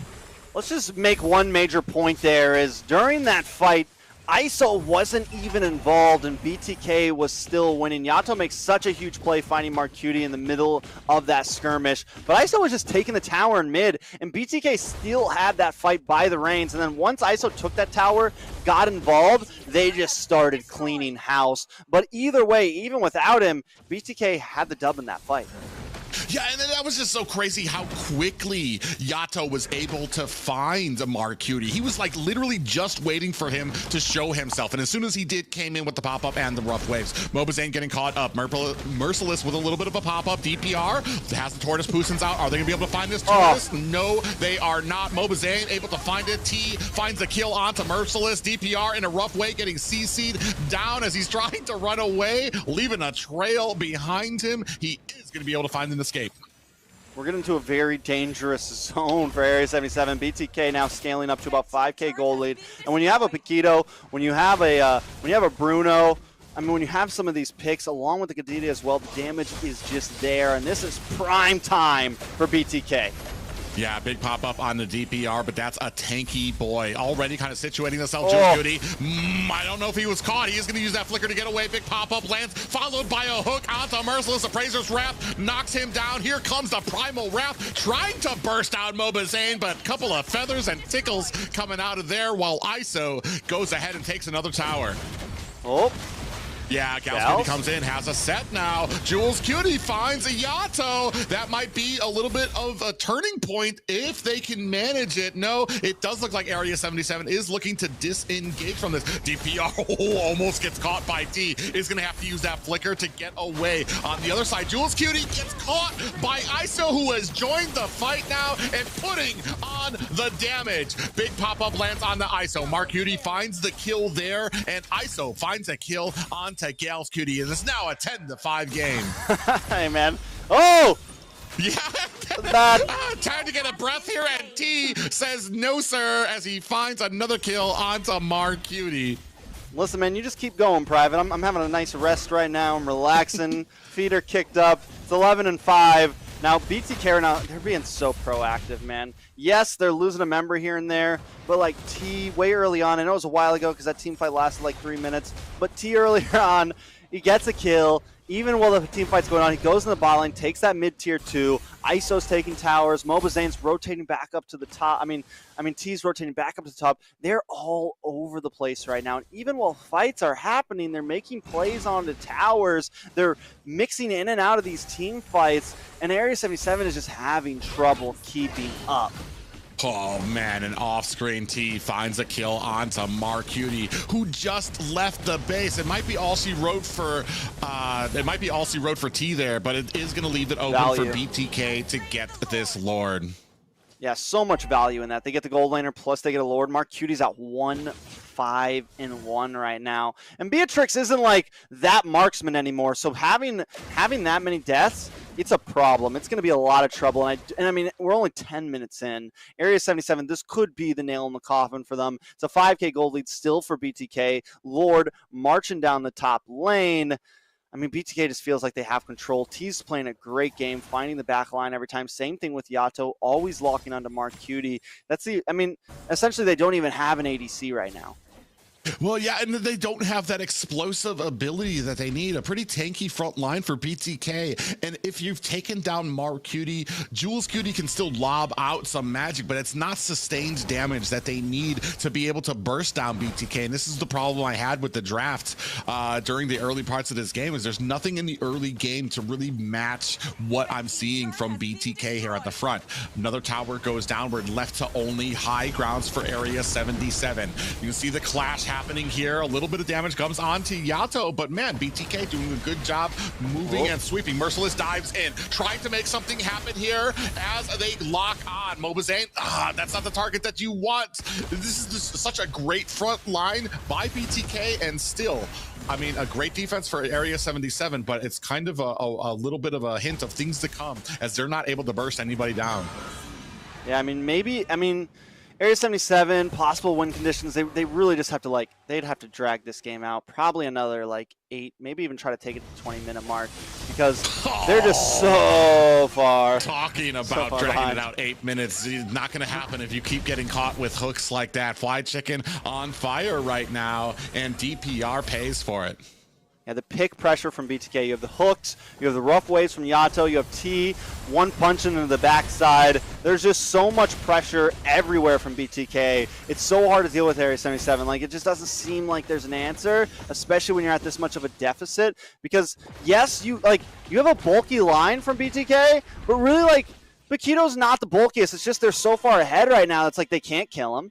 He's got Hunter Strike, he's got Bloodlust Axe, he does have Radiant Armor, plus the brute force breastplate. So I mean, at this point, it's he can take hits. He can also jump in and do a lot of damage. And then MOBA is just practically unkillable right now. Fried Chicken only needs 2 items, because all he needs to do is land hooks. It doesn't really matter if he dies. It's a tough road for Area 77 if they want to even try to make this last a bit longer. Yeah, ooh, actually a nice bit of damage coming down. Appraiser's Wrath chunks down. That's Jules ridiculous. Cutie. Mobazane is going to be able to dash his way to safety. A big suppression lands. Mark Cutie got a little greedy, and the team was waiting for it. Down goes Merciless as well. That's 2 down for Area 77. 5 members. Conceal play coming out. Big hook lands onto DPR. It's not going to be enough to finish him off just yet, but man, what an engagement by BTK. Yeah, they might try to end this here. Another wave coming down the mid.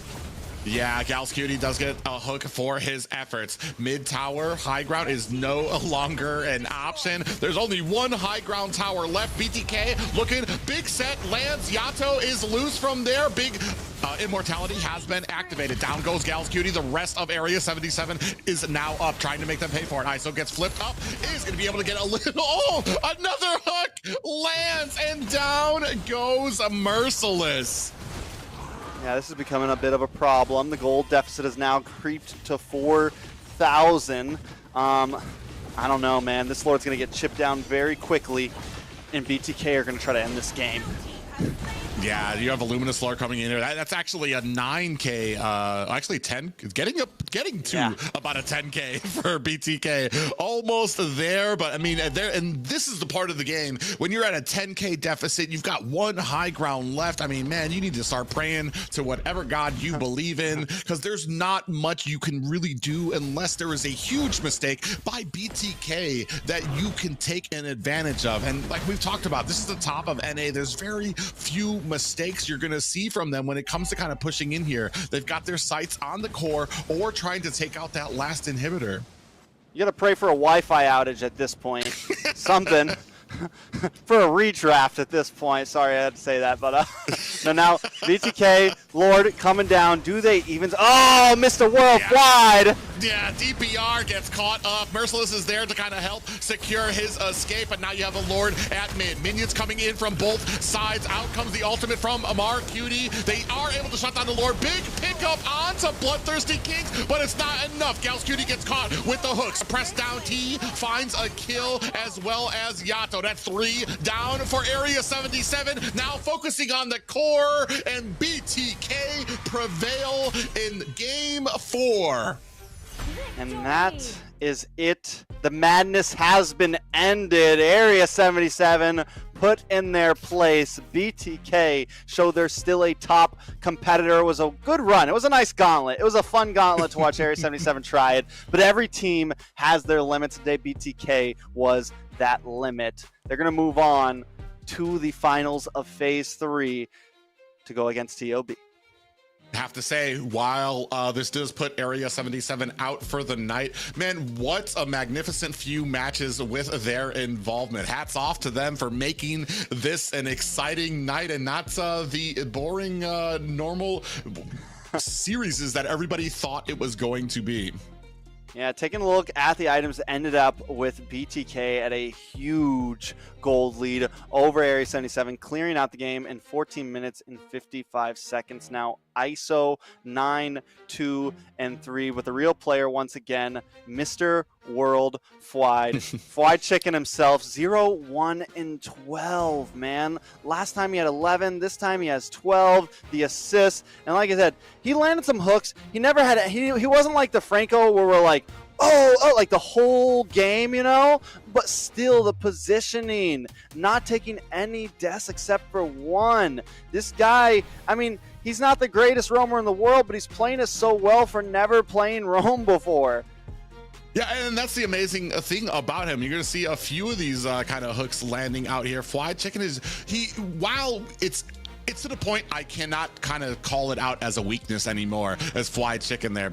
I mean, this is just the domination that we were seeing from the team. Already 6K ahead while we were still able to find some kills for Marcutie. Man, I want to say BTK were surrounding him and they were honed in. And this another one here. And then the hook from Fly Chicken. There was just no room for Marcutie throughout this entire game. I know he tried to. They were literally all over him, man. And it is going to look like the rich guy will be ISO, the carry ISO, and then the sandbag and the forgotten one, MOBA Zane. But another big thing I want to point out is, yes, ISO had 41% damage, but MOBA Zane, Yato, and T also having an impact. And this goes back to TK, everyone just kind of handling their own. I think everyone on the team that game had some great plays, from Yato to T to Fried Chicken. Everyone around the map was able to make something happen in at least one fight that put it back into their hands. Yeah, and especially with MOBA Zane being that front line for his team. Like it's not as flashy as some of these assassin players, but it accomplishes its task as we take a look at some of these replays. Yeah, I mean, game number one, like it or not, nobody expected Area 77 to take that dub, and they come in swinging. But game number two, BTK had to show their dominance, assert who the real big dogs here in this derby, and they come back and just sweep through game two. And in three, the same things happen. The target is out, the agent is down, and Marcutie is the one on the chopping block that continue to focus down on him. And even though he was slippery in this game, they finally found their angle and were able to catch him left and right. They tried to get some sets, they tried to do what they could, but in the end the gold lead was just too much, and BTK were able to outlast them. This was a great game right here. I mean, it came down to a few immortalities, a few item picks, but BTK ends up winning. And finally, in the last game of tonight, match point BTK, we can just see Area 77 doing everything they can. I mean, we're at 8 minutes here, and BTK already at a 6,000 gold lead. And even when Area 77 gets some of those sets, I mean, there's just not a whole lot that Area 77 can do. BTK just playing it too well. Marcutie gets caught out here, man. That sandwich, like, he flickers and all, and MOBA Zane's like, boo, I gotcha. Waiting in the bush right there, nowhere to go. Yeah, but I do believe we are going to go ahead, take it back to Liz, who has a very special interview for us.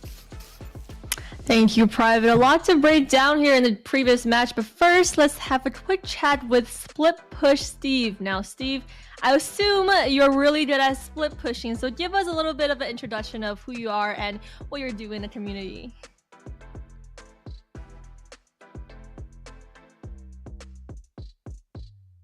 I think you're muted a little bit.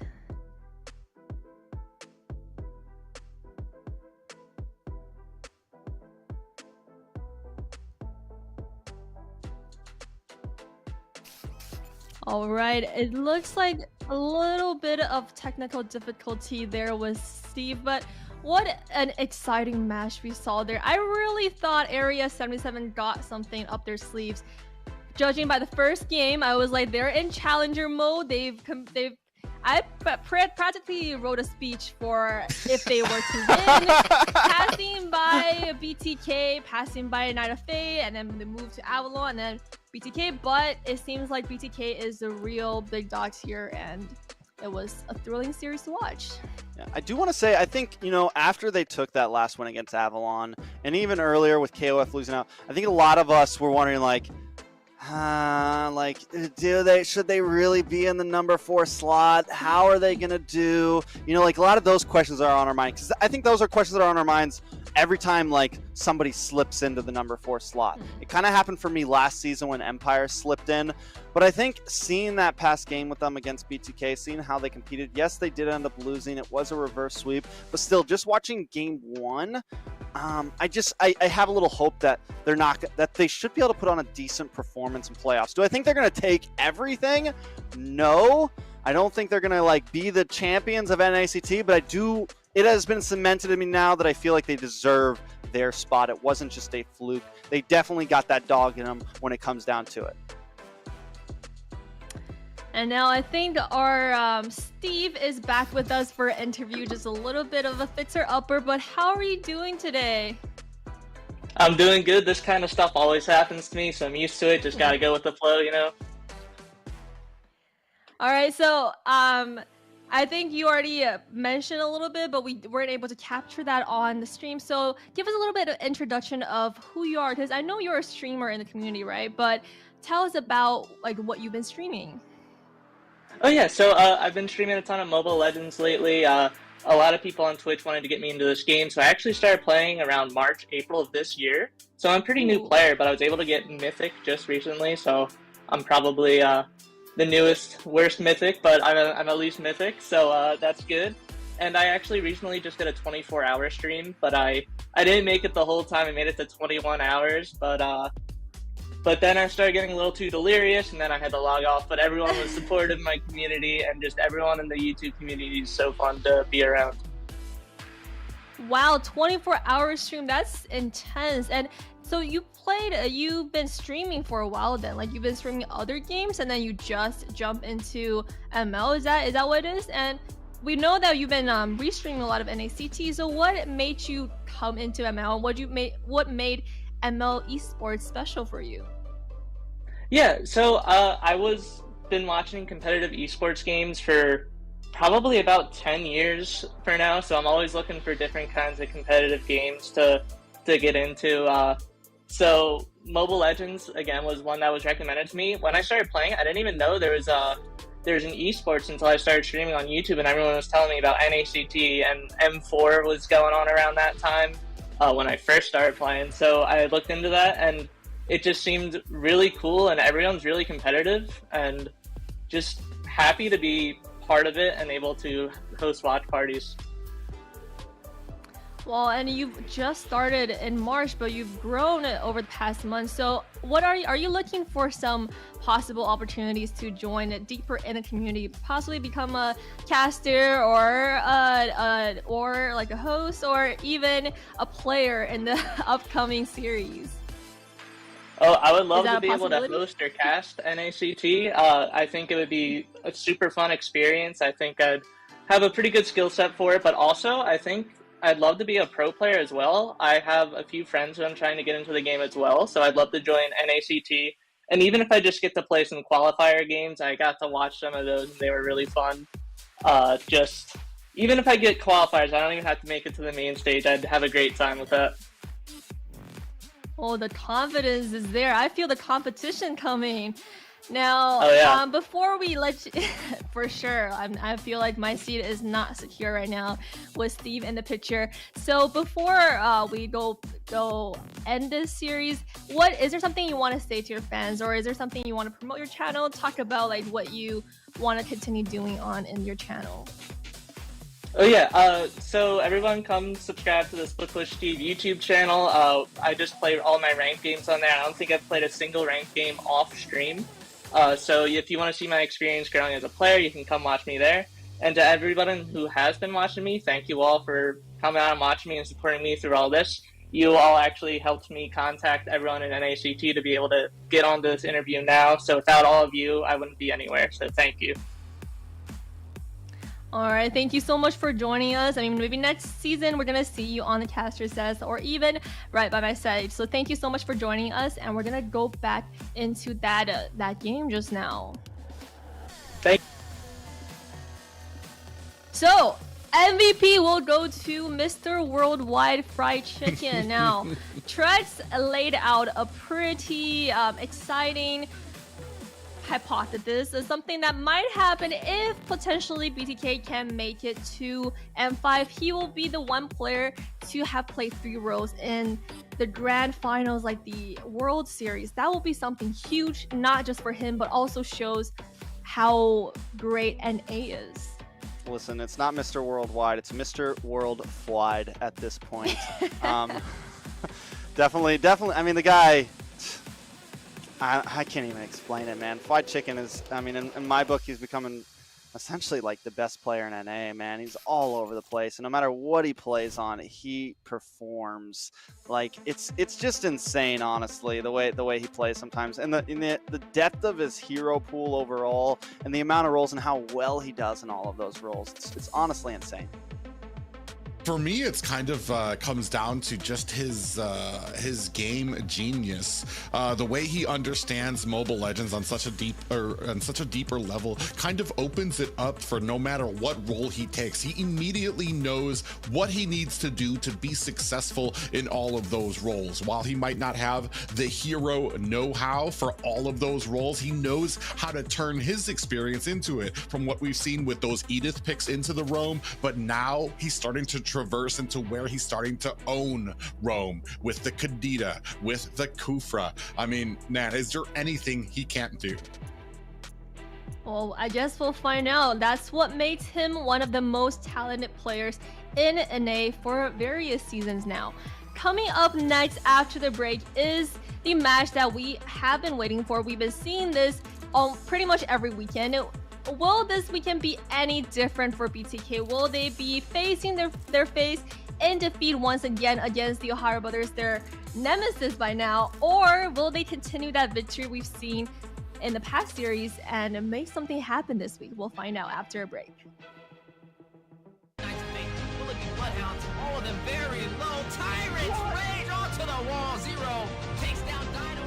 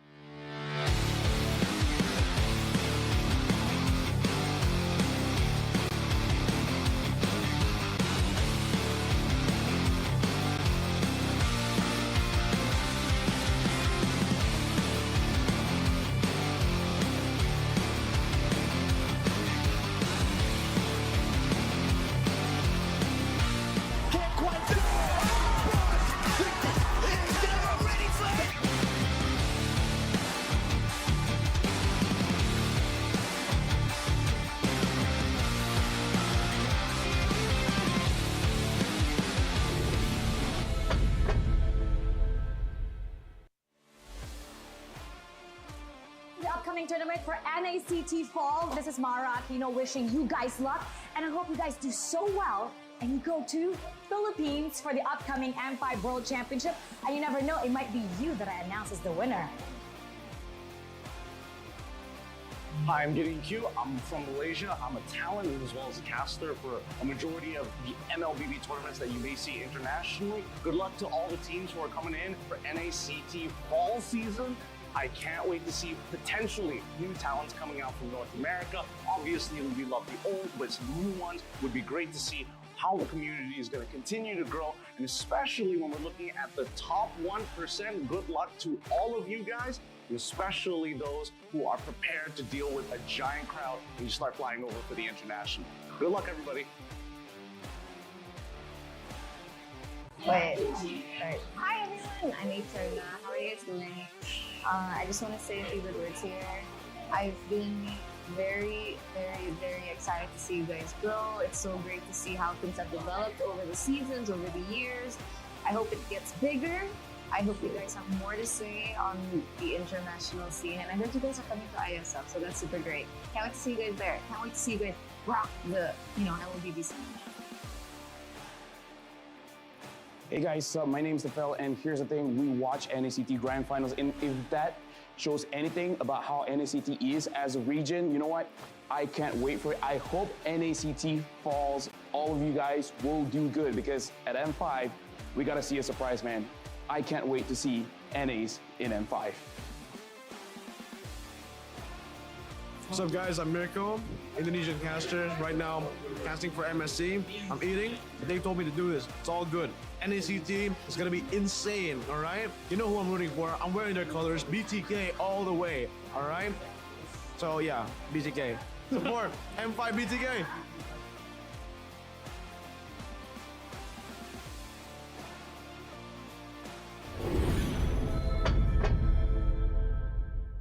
Welcome to a journey through time as we delve into the transformative milestones of North American Challenger Tournament, NACT.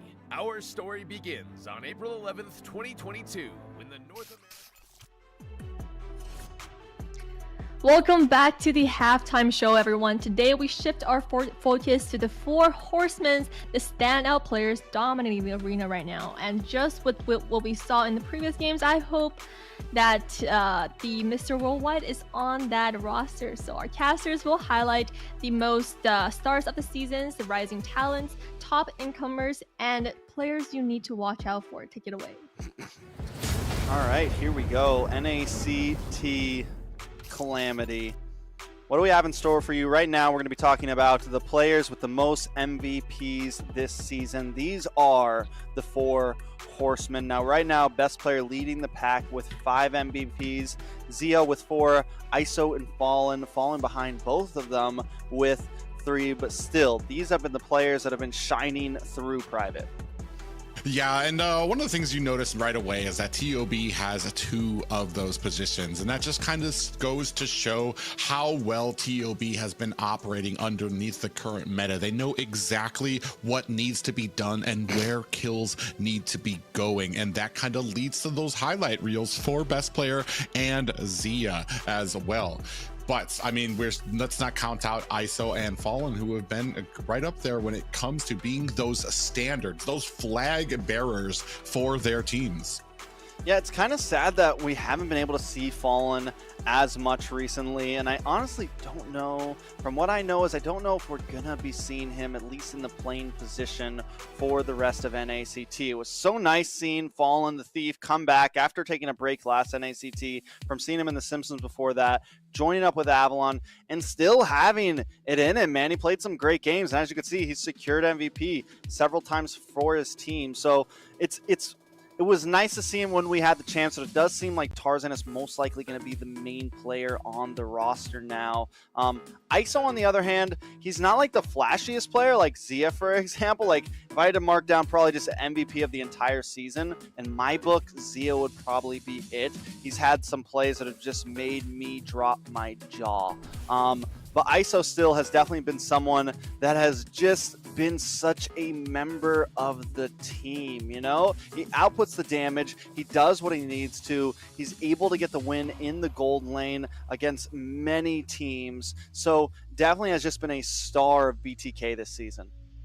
Yeah, and you can see up there, the stats they're not really that big of a differentiator between Xia and ISO. But just watching them, I can say the biggest difference for me is that Xia has been one of those marksmen that can work independently of the success of his team. Whereas he can get ganked, he can get pressure in his lane, and still be able to out-farm the enemy marksman. In some cases, it's actually been ISO that he's been out-farming despite getting ganked in his lane. And if Ohio Brothers have a slow start, maybe taking some kills in the early game, Xia has always been that rock for them to be that playmaker.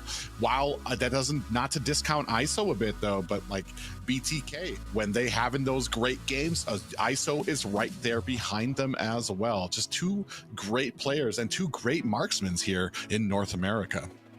I mean, what's funny is both these players used to both play different roles. We all know Xia from being a mid laner mage, right? From back in M3. He changed the route. He wanted to play gold lane. He wanted to play it so bad that he left BTK just so he could play gold lane. Formed teams like Ackerman, which always secured an upper 3, and finally ended up with Hoon, Shark, and some of the rest of the boys. And now I feel like he has really just unleashed. ISO, on the other hand, aka Easy Peasy, used to be the jungler for Deuce and Knights and things like that, and has also found gold lane and has thrived in it. But Xia definitely has been that guy. And you mentioned him able to survive on his own, able to work independently. He also makes plays independently, man. This guy, he can branch off from the team and he is comfortable with it. He's almost, you know, he reminds me of like he's got that style of Marcuti, but he's also got the brains of ISO and the brains of several other players. And he's just like, he's got the full package, I feel like. And he's definitely just been such a rising star this NACT. Well, not to discount, but a little focus, definitely to be paid to the highest MVP earner here, best player, who many think is in line for like one of the top spots as a jungler here in North America. He's been showing, when I say his assassin prowess here has been basically unmatched. If we're talking about the 4 horsemen, best player for me would definitely be Death, because you never know what direction he's coming from when he's playing the Lance, when he's playing the Ling. There's basically nowhere is safe for you, and he has been that highlight maker, that person who paves the way, that allows Xia to get comfortable in his lane, knowing that he's got somebody else that's got the guns up ready to kind of put on that damage, and then that allows Xia to kind of breathe easy, get his lane squared away there. So it's, I mean, it's been a great amount of games for both of those guys. But best player, I mean, right now 5 MVPs, and that has to say something about his skill level thus far in the NACT. All right, well, those are the skills, those are the numbers, those are the stats, and those are the 4 horsemen of the NACT right now. Let's throw it back to our beautiful host, Liz. Thank you, Tretz. And with the 4 horsemen, they're going to be coming up in the next 2 weeks, as the NACT offline finals is right around the corner. The offline finals will be hosted in Long Beach, California, in Thunder Studio. So it's going to be the biggest, greatest offline event yet. And as we count down for the live event, it's time for you to join in the hype on social media. We're giving away free tickets as well as diamonds for the live event. So make sure you use that link in the description on YouTube to sign up for the event now, and also post a photo for LA in the MLBB NA Facebook group. Now guys, how exciting is that event? Are you ready for LA? I am definitely ready, and when you guys post that photo, make sure it's #ShowcaseYourCity. And just a reminder, guys, you got to go out and touch grass to do this one. It can't be just a picture of the room. You got to showcase your city. I know it's hard for us Mobile Legends fans, but it's something we got to do. And I've heard it's a beautiful city. Never been to LA myself. Super excited to get there. And what better place to have our NACT playoffs? Yeah, NACT is turning Hollywood, so we're turning in that sand from the desert for the sand for those beautiful beaches out there, and every single event has been bigger than the last. And speaking for myself, from the last Las Vegas event, I can't wait to see how we top it in Los Angeles. I can't wait as well. And before we go on with the next series of games, let's have another giveaway for all our lovely fans. 30 giveaway codes listed on the screen, so for your chance to redeem one of these permanent skins for Blitz Attack for Beatrice. We saw how Marcuti as well as other marksmen have been playing it on that Beatrice, so make sure you are one of the 30 users to redeem that skin. Well guys, I'm hoping for some more challenger skins coming our way with the live events. What do you think? Yeah, I mean, I definitely love to see some more skins. We got a lot of things coming up too with M5. Got a lot of exciting skins and plans from the side of Moonton, but what about these exciting predictions from us, Private Dancer?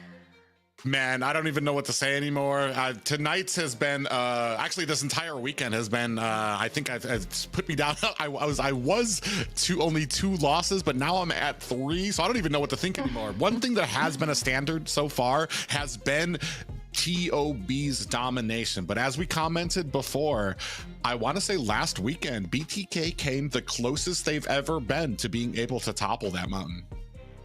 Yeah, they came, I don't know, like they come close, but also there's still some things to work on. TOB, what I did like about last game, seeing them against Area 77, is it seems like they have a bit more dynamic to draft, which could be very helpful against TOB, because that's where TOB beats them a lot, is the draft dynamic always seems to be in the side of the Ohio brothers. Hopefully BTK finally have some answers to that. You know, I'm gonna put on a hostess curse for you guys. I know it's been a lot of series you've casted today, but I'm hoping for a 5-series game, no matter who the winner is, no matter whose tide is gonna turn to the favor of. And I mean, on my books, I'm still winning against Private Dancer on these predictions, even though I was this close to voting for Area 77. But I guess what's that production? Get rid of Liz.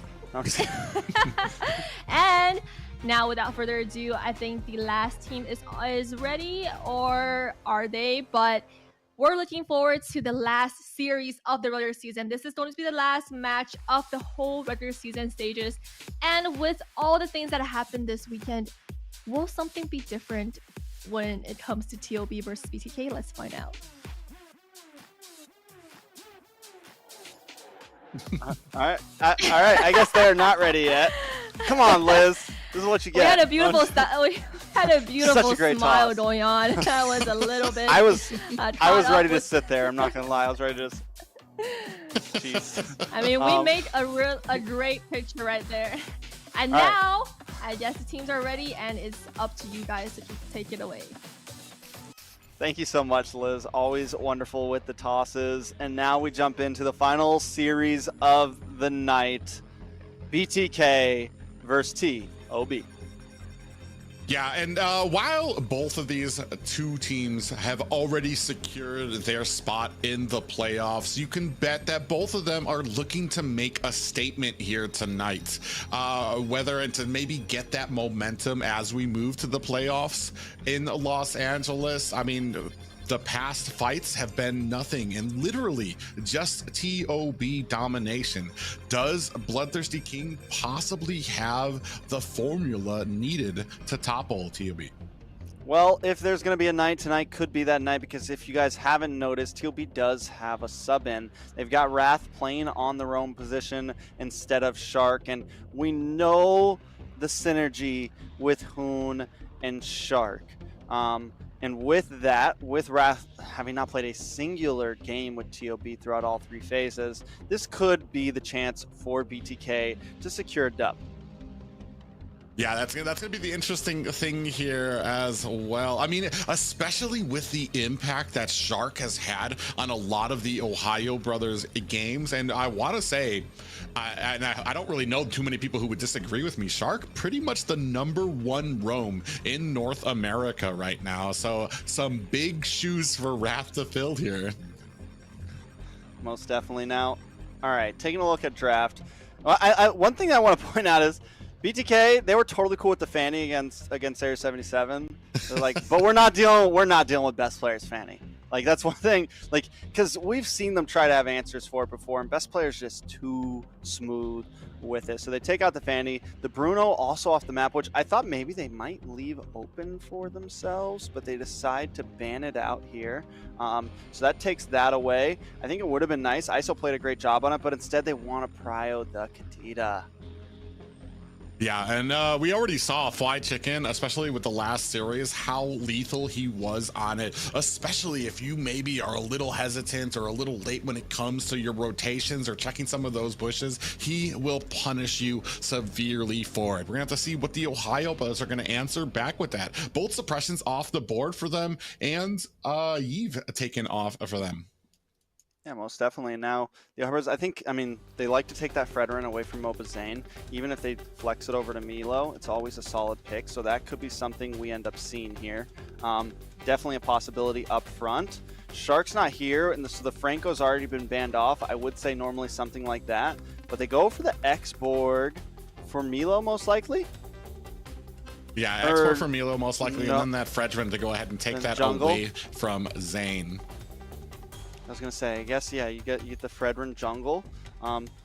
Definitely a possibility there. On the side of BTK, now we want to respond with something. I think pick up the Martis from Mobazane again.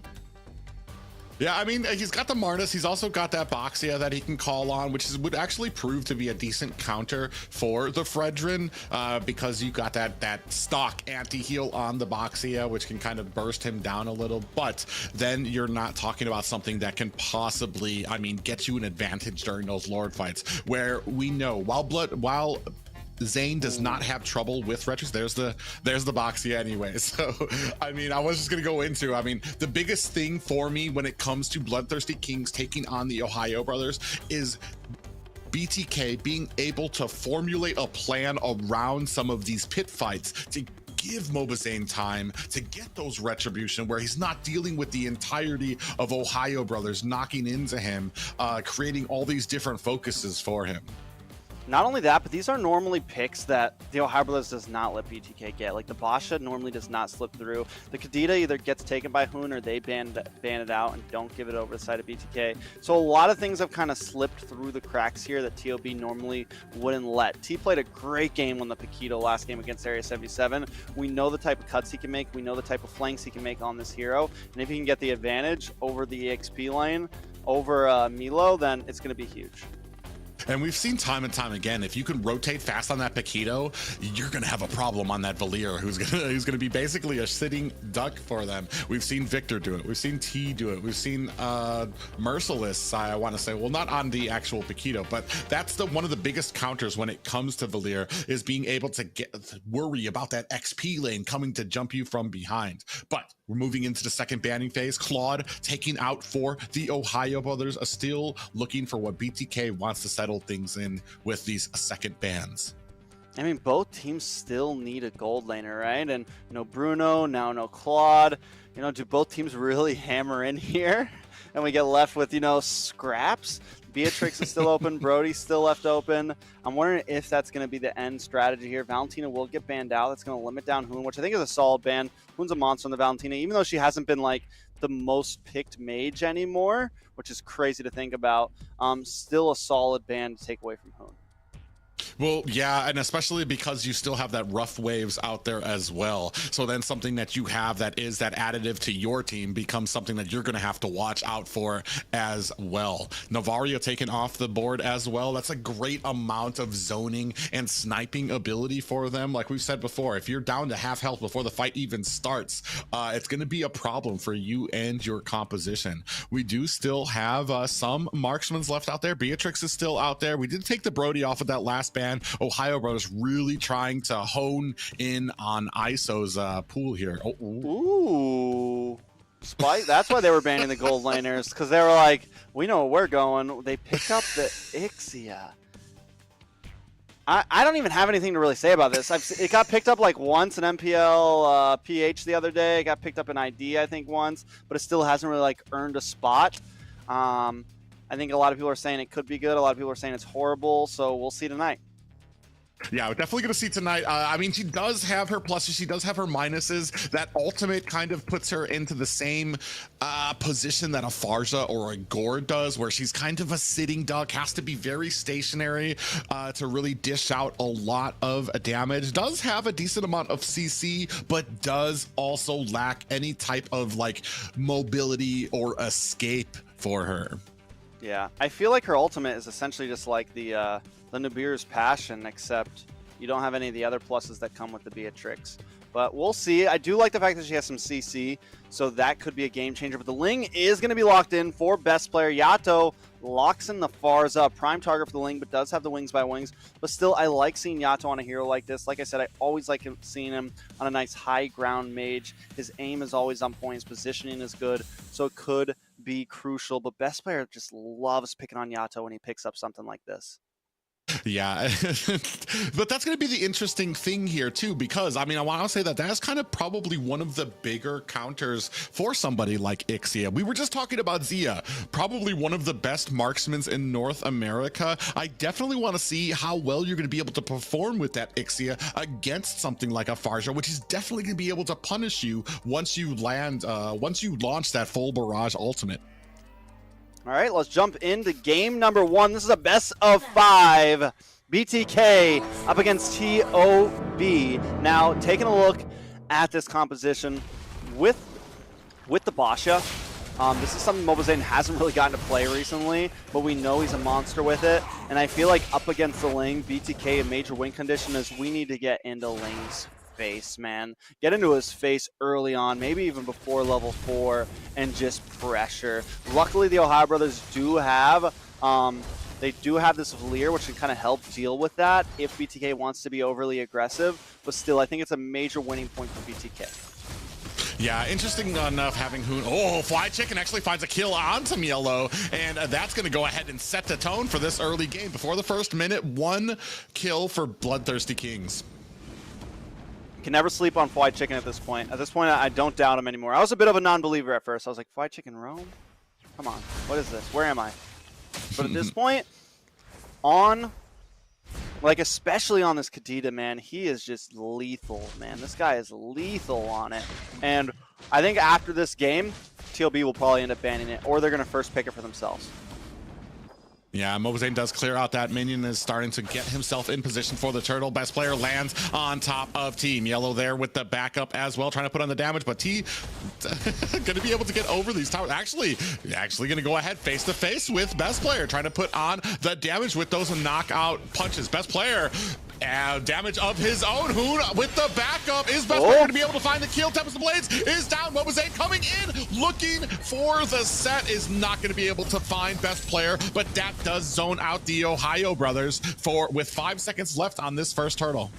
He gets away with a sliver of health, and he doesn't even go back to base, man. That guy's back up in the XP lane right now at 10% health. He fears no man right now. He's comfortable with it. Mobazane sitting in the turtle pit. Wait, is Hoon on the Fredrin again?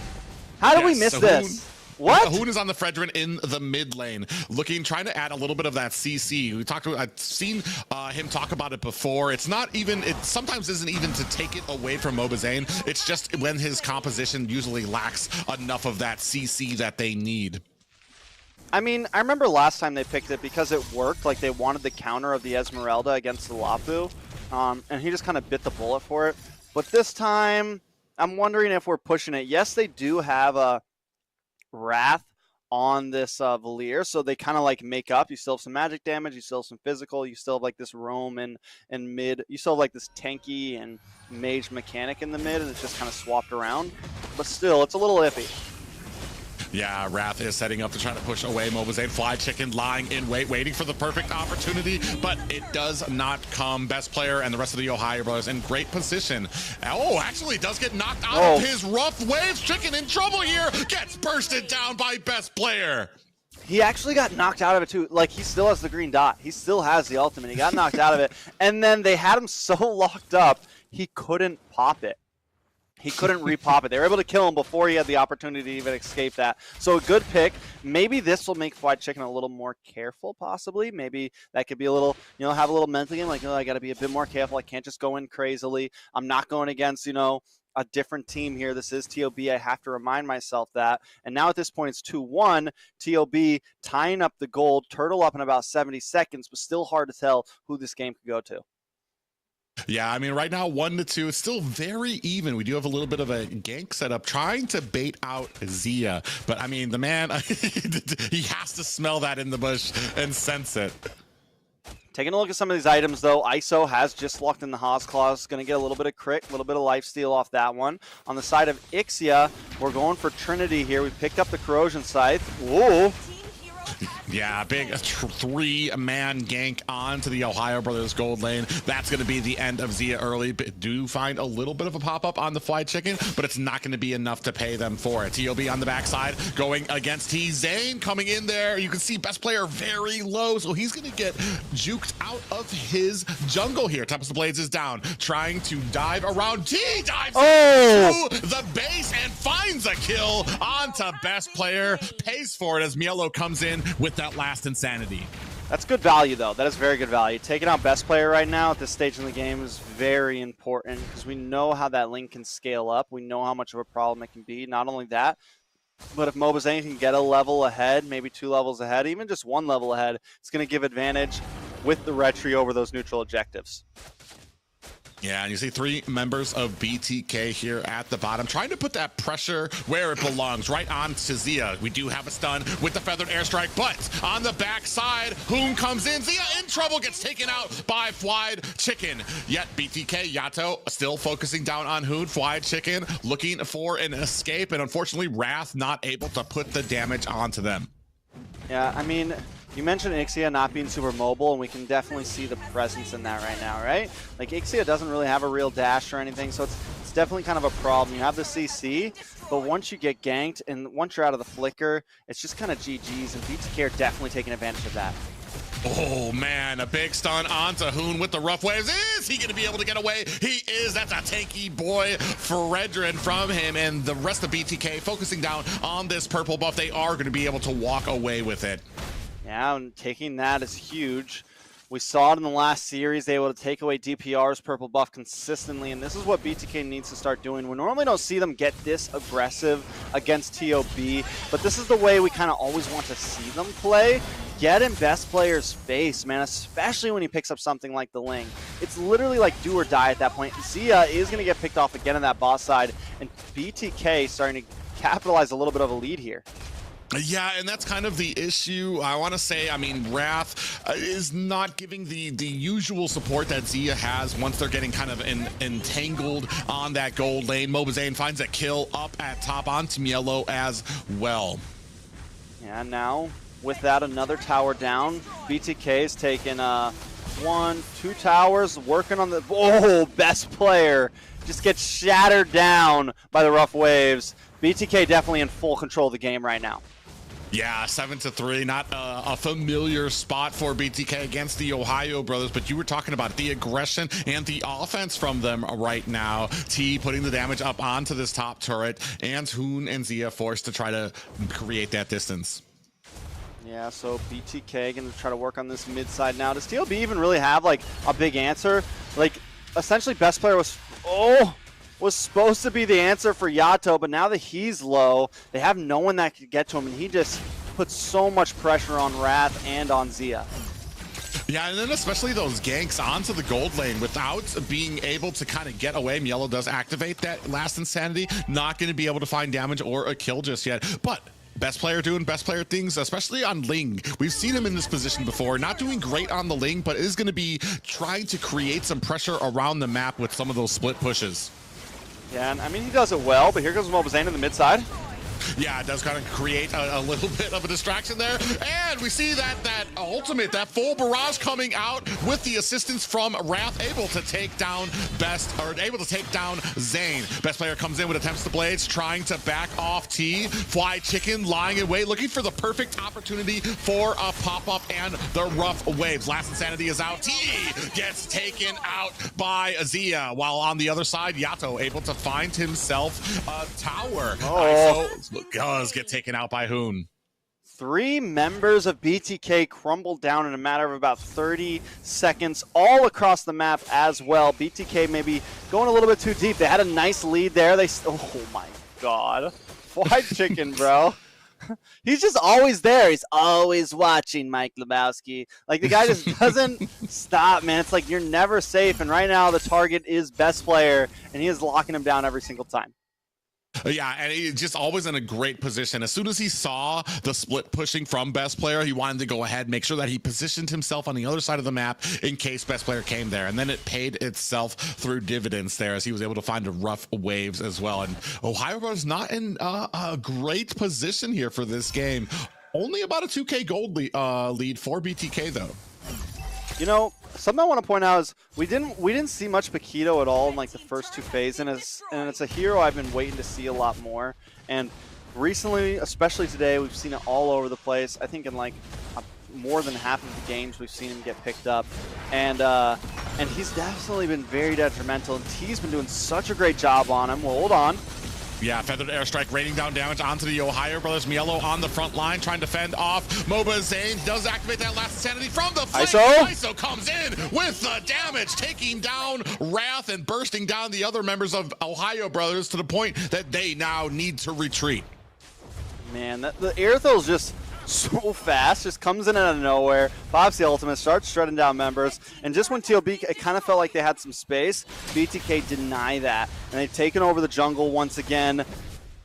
Best player's been barely able to get any buffs. They're giving this orange buff over to ISO. I don't think TOB is going to be able to deny it, and they're also not going to be able to deny this Lord. Mobazane should be able to take it.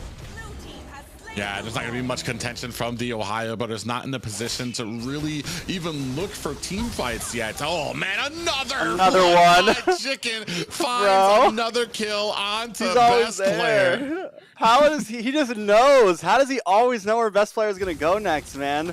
Like, just the game sense. I don't know, man. It's insane. Like, he's just waiting in these offlanes. I think after the one time we saw best player split push, Fried Chicken's like, all right, I got him. He wants to split push. I'm going to start waiting in these side and just chill. And in comes best player time after time.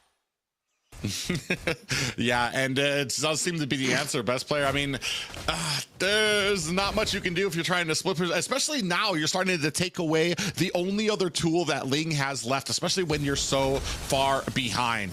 The OhioBrothers trying to mount up a little bit of a defense here. Minions crashing in all lanes with the Lord up at the top. You see BTK surrounding that tower, able to take it down very quickly. And TOB have to be very concerned about how deep they go into with these defenses, because all it takes is for BTK to jump in, maybe get a stun. Feathered Airstrike is down. Gets taken down by Fried Chicken, finds another mark. Meanwhile, Mielo trying to get out of the way. Immortality has been activated in the back line. Zia finds a kill onto T, and that will be 1 kill apiece, but still a great push for BTK. But oh man, best player once again with the split pushing ability here right now, he is swinging away. I have one job, and midair, taken out. Yato able to take him, but he does take the tower. And honestly, like, I don't think it's a bad. Like, he'd be useless in the defense. He'd be useless in the team fight, right? Like, I don't think there's much he can actually do in a fight right now at 1-5-3. Taking a look at his gold, he's 7,500. He's sitting even at the bottom side of BTK and all of their lowest gold members. Fried Chicken's almost passed him up at this point. So I think it is the right play, as long as the OhioBrothers can defend some of these pushes. For him to kind of gain space here and there, it's not a bad idea. Yeah, 7K gold lead for BTK right now as they're trying to continue this chokehold around the OhioBrothers side of the map. Only inhibitors left for them, and you can already see all the jungle starting to get refused from the OhioBrothers. Yato does receive a taunt on the other side. Mobazane comes in. Hoon's going to go ahead, dash his way to safety. Mielo from the right comes in. Last Insanity is out. Hoon goes down, and Mielo might not be able to find an escape. Yato with the finishing touches, but best player swoops in. Tempest of Blades is out. Fried Chicken finds the kill. Zia with a full barrage, putting on the damage. 5 kills of his own. That is clean. I mean, Zia is starting to pick up. He just left in the VOD as well. And I will say that this Ixia, from what I've seen, even in other games, it does pack a bit of a punch once it gets online. And it's weird because it's not exactly like Shred, but it's not exactly Burst. That full barrage, though, you can definitely get some cleanup if the time is right, and it does have some defensive siege potential in it at that. So TOB definitely not out just yet. Yes, BTK has a huge gold lead, but TOB should maybe even be able to defend this Lord if they play it right. Yeah, they should be able to, but I mean, what we're talking about, what we need for a plan to kind of come back from it right now. And I mean, every angle that the OhioBrothers are coming at it from right now, whether it's trying to mount the defense, trying to have best player on the lane, get those split pushes, there seems to be an answer, and BTK is responding quickly for it. Tempest of Blades is out onto 3 members, best player juking and diving around those swords to put on the damage. Minions are starting to crash up at the top with that Luminous Lord, while Zia is up there to try to take care of it. Still waiting for these lanes to kind of synchronize up mid. Minions coming in first, while half of the OhioBrothers getting juked out by Feathered. Airstrike finds best player. Fly Chicken finds a tower as well. There are no more high grounds. The base is exposed, cold, naked, and alone as the OhioBrothers trying to defend it. Yellow comes in with the last insanity. T finds a kill onto Zia. Yellow has to go back to the base. Wrath gets taken out by Fly to Chicken. Now you can see the rest of the damage going onto the core. This is going to be game 1 going to BTK. All right, BTK coming in game number 1. I think this is their first game 1 win against TOB so far this season. So well done. Can they continue it? It was definitely in a very dominating fashion, and I think in the past games against TOB, even when Fly Chicken subbed to Rome, it just feels like he's gotten so much more comfortable. The team has gotten a bit more comfortable with it. They work better with it now. The synergy is starting to get there, and it's definitely something TOB has to watch out for, especially coming into these next games. Yeah, and the there's just certain picks that you just can't give Chicken right now. He's too skilled regardless if he is romaine or not. And I think right now we've already pretty much thrown out that argument, as Chicken pretty much has showed he can play anything he needs to be successful. 9, 2, and 3. I mean, you think he's not a romaine? Are you kidding me? Fly Chicken able to find some great pickups, not just during team fights though, where there's a lot going on, but his positioning around the map, able to find and surprise even best player. Yeah, surprised him several times, about 4 times in a row at that. Another player we want to keep our eyes on, Yato, had a great game as well. 4, 1, and 6 with some nice positioning, even able to put himself around ISO 2. Let's take a look at this replay. BTK with about a 7,000 gold lead here, and ISO just running rampant, able to catch people off. Milo tries to make some play into the backside. Yato with the reposition, taken out before he has a chance. Yes, best player does come in the nick of time, but still every time he comes in, it's over. And by the time Zia does finally start reaping up some kills there, it's a little too late. The gold's gotten too far away. Taking a look at some of these stats though, Private. Yeah, Rich Guy gonna go over to ISO while the carry going over to Yato. He doesn't usually get the highlight plays anymore because of his positioning in here, but Sandbag and Forgotten One going to Mobazane, doing his job, being that front liner, and especially when it comes to kind of bursting down some of those, I want to say, tankier heroes out there. Yeah, and so coming into game number 2, do we think the ban's completely changed? Do you think we just, do we get rid of the Kadita? I feel like you definitely get rid of the Kadita, right? Do we get rid of the Basha? Back to some of the bans that we normally would see from TOB, like the Basha is normally something they always take away. Like, it's always been something I've watched for, and they take away the Basha, they pick up the Fredrin, and you put Zane in this kind of weird position to where he doesn't have 2 of his comfort picks, right? So I think that's something they kind of need to get back to if they want to play throughout game 2 much better than the past one.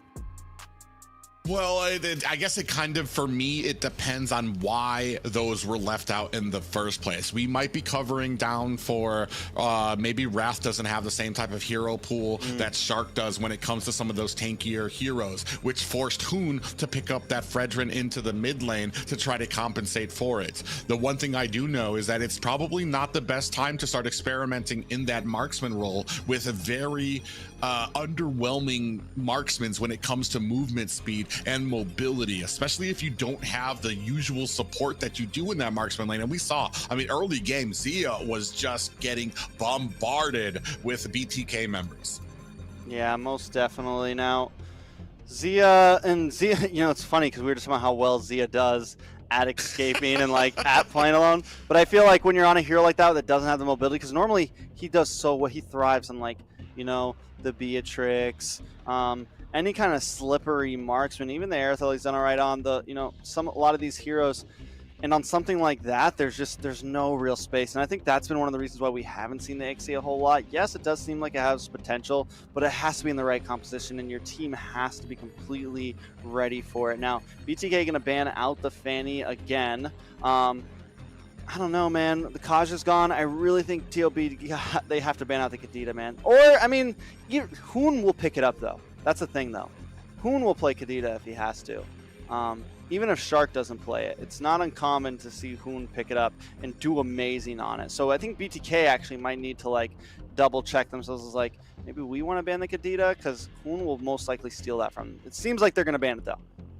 Yeah, well, OhioBrothers, go ahead, ban it out, and that's going to leave open some picks for BTK here, though, as well. Possibly going to be getting that Fredrin as well, because I don't really think the OhioBrothers, are you going to go ahead and prioritize that Fredrin over, I want to say, what we've usually seen in the historically from the OhioBrothers, which is usually that mage or that XP laner, those game changers for them. Most definitely. And now the Yee's going to get banned out from BTK. TOB on their last ban, and then it's going to swing back to BTK, and then we'll finally get to see what some of these picks are going to be, because that's really what I'm wondering, like, how much does TOB switch it up? I think they definitely, you know, they went a little experimental in game number 1, I would say, you know. The Ixia pick, they pick up Hoon on the Fredrin once again. I definitely think they need to kind of get back to the basics here if they don't want to lose out on another game, because if BTK wins this next game, I don't know. Trust me, the OhioBrothers are great, but I don't know if today they have what's in them to try to pull a reverse sweep off or anything. They need to try to even the playing field here and now. Yeah, and that's kind of what we'd be looking at here. I mean, especially when it comes to like a reverse sweep for here. I want to say the OhioBrothers. I mean, the elephant in the room right now, or rather the lack of a Shark, is a big issue for the OhioBrothers. We've talked about, like, when it comes to ranked matches, like usually the roam is like one of those flexible, you can put a new person on there. When you start grading up here to like the top 8 of North America, that roam is a very intricate role that you need. It gets the vision, it sets the tone, it sets the enemy team for when it comes to a lot of these plays. The changing it up, we've seen Fly Chicken starting to get his hands on that role, really starting to get confident and comfortable in that role, while it seems like OhioBrothers might have some difficulties and frustrations at dealing with it. Looking for those first picks, we're going to see what the OhioBrothers are prioritizing here. I mean, not only that, but like, it's not even just Shark.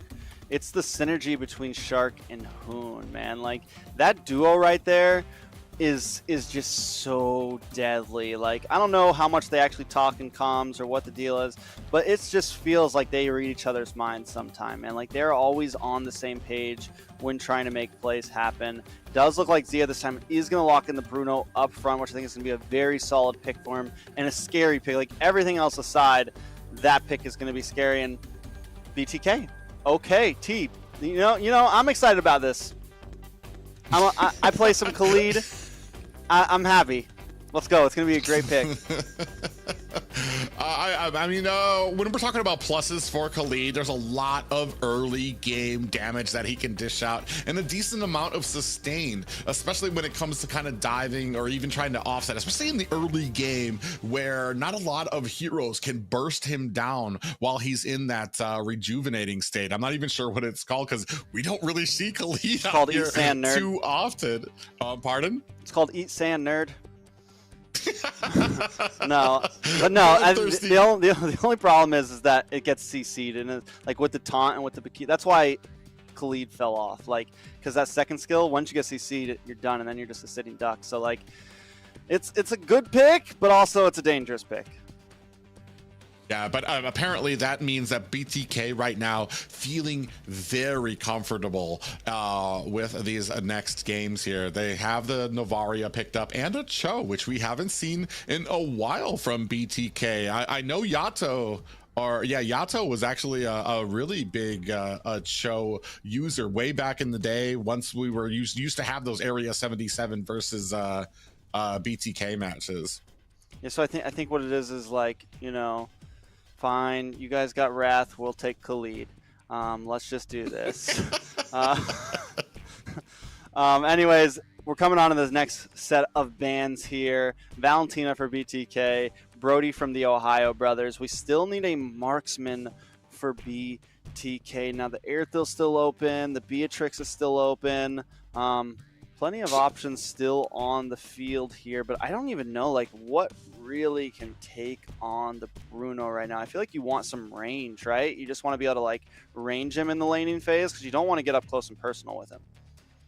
I mean, definitely the range is the big thing for me. I'm not going to say Hanabi, but like Melissa is out there with that doll. You can clear him out because that's the biggest thing about Bruno is even for a marksman, he's got pretty short range there. Oh, and Clint out there, especially with that passive, it actually has a huge range on it that you can kind of put on the damage from.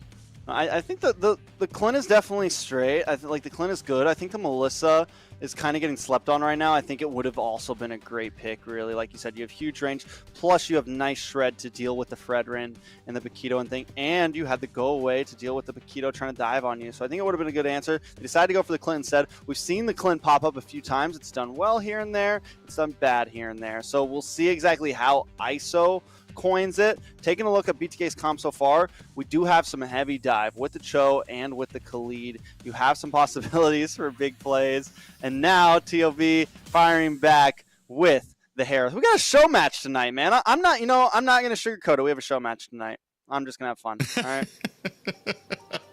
Yeah, fun it is. Big thing, I do like kind of I guess Harith is going to be the jungler for them. Florin, I'm actually surprised we haven't seen more Florins. I feel like she's kind of be mid. Fredrin jungle. Maybe, we'll see. Yeah, well, well, Florin has, I mean, her ultimate, the Bloom now, it's been a global alt, but now with the new emblems, with everything now, it's a huge top up from anywhere on the map. So it's so useful. And I've actually kind of wondered why we don't see that more often. I do like that the OhioBrothers do have checked a lot of boxes, whether it comes to CC, tankiness, a little bit of zoning out, and the assassin out there as well. All right, let's jump into game number 2. This is going to be BTK up against TOB for the 100th time. Let's see exactly how this pans out. Yeah, trying to keep things fresh are the OhioBrothers and BTK. Some outside the box picks ups here. We'll see how it manages for both of these teams. Yeah, most definitely. Now, Mobazane has played this Karina a few times now, right? We've seen him pull it up out of the clutch here and there, especially when some of his hot picks are taken away from him. And he's actually done well with it. There was one game against TOB where I thought like they had it in the bag. They ended up blowing it. But either way, definitely interesting. T, on the other hand, you mentioned this Khalid. And yes, I mean, Khalid probably has some of the highest damage from level like 1 to 3. After 4, you could start to argue other heroes and stuff, but early game, his mobility and damage is definitely insane. He has the dive potential as well, so definitely someone to watch out for. Could be the thing that makes or breaks BTK here. Yeah, and not just that, but he also has that his passive ability. Once he gets going, and lets him traverse the map from the side lane to the mid lane so quickly. It's gonna be very interesting to see if there's a way for them to go ahead and deal with it. You see Mobazane, might be locked on the Hoon, is gonna very quickly use that escape. Yeah, you know, I was just thinking with the Harley on mid, I think we've seen Hoon play this like one other time. It's not something like he picks all the time. It's not like a super like serious pick from him. But still, if we want to, Mobazane finds Sia there. Yeah, I mean, they absolutely burst him down. There was the combination between the shots from ISO, Fly Chicken with the snipe, and then Mobazane just came in as the cleanup crew. Yeah, I mean, I think that's the plan right now. Mobazane continue to come in as the cleanup crew. He's going to be able to, like, consistently do that. I'm still trying to see exactly where, like, Harley's going to fit in all of this. You do have some movement. You have some way to get onto ISO here. You have some possibilities to make it on to Novaria as well. I think that's actually a good answer to Novaria, really, because you can actually, like, flicker into that backside and try to definitely secure something. But Hoon almost took a death earlier, so he's going to have to be careful. Harley is like very squishy. Yes, mobile, but just a glass cannon, essentially. Oh, you just see Yellow kind of coming in onto T, who is going to go ahead, put that damage on, and they're still trying to get a little bit of organization. Best player able to pick up this turtle. In comes T. Shadow Assault from Mobazane is not going to be able to find a target, and down goes Mobazane. You know, and Fly Chicken finds Z up in the top side, so at least it's a 1-for-1, but that's 2 kills onto the gold lane of the TheOhioBrothers. And again, gold lane or Mobazane, I think it's a very fair trade overall. They're going to be able to get some gold plating here as well for ISO. Wrath trying to make his way up, but really hasn't been making any huge plays or statements on his side. Yeah, TOB already on the side of Mobazane. Oh, he is. I don't even know if he was. No, he wasn't able to get that purple buff. It is stolen away from the TheOhioBrothers. Better start for TheOhioBrothers this game, as they're already inside of Mobazane's jungle. Yeah, we'll say this, the Paquito could end up being a problem for Mobazane here, right? You have the skill damage, which is always going to hit onto the Karina, right? You have the CC to kind of like slow him down when he's trying to dive in. So the Paquito, Milo, if Milo plays right, he, man, just having some trouble here. Yeah, you can see that Mielo ran out of juice there right at the end. T gets away with just narrowly, though. Man, Khalid needs a buff, man. He's looking a little weak down there. The man needs a buff. Moonton, I need you to handle that. Hopefully, we'll see something like that in the future. But up in the top side, ISO up against Wrath and Zia, and Yato and Fly Chicken have just been hanging out down here as well. I mean, yeah, a big wave of the dragon lands onto Wrath, really taking advantage of his, I want to say, his positioning there. Yato in trouble, best player comes in. Hoon with the deadly magic is not going to be able to capitalize. Does Yato have the roamer boots, or does Fly Chicken have the roamer boots right now? I'm wondering. Next time we see the items, remind me. A lot of damage on ISO though.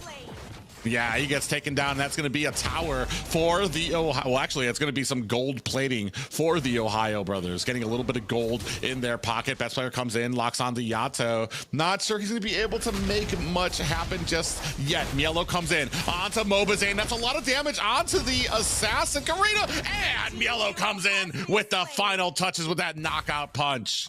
Milo's so slippery, man. Milo is another player that I think when he first joined TOB officially as the XP, we wondered how well he was going to do. And the man has just been a beast this whole season. So much better than I ever expected.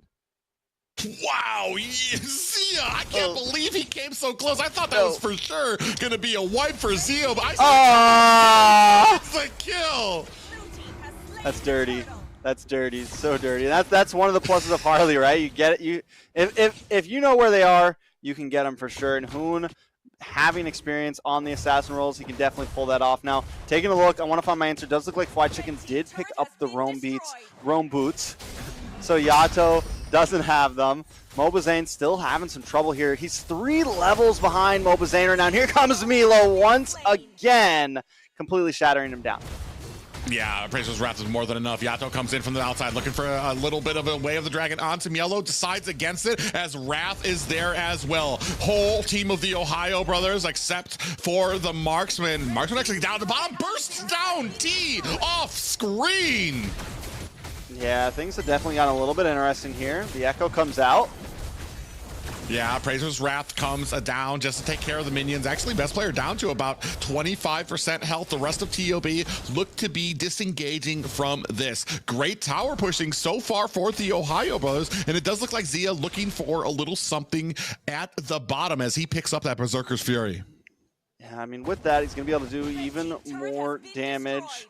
Milo, on the other hand, 1, 0, and 2. He's able to move around this whole map, and I don't know, like, what can Mobazane even do here? Like, when it comes down to these big neutral objectives, I feel like he's gonna have no way in. He's gonna get taunted up by best player, or he's gonna get knocked up by Milo. It's just not the greatest matchup for him right now. Not to mention that, but you have even more sustainability with Wrath, causing the bloom and everything. So it definitely seems like there's a lot of things that BTK need to try to answer here.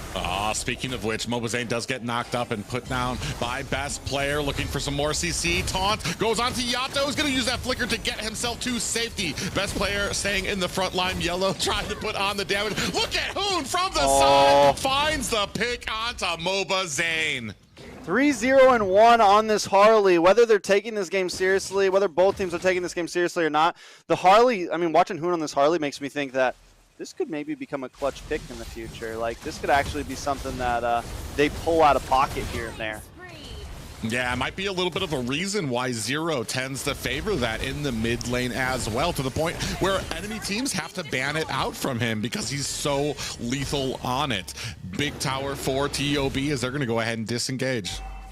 Yeah, I mean, and it's, yes, you give up like your siege and high ground and things like that, but like, especially when you pick up something like the Fredrin in your jungle, something bulky in your jungle, it makes sense to have something, you know, like an assassin-y mage like that. And we always kind of theorize with the Gushin or something like that, but I feel like the Harley works a bit better, just a little more mobility, it's a little less dangerous. I feel like you're not stuck in there, you always have a way to escape, but you still get that lethality there. Oh man, they're bursting that lore down so quickly. Mielo's gonna go ahead, put some punches, some little taps onto Yato. Ooh, Mobazane almost got his purple buff a little bit engaged there. Is able to pull the retry off though. Oh, Milo's gonna be walking into T and Yato. But Milo's so ahead right now. He's actually super fed there. You can see all the damage that comes on him, Mielo, and doesn't even really phase him. Off screen, best player able to pick up the tower. 3 members onto Mielo. Now, as I was saying, that makes me a liar as Mielo goes down. Yeah, but look at the bottom tower. Zia's going to be bursting this thing down. And Lord's still coming at this point. Ohio Brothers do sacrifice some of their waves down on the boss side. Lord's going to be a little not as synced up as maybe they'd like it to be, but they're not leaving down there. Oh, jeez. I think that's the end for Mobazane. Hoon, I didn't think he was going to be able to do it, but packs that flame shot from the pocket, able to put the finishing touches onto him. Now we're starting to focus on this score. Fly Chicken going to use that flicker to get away from Zia. Out comes the snipe. Are we waiting for it? Trying to maybe look for Wrath. Is not going to be able to do it. T comes in with a little bit of a stun. Not going to be able to capitalize on it. This is about an 8K gold lead for the Ohio Brothers, and that's going to be game 2 going to TOB. What an exciting game, and TOB takes the dub. It's 1-1 at this point. So, on all seriousness, TOB, there's I mean, yes, the picks were, you know, a little unconventional, but there was a few things that definitely stuck with me there, right? Like the Harley, I think definitely could be viable in the future after seeing it. And when you're in a place like this, right, where, like, I'm sure, let's just be real, both teams are a little comfortable. They know they're going to playoffs. They know they're okay. This is a great time to, you know, limit test, to test some things. And Hoon playing that Harley could be maybe something we see in the playoffs. I think seeing that, I do feel like it could be viable. And you mentioned we've seen Zero play it. We've seen it be something. What I want to see from BTK is like, let's see Moba Zane limit test a little bit. Let's like bring out the YSS. Let's try something different. It's something we've been wanting for so long. And like, these are the days that you do those things. And that's the only thing I think that frustrates me sometimes with BTK is like, you have the perfect ample opportunity to, you know, try some strategies tonight. This is the time to do that, and you shouldn't be wasting that on a Khalid. You know, you should be using it on something that could really be viable in the future. And like Khalid, like I don't care if Powerless used to use him in the past. Like he's just, with how heavy CC so many junglers and EXP laners are right now, he's not really super viable. Let's take a look at some of the stats right now. The Ohio Brothers win 13-4, 9 minutes and 53 seconds and a 10K gold lead. Zia on this Bruno, packing one big punch. On the side of Milo, though, I think he was definitely the star of tonight, just completely dominating Moba Zane. Picks up the Bloodlust Axe, also gets some of that, also gets the Dominance Ice, and this is when the Ohio Brothers just kind of lock onto this bottom tower. Moba Zane caught up in the mid. They try to spend a lot of time to take out Mielo, and they put all their resources there, and here comes Hoon getting the clutch play once again in the mobile. Oh, and uses the flame shot just to be like, yeah, I got you now. Yeah, that's what I was talking about, is that it looked like he might have been able to get away, but had that flame shot right from his pocket. We can see here from the stats, Rich Guy going to Zia, Carry going to Zia, Forgotten One, Wrath getting himself on the board there. Unfortunately, Sandbag going to Yato there, but you can see here from the stats, damage to Turtle, damage to turrets, and Turtle Lord turrets, all basically in favor of the Ohio Brothers. A little bit of a mismatch when it comes to Karina against a Fredrin, as it did seem that Ohio Brothers had the number for that. Yeah, the Karina, like, it's good against some of those non-skill heroes, right? Like people that are going to output the damage, it can work against marksman and stuff. But the Fredrin, you lock them up. Once Karina comes in, you get taunted. And on top of that, you had Milo, who also heavy skill damage, like very heavy skill damage, plus the CC. So every time Zane tried to come in, there was just literally nothing he could do. He was getting burst down. Then if he did escape, here comes Hoon from the side, able to get those final touches on him, right? So definitely need to rethink some of those things and need to be a bit more thoughtful when the drafts come up. And now, speaking of drafts, this is game number 3. BTK on the blue side this time. Yeah, gonna have first pick for them. I'm assuming we might be looking at, I don't know if we're gonna be looking at a Fredrin for them, if they're gonna want to secure that. I do like, the Ohio Brothers really been wanting to take away that Fredrin from BTK, whether it's through bans or just picking it up. Even if Hoon has to play it in mid, they're just gonna take it away. Maybe more of a nuisance to Moba Zane, as they all know that it's one of his favorite heroes. A typical bans, though, starting out for both of these teams. For Ramis on the side of BTK, along with the Kaja and Kadita for TOB. Yeah, I mean, it is a literal fact when it's like 99% of games of TOB versus BTK, TOB takes the Fredrin. Like, it is just, and it's pure in spite of Zane. Like, no one else is doing, like, no one else has such a high pick ban rate of Fredrin other than TOB. I mean, they're like, no matter what, Moba Zane does not get that hero. Unless like something here, but even in these spots, normally BTK is like, they go for the Kadita first, right? Or they go for something else that's a little more viable, right? They pick something else up front. So like what we saw last game, they picked the Kadita, the Ohio Brothers still take the Fredrin. But I mean, BTK just has to be able to deal with that, right? We have to get past that. Like, we could, like, that can't be the only hero that Moba Zane's going to win on. And we know he has the ability to play some other things. He played a great Paquito last game against Area 77. We know the possibilities are there. I think the real strat, like when we come down in the playoffs, when we come down in the future, is like, let TOB do that and have something ready for it.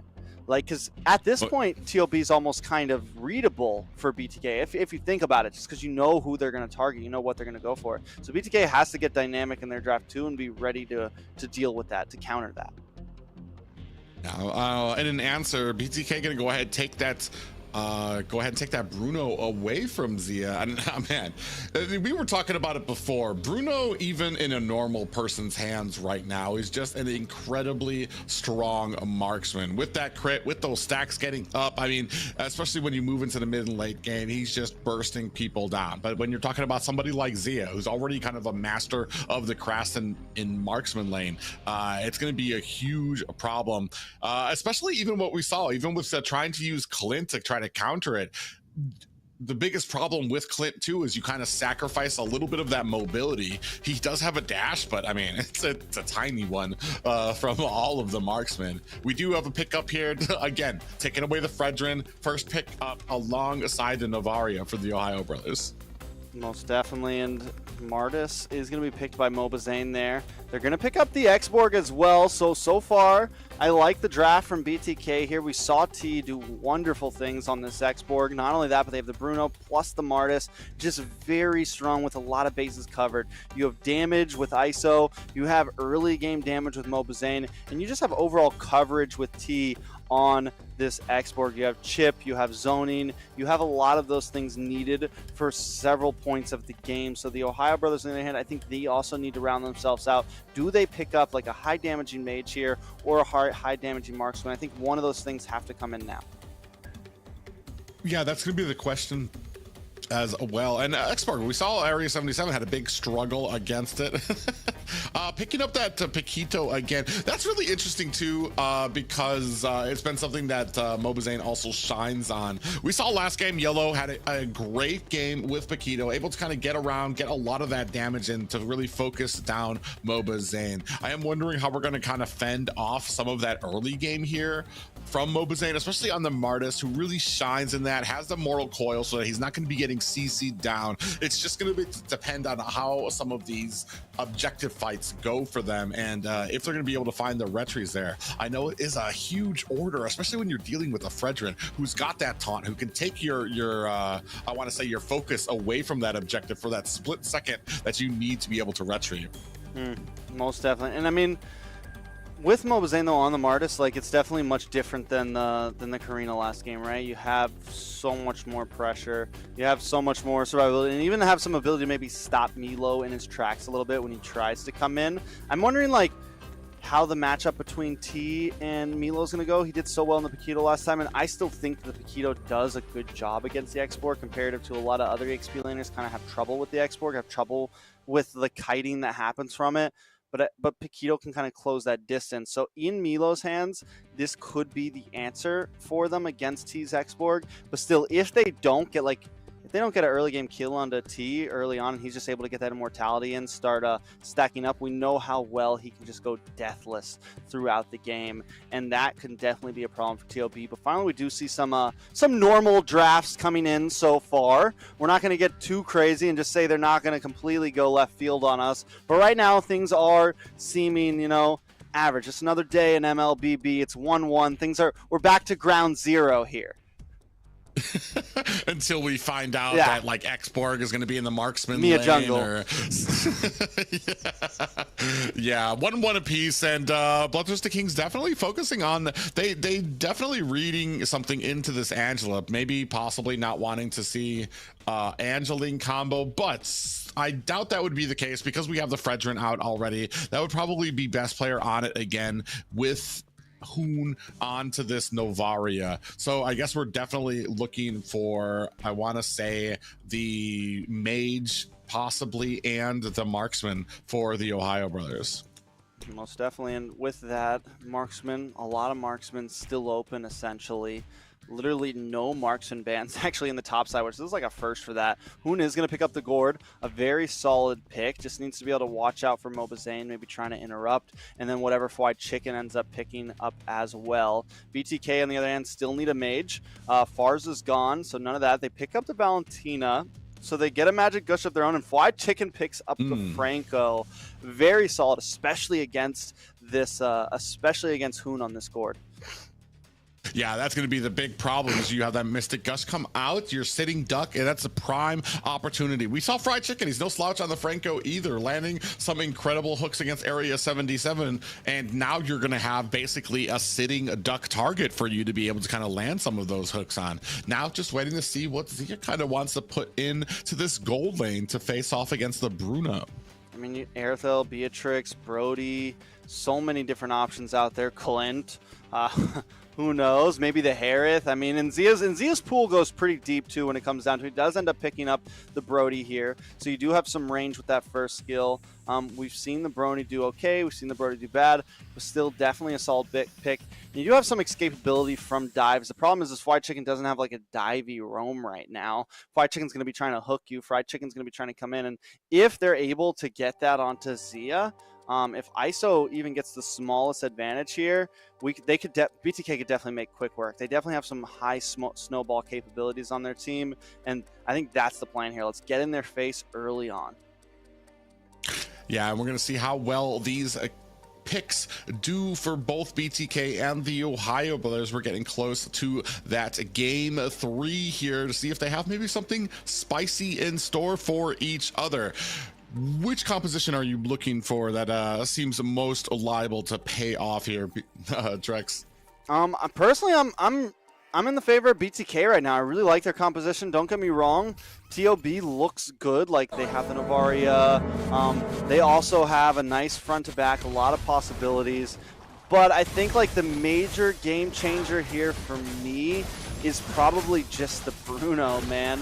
Like, everything else is pretty similar. Also, I still believe that the Martis can do a little better than the Fredrin, as long as it's played right. Plus, you have Suppress him with Fried Chicken. I just feel like you have a few more answers on BTK side than TOB has right now. And we're going to see how that pays off. Mielo does go ahead, engage onto Yato, putting some damage. Actually, Mielo taking a brunt of the damage after that Terrify. We can see big engagement. Fried Chicken does land a hook onto Best Player. Almost resets. Oh, actually can't reset the orange buff, but more or less just trying to be a nuisance in the enemy jungle.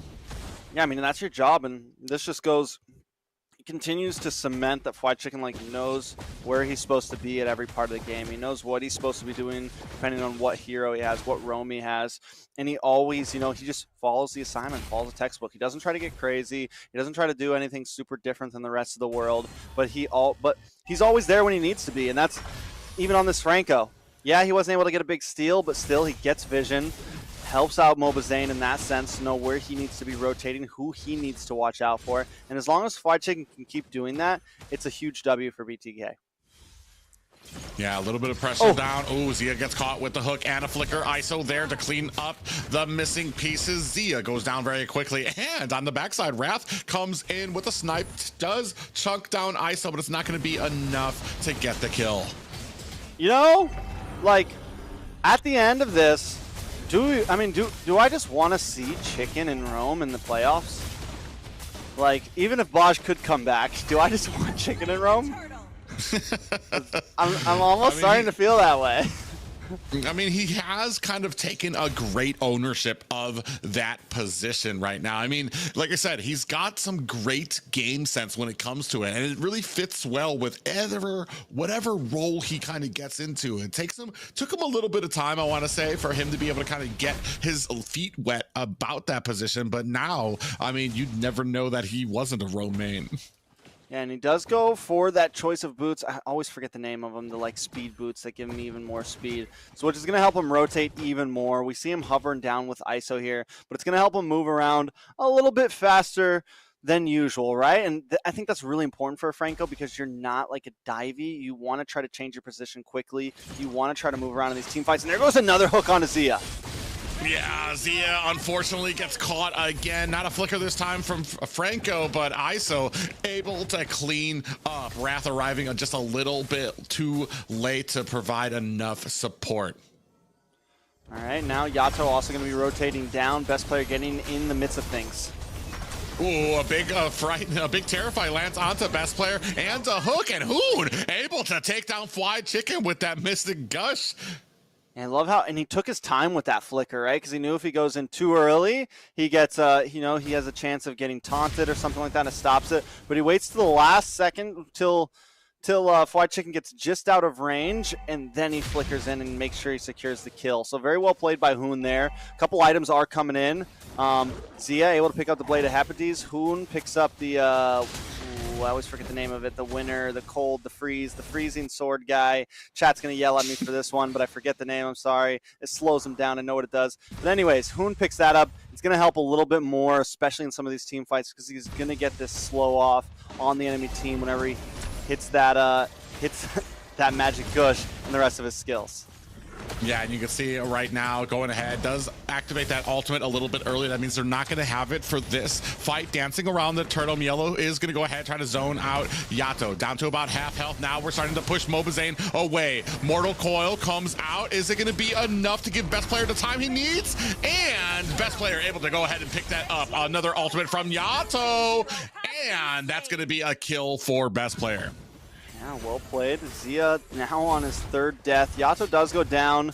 Milo as well. Luckily, Best Player's doing, he's hanging in there. He's 1-0-1 right now. BTK hasn't completely escaped with it. But as long as Best Player can kind of go deathless, he can at least start to be a front line at some point, start to absorb some damage.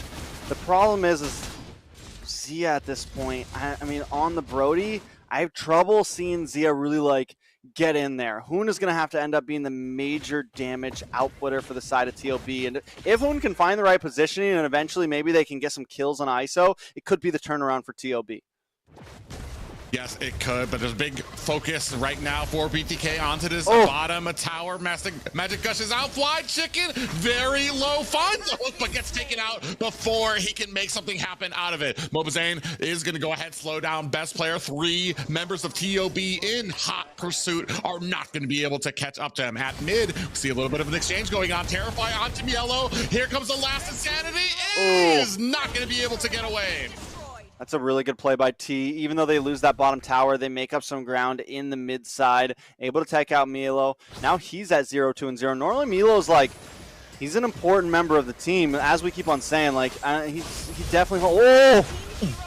Yeah, it does seem like Zia is a moth to the flame when it comes to getting caught by that hook right now. I want to say that's 3 hooks for Fly Chicken right now. Best Player coming in, the brunt of the assault with the taunt. You see the Magic Gush from Hoon. Hook lands, but it's not going to be enough to save them both. Most definitely. So, this in. It's called the Ice Queen Wand, and now that I've just heard that, I think I'm so stupid for not knowing the name, because I know the name of that item. But anyways, back to it. TOB starting to gain a bit more control. They were at about a 2,000 gold deficit. Now we've knocked it back up to 1. Should be able to claim this turtle most likely. Some things we need to watch out for, though. T sitting at 1-0-0. I mentioned this. If they're not able to get any early game kills onto this X-Borg can become a real problem in the mid and late game, especially in the hands of T, especially compared to Milo, who's taken 2 deaths as their EXP laner, and he's the one who's supposed to be creating space for the team. But with the burst damage of Yato and ISO, he's not going to be able to do that as we go farther into this game. Yeah, I wanted to see how that kind of shapes out for them now. A little bit of pressure starting to be coming up to the top lane. I think that's because we've already taken care of the bottom lanes. Now Fly Chicken trying to set his focus up to the top. Actually, 3 members of BTK. They do get a little bit of vision on Mobazane, so you have to know. Mielo has to know that they're in this lane. Ooh, he's going to go ahead, run through there, juking and jiving, trying to put on his dancing shoes. He's got BTK in pursuit, but this allows the time for the TheOhioBrothers to pick up that mid tower. Not only that, but they take the purple buff as well. Best Player able to secure it. A lot of damage. Yeah, Mielo gets caught with a hook and bursted down by ISO. On the other side, Best Player's going to have to dash him away to safety. Zia picks up the kill onto Fly Chicken. Best Player narrowly gets away on the Fredrin as ISO was putting in the work. ISO's getting confident, man. He's like, there's 4 of you or there's 3 of you. I don't care. I'm coming in. He's doing the damage. Only backed off at the final moment when Hoon's finally decided to turn around there. but still we can start to see, you know, the damage he's starting doing. Bahoon with those flicker magic gushes, he still hasn't taken a death, and he is also a huge danger. He's at 5,400 gold right now. He's got the Ice Queen wand in, he's got the glowing wand in. He's definitely starting to output a lot compared to Yato, who's about a 700 gold deficit behind him. Yato just got the Lightning Truncheon in, has finished the book, but still falling behind in terms of damage. And what BTK kind of lacks too is they don't have that, picking up the Valentina, they don't have that high ground mage, right? They're more of just like, they're kind of ube, like we got to get up close and personal. We don't have someone who can just like sit in the back and really output damage. Even ISO as a marksman, Bruno's more of like, I want to dash in. I want to try to like get in the midst of things. I don't have a huge range. So BTK has to find a way to deal with Hoon as we creep farther into this game. Oh, they're setting up for position halfway down on this Lord. Big hook lands on the best player. Suppression is on him. He might not be able to make it out of here. That's a retry down for the Ohio brothers. Zia with a torn apart memories on the backside. Mielo looking for a kill. He's not done, and he takes a whole bunch of tower shot for his effort. Meanwhile, Zia able to get the Lord as they take their focus away. Mobazane got brought down really low health, trying to get down best player, and he just kind of backed off. He didn't want to risk going in there for the Lord and taking the death, so they lose the Lord out. Zia able to take it. Milo finds Yato. Milo finally coming online a little bit here. 1v1. Yeah, he's battling it out with T here. Doesn't look like he's going to be able to make it out. Even Fly Chicken coming into the flank for a little bit of support, but I think T definitely had that under control. So BTK doesn't take the Lord, but they should be able to melt down this one. So they're not going to lose too much out of this. TOB not able to gain a lot of ground. Hopefully Zia at least takes this bottom tier 2. If he can do that, then they gain something at least from that Lord take here. Yeah, you're talking about that, but look at the damage that Zia's dishing out at this bottom tower as well. Going to clear out some of these minions, and best player inside the jungle right now. Mobazane sees it. They're trying to refuse it. This might be a little bit greedy for TOB. Mobazane going to go ahead and pick that up. Hook lands onto a best player with the suppression. T finds the kill. Oh my God! From Hoon! Oh my God! Clears out 2 members of BTK with that Gord ultimate. That is disgusting, man. That is so disgusting. 5-0-3 on Hoon. That is ridiculous. That's a 2-for-1 right there.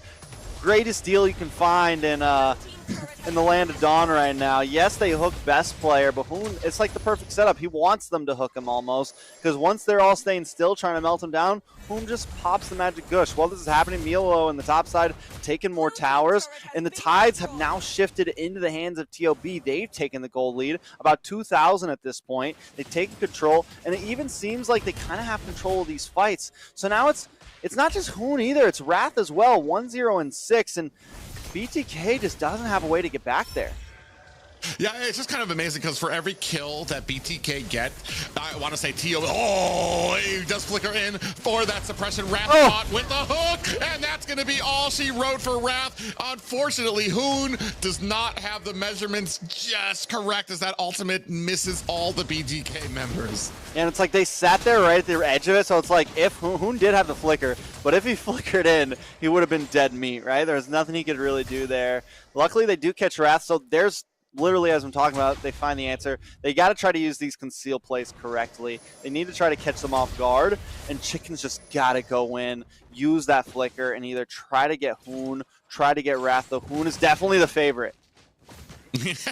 Hook lands onto best player, but they definitely don't have the damage for I want to say a mid-game Fredrin right now. Mielo, man, every single time BTK get a kill, it's answered back by the Ohio Brothers with kills of their own, and with Mielo on the other side of the map finding himself another tower. Now, slow play of the Lord. Best player getting a little bit of aggravate. They do spot out the rest of BTK. Mielo coming from the side. Hook lands onto him, but the rest of the team is not ready. Meanwhile, on the bottom side, big damage for best player. The rest of BTK running away from the fight. They don't have the manpower here for this Lord. Mobazane's gonna have to use that Mortal Coil to get away. Meanwhile, best player putting his attention back onto this Lord. Not gonna be any contention from BTK. Yeah, that's rough. Zia After taking those 4 deaths, we're starting to see a little bit of damage come from him as well. TOB bided enough time, and now they're back in this game. Not only in this game, but leading this game, trying to put themselves at match point. ISO and Yato just got shattered down, man, and the torn apart memories was just the final touch there, able to get that final kill. BTK now on the ropes in the base, waiting for the push to come. Yeah, Luminous Lord coming through mid, minions coming to top and bottom, BTK going and clearing them out. Another hook lands, and the suppression is going to be the end of Hoon. That's a big amount of damage that you're not going to have for the next fight. Rest of TOB looking to disengage Fried Chicken. You know he's looking for another hook. Following closely, stalking his prey, he does decide against it. Yeah, and because of that, like, I just noticed too, like, when he's chasing like that, he's actually moving a little bit faster, mainly because of that boots choice, right? So, like, when if he wants to try to chase and go for the hook, he can always catch up, because right now he's essentially the fastest one on the map. So, which is kind of funny because he's a Franco. But yeah, so he's moving quickly. He's moving along. He's able to get these pickoffs. We definitely can't count BTK out just yet. And as the game creeps on farther and farther, it doesn't matter who he hooks, because if he gets one player off the map for 40, 50 seconds, it's huge.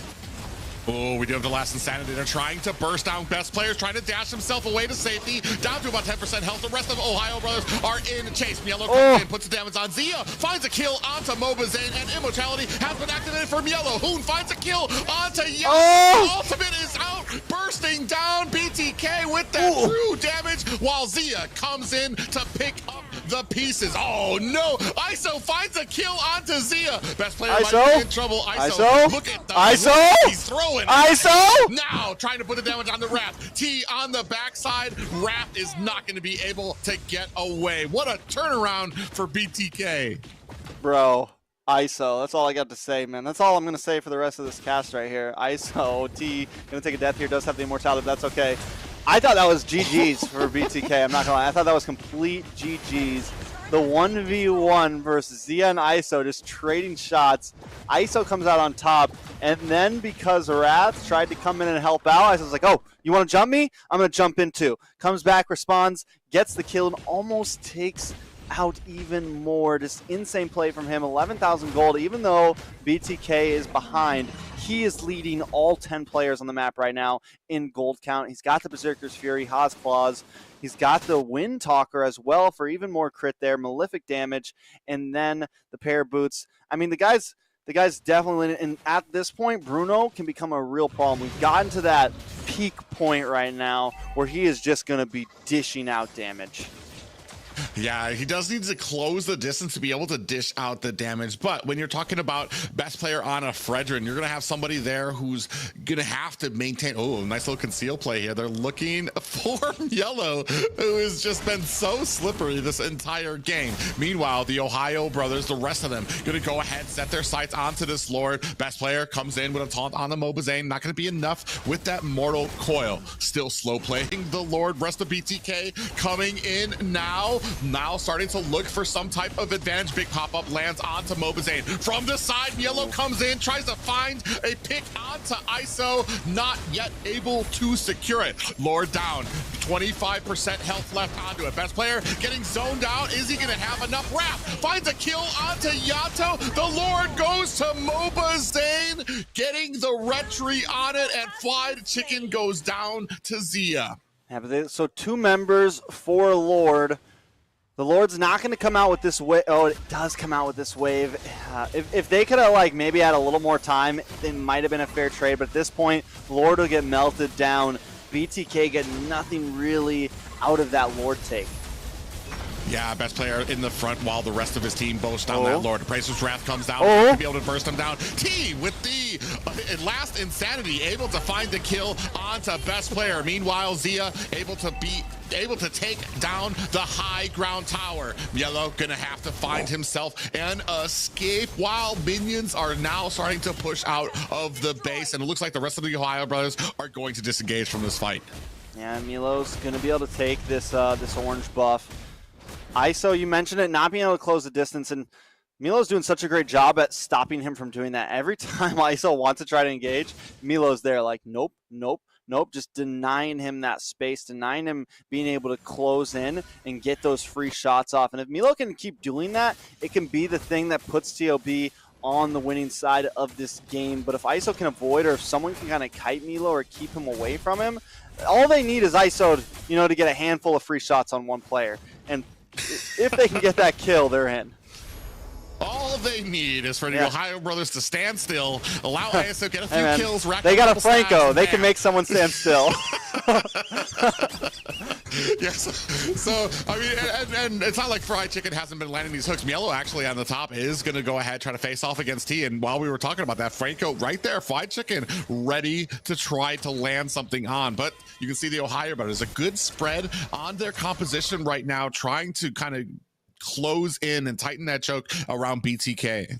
You know, I'm just glad we have a good game this time. Nothing bad about the last two games, but I feel like this game, it's feeling competitive. It's feeling like both teams are finally taking it serious. We're in this now, and I you know, it could definitely go either way. Yes, you know, BTK right now has a small gold lead, but we're creeping to that 60K gold mark where it doesn't really matter. But both teams have a few clear win conditions, right? Like Fried Chicken, if they can get the hooks on, if they can pick someone off at this point in the game, it's huge. Milo, on the other hand, if he can get to that backside, disrupt ISO, it is the winning play for the Ohio brothers.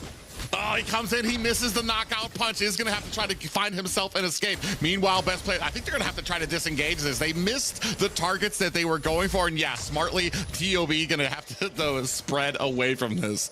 They tried, though, and that's what they need to be going for, right? They need to go for those pincers, and they're just literally everyone's got eyes on ISO right now. And they're like, all right, we're going to try to double team this time. I'm going to come from the bottom. You're going to come from the top. We're going to get him. He's still able to slip through, but then he also, like, what you really don't see is like ISO's also dodging the meteors coming out at him. Hoon's throwing out these projectiles left and right, so we're dodging those. It's a lot of arsenal. Oh, there it is. Oh, yeah. Big suppression comes on the Hoon. That's the mage down for TOB. Best player takes a pop-up, and immortality has been activated. They're not even focused on this lord. They want to bring down the Ohio brothers players. Zia comes in with a torn-apart memories, able to take down Zane. Both retries for these teams are gone, and ISO trying to put the damage onto Mielo is not able to throw the soccer ball fast enough. Hold on. We do have a hook that lands on the Zia, and that is a marksman down for TOB. A 1-for-3 trade in favor of the Bloodthirsty Kings.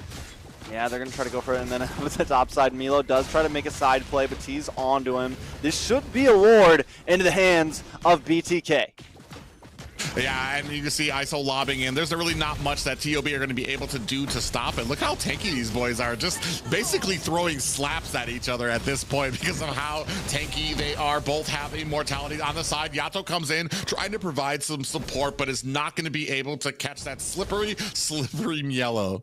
And the fact that Zia got kind of killed a little bit delayed in that fight. Like, best players back up, Mobizane's back up, but still another 11 seconds for Zia. Can BTK use that to try to get an advantage or at least try to take some more towers? They haven't synced up their side lanes, meaning I don't feel like...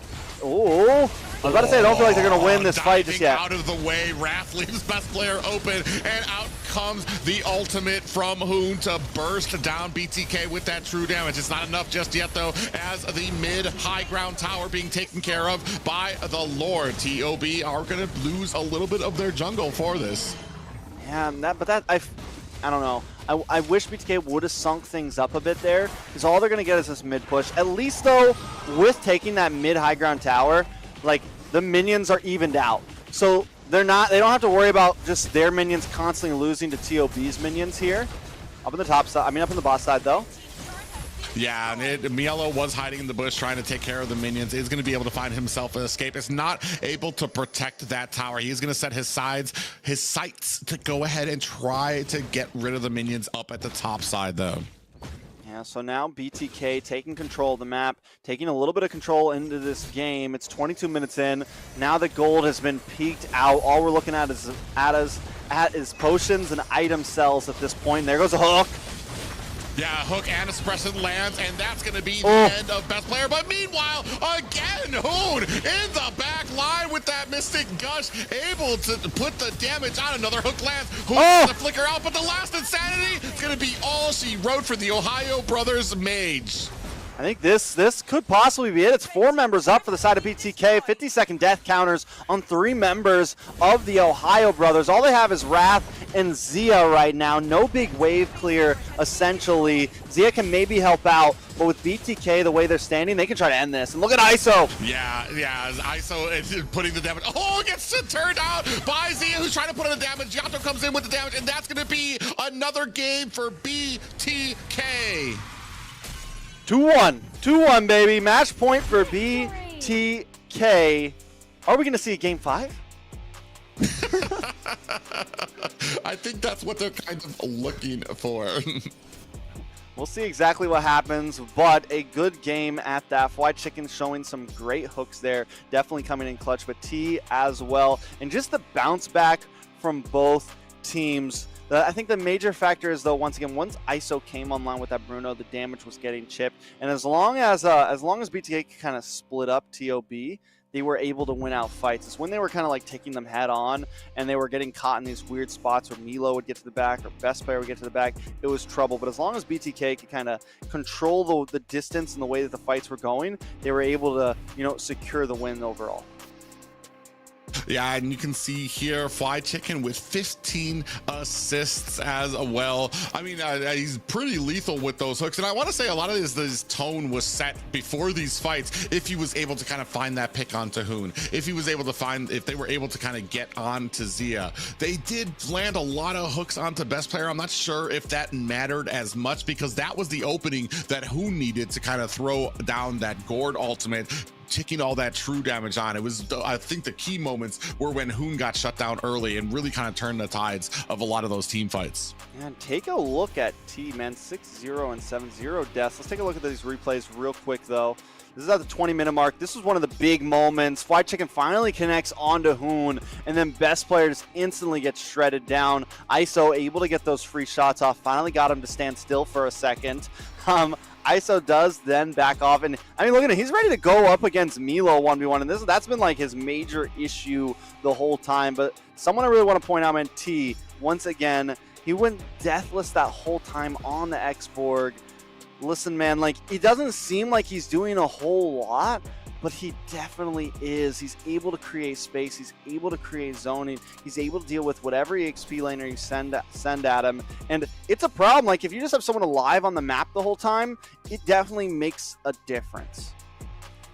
Yeah, we can see here the rich guy going to ISO. I mean, the ton of gold per minute you were talking about. If he's not dying, he's going to be a menace at some point in the game. The carry, Hoon, we saw it with those ultimates from Gord. 153,000 damage dealt out there, and Best Player taking the Sandbag Award as well. It still surprises me how much damage Gord does. Like, it's honestly insane because it doesn't feel like it's not like he has like a big burst skill or anything. He's just like consistently chipping out, but like it's just insane. Whenever you see that percentage at the end, anytime there's a Gord on the map, he's always like 30-40% damage. It's nuts. And those fights right there, when we were seeing Hoon coming in like halfway, like Best Player would go down, but then he would just like delete 2 players in a matter of seconds. It's pure insanity. Yeah, we're going to see if BTK have what it takes to kind of finally close the book on this last series. It's game point for them. Ohio Brothers are sitting at 1 point, BTK with 2. Yeah, I mean, match point. BTK, all they got to do is win 1 more. Now, this is just the Phase 3 Grand Finals. We still have playoffs after this. But I think at this point, BTK just, everyone's getting comfortable. We also have TOB with their sub on right now. I think everyone's just like, let's put on a good show for the very end. Let's prepare for finals. Fried Chicken, I think it's great practice for him right now on the roam. We're seeing more. I feel like every game he's just getting better and better, man. And like at this point, I was very worried about this whole sub, but at this point in playoffs, like I'm cool with it. I feel good about BTK, man, going into playoffs. The Ohio Brothers, I'm sure Shark will come back. We know Wrath. We met him last NACT. He's a great guy, but still, Shark and Hoon, we need that duo if we're going to be able to really go full power. Yeah, I mean, and that's the honest thing too. Is like a great guy, but not Shark, and that's the big issue, especially when it comes to like the synergy. You've talked about it, Hoon and Shark. The way that they rotate through the map, especially in the early game, is what kind of creates that pressure onto Zane. It creates that pressure into the side lanes as well. And while I mean, Wrath doing his job here for the Ohio Brothers in this last series. Definitely there is something different about the cohesion of those members there. Moving into the draft, nothing that we are going to go ahead. That respect badge coming out for the Franco right now. The Ohio Brothers going to go ahead and take it off the board. Yeah, I think it's solid. I think it's very solid. You take out the Kaji, you take out the Franco. These are two heroes that, like, and I feel like this happens every season. Like, you don't see him banned in the very beginning, but then towards the end, Franco starts getting banned a whole bunch. Kaji starts getting banned a whole bunch. And now it's like every team, it's like, we always forget how much of a pain suppression is, especially in like highly competitive. Like in rank, you might not ban these heroes all the time, but I feel like when it's in the right hands, these are things you just don't want to deal with. BTK gonna ban out that Bruno preemptively, knowing that the Ohio Brothers Zia will probably pick it up. And just, if you're a second pick, I feel like you never want to leave that Bruno open. Well, also, right, what is still open right now is the Kadita for possibly for the Ohio Bros to pick up. I mean, we've already seen how well that Fly Chicken kind of perform on it, especially I mean, when it comes to mechanical heroes. I think it really doesn't matter for Fly Chicken. What I've been seeing, if they're a mechanical hero, Fly Chicken's going to be able to use him very expertly, especially when it comes to those target lock heroes that need to aim things. He's just really great at being able to kind of land that from at the last moment. Yeah, I think that's something they're probably debating right now. It's like, do we pick up the Kadita right now? You do leave a lot of things open. The Fredrin is open for BTK if they want it right now, and that's been the thing that TOB takes away. That's a lot of time that's their first pick against BTK. It's like, all right, we pick up the Fredrin, then we give them something, but by doing that, they're going to forfeit over that Kadita. And I guarantee you that BTK picks up the Kadita here. Maybe not. If I'm off, I look dumb, but... Not just the Kadita, but you've got the Fredrin too. So you've left that open while you've given Yellow the Uranus. I mean... interesting strategy from the Ohio Brothers. See how that works out with these, because you've left it open for 2 picks for BTK. I mean, the Uranus has been like very strong. We don't see it all the time, but like I think every time it's played, it's almost like it's done wonders. Mobazane is gonna finally lock in the Fredrin, and bro, they gotta lock in the Kadita here. It's so good on Fly Chicken. Like, it's so good. If I'm their coach, I'm yelling, Kadita! They go for the Claude instead. That's why we're at I'd the be an casting angry desk, coach. and I'd be an angry coach. Throwing chairs into the court. I told you. Yeah, so we've got Claude picked up for ISO. I'm wondering if the Ohio Brothers are going to go ahead, maybe try to lock that in. You've said before, Hoon does play it, so he has been known to it. I'm not even sure about Wrath's hero pool. He might be able to play Kadita as well. I mean, it's not the hardest hero to learn. It just is the hardest one to master when it comes to kind of getting those angles for the rough waves, the pop-ups, and the petrify.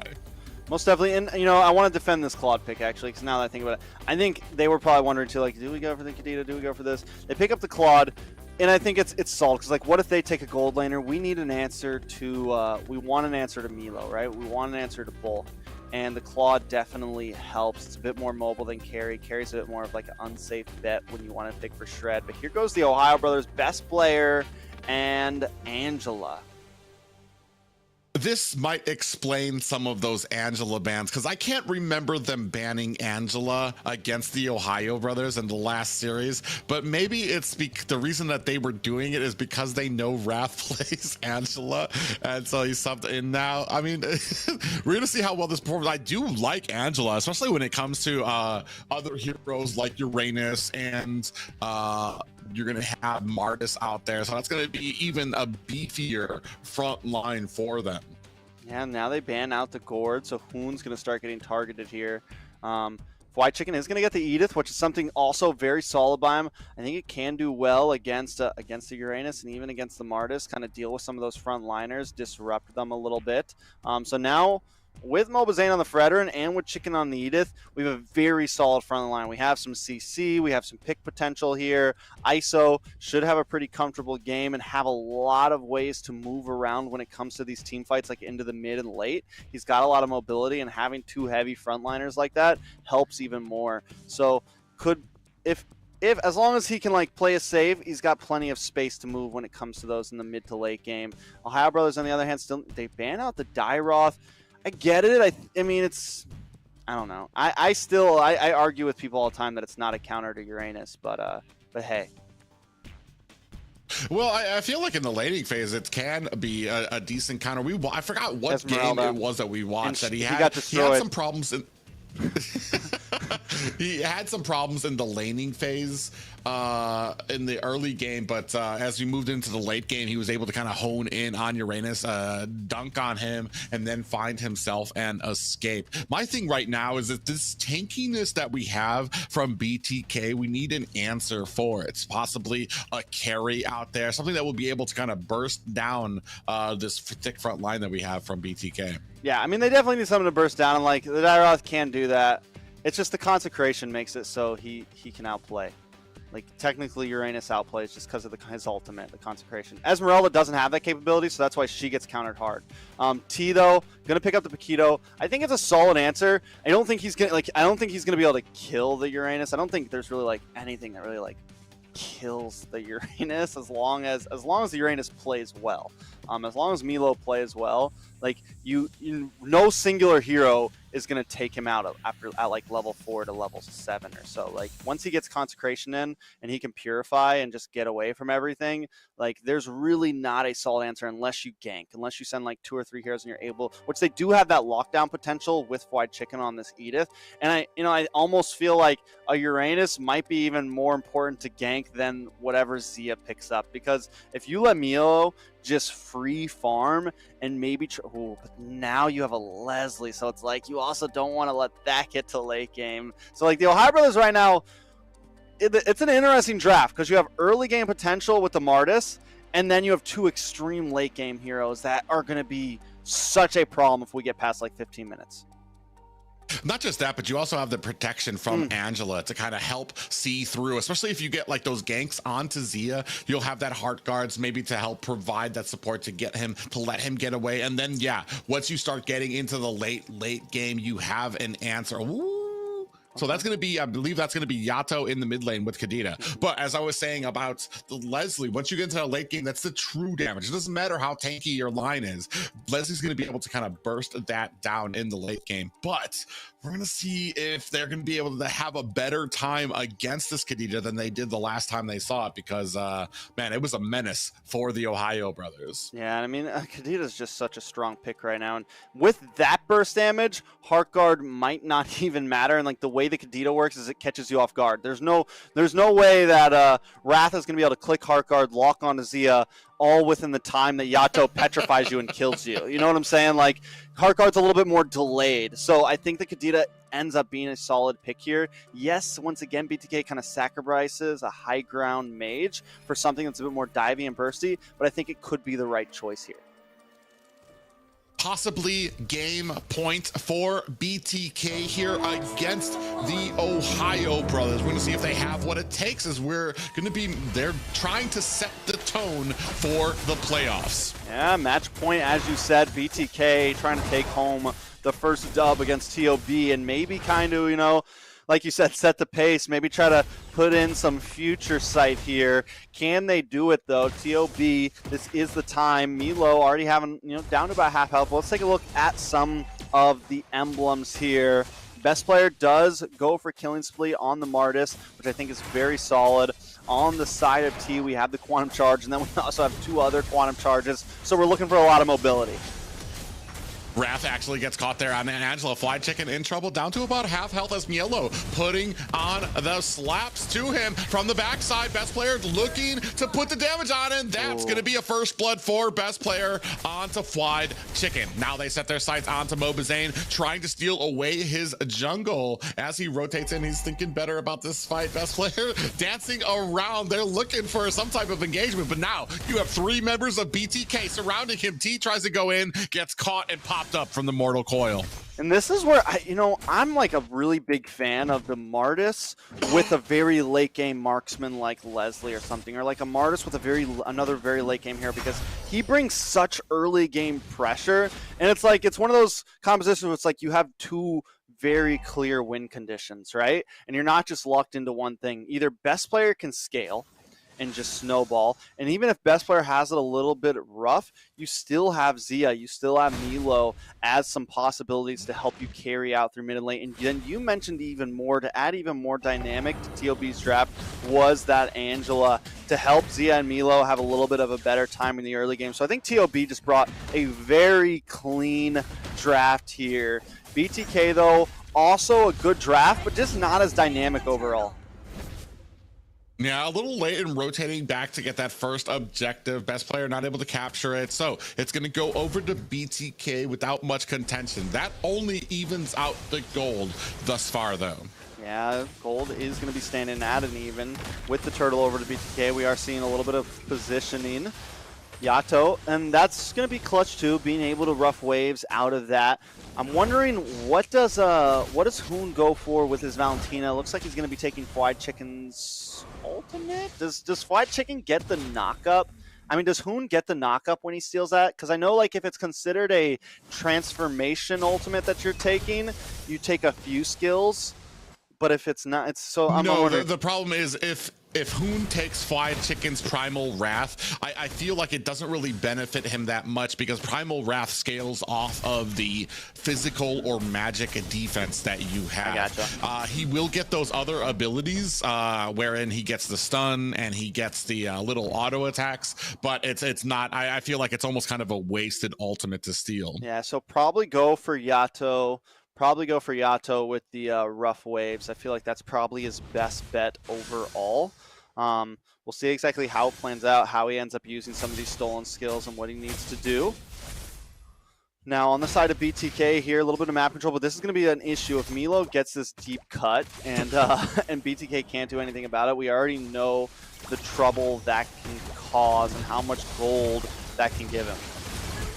Yeah, and we tried with the Hearts Guard, actually not able to save Zia, but the rest of BTK in trouble here as the swarm of TOB coming in. Actually, now bursting down best player, and it looks like Hoon in trouble. Wrath gonna have to try to find himself and escape as well. From the other side, ISO trying to clear out these minions, looking for a little bit more pressure, and a taunt onto Wrath. Hoon in trouble as Mielo finds a kill onto Fly Chicken off scene. Man, they're just throwing punches, man. Everyone left, right, we're 3-3, 4 minutes in, 6 kills on the board. That's over a kill a minute. We're looking at almost 2 kills a minute at this point. They're definitely going at it. Mobazane back to his purple buff. So, all right, BTK. T, if he can rotate around, are they going for a? They're going for a lane swap, huh? Already? Yeah, gold lanes. It looks like ISO's gonna be moving up to the top side.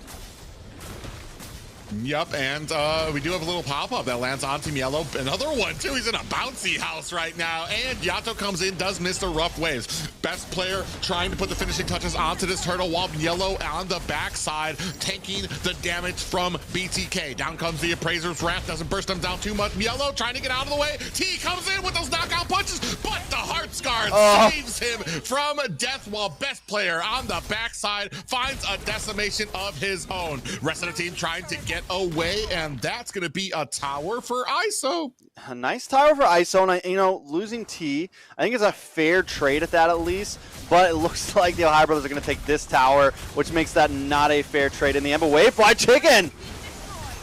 Yeah, comes in with that pop-up and the rough waves. Meanwhile, Best player trying to make them pay for it, looking for another decimation. Doesn't have it and might actually be in trouble. Primal Wrath activated from Fly Chicken. Coming in is Best player. Is not going to be able to find it as T comes in with the cleanup. Man, for just a second there, just a second, I thought that was a bad play by Fly Chicken, but T always seems to come in at the nick of time. Mobazane going to be eating up some of the TheOhioBrothers jungle right now. They did take that purple buff away from Best player, which is a good play. So now BTK starting to get a little bit of an advantage. We're looking at just shy of 2,000 gold, and Mobazane is feeling comfortable right there. He's in the midst of all of them, and he might be okay with that. Yeah, and right now, Mobazane in a little bit of trouble here. 3 members of Praetor's Wrath comes down, doesn't burst them down, getting slowed down by Wrath's Angela. In comes Best Player, able to find a kill on to Mobazane. Now, Yato in a little bit of trouble, earns a decimation for his troubles. Best Player in chase, trying to take down ISO, leaps across the ledge. Is he going to be able to get it? He is not. Fly Chicken on the side. Going on? With a pop-up of his own. ISO with that blazing duet. Best Player has to rethink that one as he gets taken down. What is going on right now, Private? I don't know where we are, what Twilight Zone we have entered, but they still keep going.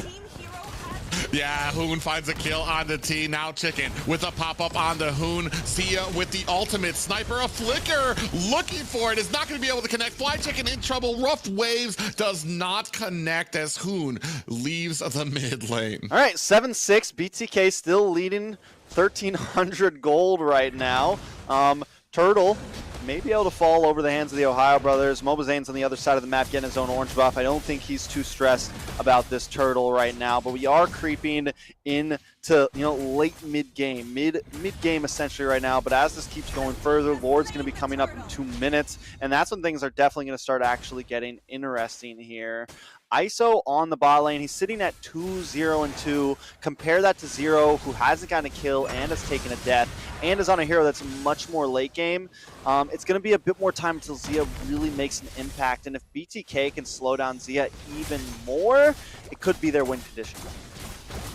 Ooh, look at the damage putting onto Mielo there too. And I want to say, like, this match right now, what's going on is it's basically it's like both boxers standing in the middle of the ring and just throwing haymakers at each other, seeing which one falls first. It's like one of those, have you ever watched the slap contests? Where they just like stand there and let you slap them, and then the other guy lets them. That's what we're watching right now. It's a slap contest, and they are both still holding their ground, but someone eventually is going to get knocked out here, and I don't know which one it's going to be, because the way this is going, it could go any way. Yeah, Yato does find, almost finds the Petrai on to Hoon, who is going to be able to get away. You saw the Hearts Guard ready. Wrath definitely waiting to be able to kind of execute that on. Best Player coming in, looking for ISO, thinks twice about it. Maybe a preemptive Hearts Guard there for Best Player. He's not going to really be able to make the most use of it from the side lane. Mielo has locked on to Yato. Mobazane tries to come in. Best Player comes in, is going to be able to find a kill, but earns a pop-up for his efforts and a death. Man, he's reaching right now. He is definitely reaching right now, and I want to say this, like, whether it's because Wrath is on the team or this or that, whatever you want, I will say one thing is that the Ohio brothers, we've seen this from them before, when they start to fall behind a little bit, when they do take some losses, I think it's something we saw in the NACT, they start to get a little bit riskier almost, and I don't know if it's because Shark's not there or what it is, but it feels like Best Player's just, he's extending a bit more. Maybe it's comfortability, maybe it's they know they're going to playoffs or this or that, but the way I know Best Player is he likes to win. He's a calm guy, but he likes to win. He's not crazy when his team gets all kinds of silly and this and that. He's always the one who's like, let's take this serious, let's take this serious. But right now, with the way that TOB's going, it seems like he's just getting a little bit too risky right now.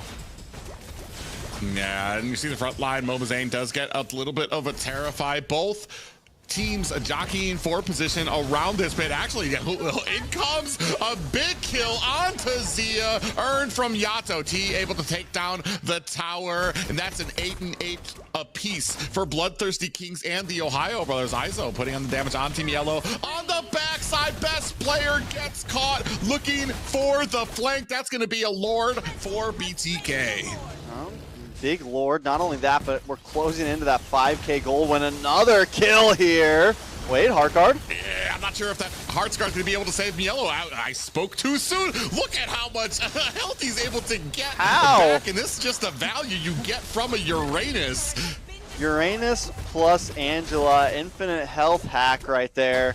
I mean, you get the heal, plus you get the passive heal from Mielo. It's definitely insane. T now possibly in a little bit of trouble. Yeah, he tried to dive in against Zia, misjudged the reins while Zia was able to pop him back, kind of interrupt his abilities. Now we have minions starting to roll through, looking to take a tower as BloodThirstyKings begin their push. Yeah, I mean, lanes are a little bit synced. They're not gonna be able to end here, but they could take that bottom tower. maybe take a little bit more. It's not an enhanced Lord, so you're not going to get the crash. Will just get probably melted down here. Is BTK going to be able to get anything big out of this? Yeah, I'm not sure. It looks like they're going to be able to get that tower. Maybe not be able to transition it to a high ground just yet. I mean, but that's still movement on the board for them. A little bit of an advancement for them. Yeah, definitely some advancement. A little bit more, like you said, ground coverage. Best player going to try to come out. They're just trying to keep them away at this point. The Ohio Brothers don't want to overextend. They know the risk because if they get too deep and Fly Chicken gets a knockup or T, they're able to combo anything. Yato. There's just a lot of wombo combo potential on the side of BTK that the Ohio Brothers have to consistently watch out for. Yeah, and it's just there's an immense amount of CC coming out of them too. So every single time somebody dives in, there's just that attempt of like just being able to put them into a coma with the amount of CC that you have on the side of a BTK, and you can see them refusing jungle, basically pushing, holding these waves at the towers right now. Yeah, I mean, and when we look at the Ohio Brothers, there's no real big lockdown on their side. Like they have the Terrify, they have the Mortal Corals. That's nothing major. Yeah, you have the Angela, but it takes like 5 seconds to get her stun off. So, I mean, it's just kind of tough for them to deal with what BTK's bringing. Yeah, we were just talking about the CC ability of BTK. Best player tries to go in, tries to Mortal Coil his way to safety, does not create the distance he needs, and immediately gets locked down. Meanwhile, Mielo on the side doing Uranus things, trying to cut the lanes, does notice that the team's coming after him, but I mean, unless you have the entire team against him, you're not going to be able to lock down a Uranus at this point in the game. Yeah, I mean, one good thing dealing with the Uranus is like ISO has been able to scale, like has been able to correlate along with Milo's scaling, so he does at least shred here. The only thing really keeping Milo up is the heart guard. This could be a bad spot though. Heart guards come out. Bro, full bar of health. Full bar of health. Full health. That's ridiculous, bro. That is insanity right there. But that is a heart guard down. Lord back on the map. Both of them having to go back to base. Milo's still on the opposite side. Look at T though. Yeah, T's going to go ahead and try to push in there. It's just an Angela. Okay, I was about to say, just an Angela against T. That might want to rethink that plan, but both of them on that side doing the split pushing thing here while we're jockeying for a position at this Lord. Mobazane putting the boots to it, and looks like it's not going to be contested by the Ohio Brothers just yet. He's spoke too soon. Best player comes in. Coil have the Hearts guard out. It's a very early, I want to say. When it comes to Uranus, I want to say Wrath is so much more patient than when he sees best player go in. As soon as best player goes in, Heart guard immediately comes out there. Maybe almost wasted a bit. T down very low from the back end. ISO with that blazing duet. Yato finds a kill onto best player, and now finally might have a little bit of a problem. ISO does get killed by Zia, but Fly Chicken finally able to bring down Mielo. Yeah, I mean, it's 3 for 1 plus a Lord. BTK definitely coming out on top, still holding about a 6,000 gold lead. And now with this being an enhanced Lord and nothing but high ground towers standing between BTK and victory, this could be endable. Like I said, there's no big siege potential for the Ohio Brothers. You know, all they have is a Zia, which, yes, can melt down the Lord, but still with lack of CC and lack of a high ground mage, it's going to be a tough defense. Yeah, it's pretty amazing here right now. It does seem like they have the opportunity to be able to close this. There's not, we were talking about it before. I mean, you don't have a lot of CC here to be able to kind of lock down anything from BTK or to kind of hold them down. So you're really depending on being able to chase them down. We saw earlier how well that didn't work out for best player as he tried to chase some of the members into the towers. So it's going to be very interesting to see if there's a way for TOB to deal with this. Yeah, mid lane, bot lane synced up. Lord about to crash. Let's see if BTK can end this. Yeah, Lord comes in through the bottom, makes ends meet of that high ground tower. Now best player in the front gets flipped up and tossed up for his effort. He does execute that mortal coil to get himself out of harm's way. Zia finds a kill on to Fly Chicken. Now the rest of BTK on the back foot trying to run away. As soon as they lost the Fly Chicken, they're like, nope, I think we're done with this push. Zia finally online, question mark?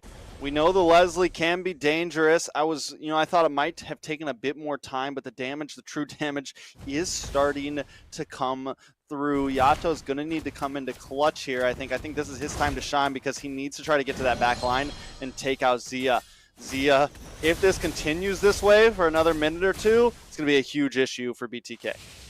Even with their goal lead.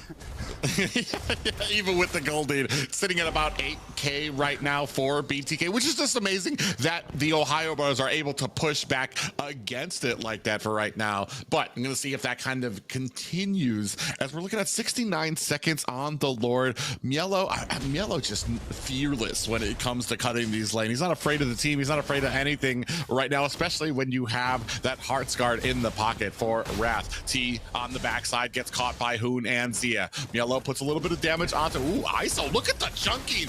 Hoon activates. Oh. He uses. Oh.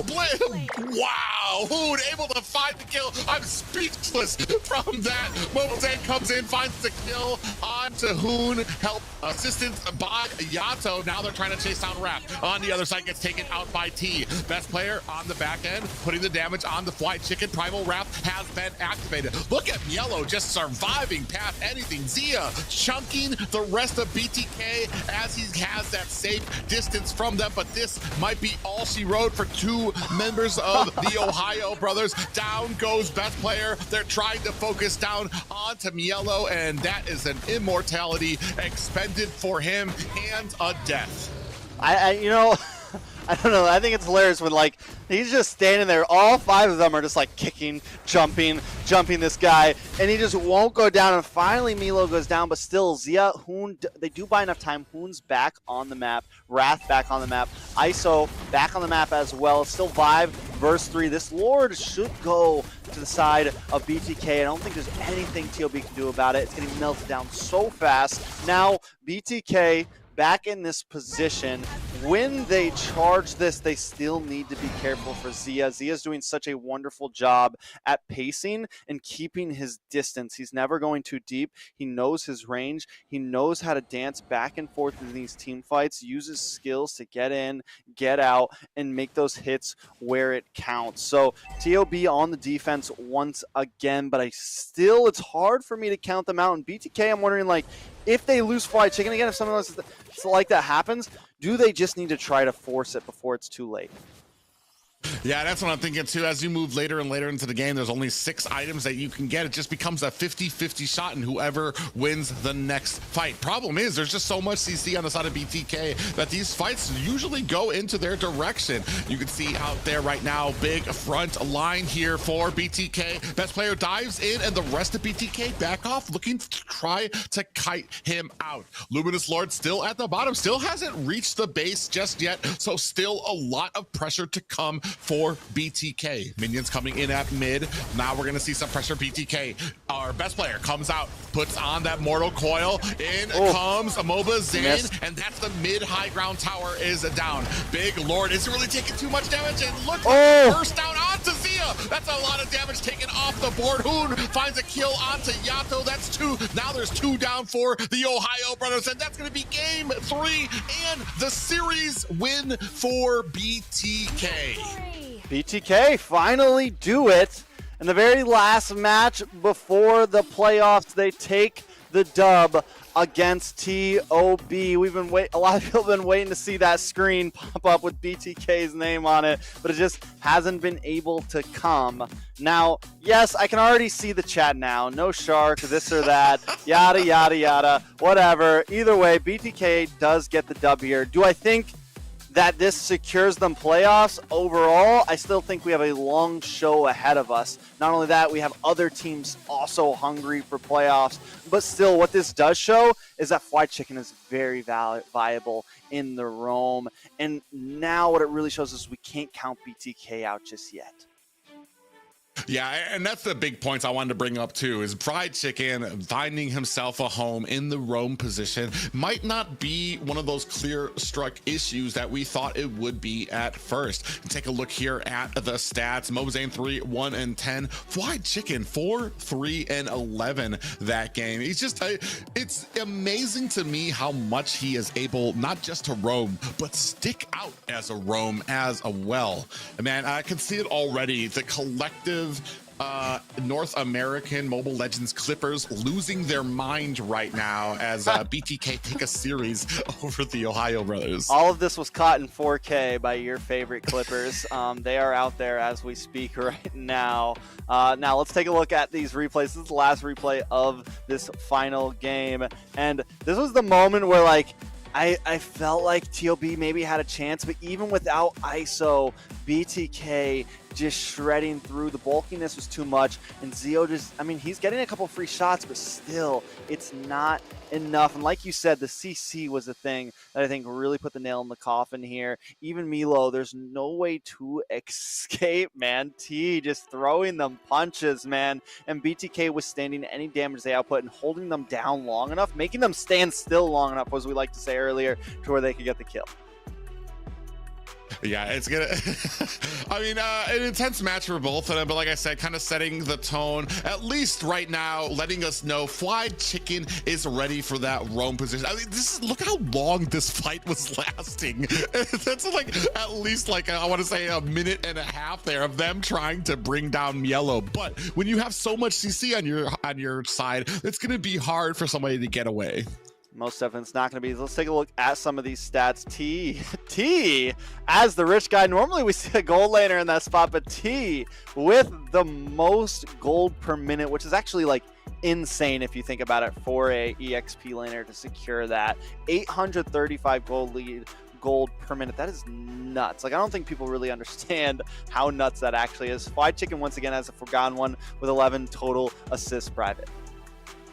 Yeah, I was waiting to see if anybody, there's no way somebody else got the sandbag over Yellow. Almost 300k damage taken.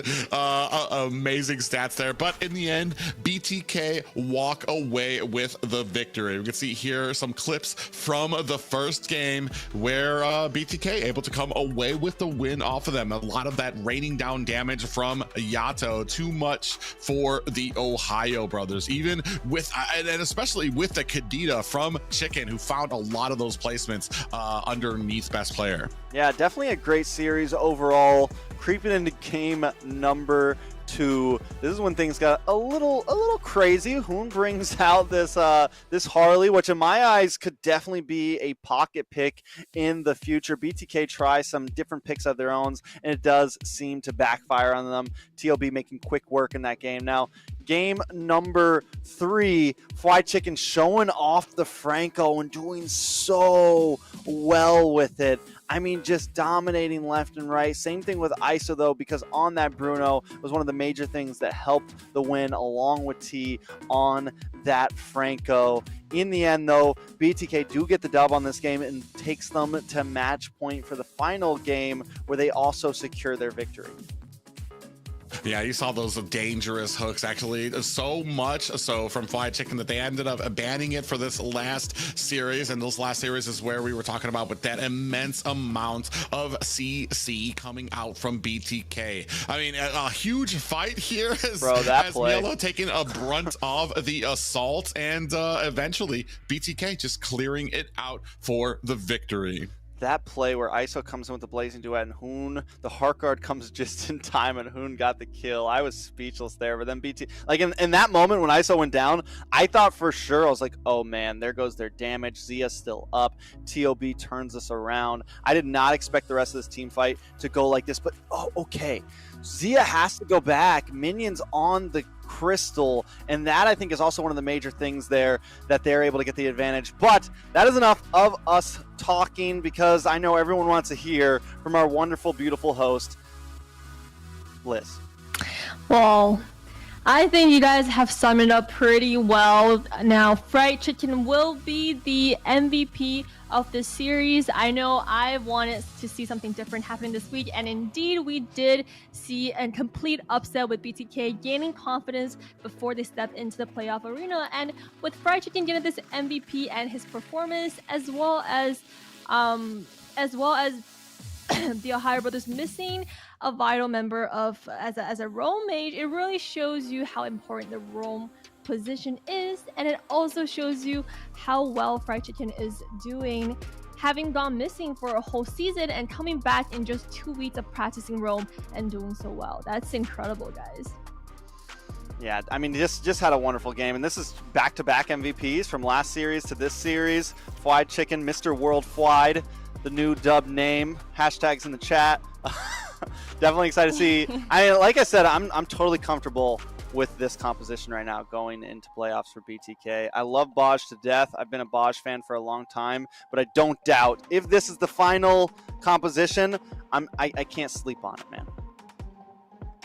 Yeah, especially with how well Fried has kind of flexed into the role. I mean, maybe, who knows? Maybe he starts picking up Rome position more often than not when it comes, especially when it comes to these team guys. I mean, like I said, there's just that thing that you need when it comes to Mobile Legends, the intelligence that Fried Chicken has. He got 2 MVPs tonight alone. This coming from somebody who just took on the role. So that just speaks mountains for me. Definitely, he's definitely a pivotal player in the BTK right now. And let's quickly take a recap at today's games, because this is the last day of the NACT. Now, in the first half of the night, Area 77 made miracle happen and punched their ticket to the playoffs as they secured a dominating victory against Avalon. Top 4 teams are secured, but then the battle continues. They were able to paint the Cinderella story as far as taking a game to BTK. However, the final series was once again BTK versus the Ohio Brothers for the 500th time, and both teams put on a great show last series, but BTK was finally able to secure one victory series against TOB, and it's very important because this is right before they step into the playoffs, so that's going to set the tone for the matches, and we'll see how they're going to perform in the playoffs. Now, next thing on the schedule is the standings. Private, you took the last series, so now with everything done, all the matches completed, take us through what are the current standings right now. All right, so it's definitely very interesting. I think we need just a second. Things are getting updated now. All right, so first things first, I think the biggest thing to talk about with standings is Area 77. They make it to playoffs. The aliens have landed. They are here, and they're going to LA, baby. So I think it's very excited for that one. Not only that, Avalon also secures a spot, but after that loss to Area 77, their positioning as like the number 3 team seems a little rocky. I think everyone can at least agree on that one. And now, not to mention as well, yes, TOB didn't have full roster, but still BTK made a great performance. Even after winning, they still sit in the number 2 seed. They will be facing off against Avalon in the playoffs bracket, whereas TOB will be facing off against Area 77. To anyone that doesn't know, playoffs will be a double elimination bracket over 2 days. It's going to be very interesting. But yeah, with BTK winning against TOB, I feel like, just like last season, people are going to feel a little more comfortable with BTK, I feel like. I think a lot of our eyes have been on TOB. I still think TOB is a favorite for the playoffs, but BTK is definitely still growing and feels like they have more room to grow as they move forward. Also, when we get to live stage, there's something that comes out of these players, of these teams, whether it just clicks something in them to try harder, to be a little bit more aggressive. Heck, we saw here when it came down to the line, Area 77 pulling out all of the stops, conquering Avalon, even getting a game over BTK. So while it wasn't the series, it's something that we've seen. Heck, last season we saw BTK took every single loss from TOB, and then when it came down to the grand finals, BTK able to take that to a game 7 and ultimately a grand finals victory. So that's just to tell you that anything can happen at the grand finals. Heck, we've seen this weekend, anything can happen. I don't think half of these brackets went the way any of the caster predictions went, and that's just that's something that I love to see here while we're casting is it can get a little tiresome if you always know what's going to happen, if you always know who's going to win. But North America constantly showing us that they have something mysterious up their sleeve.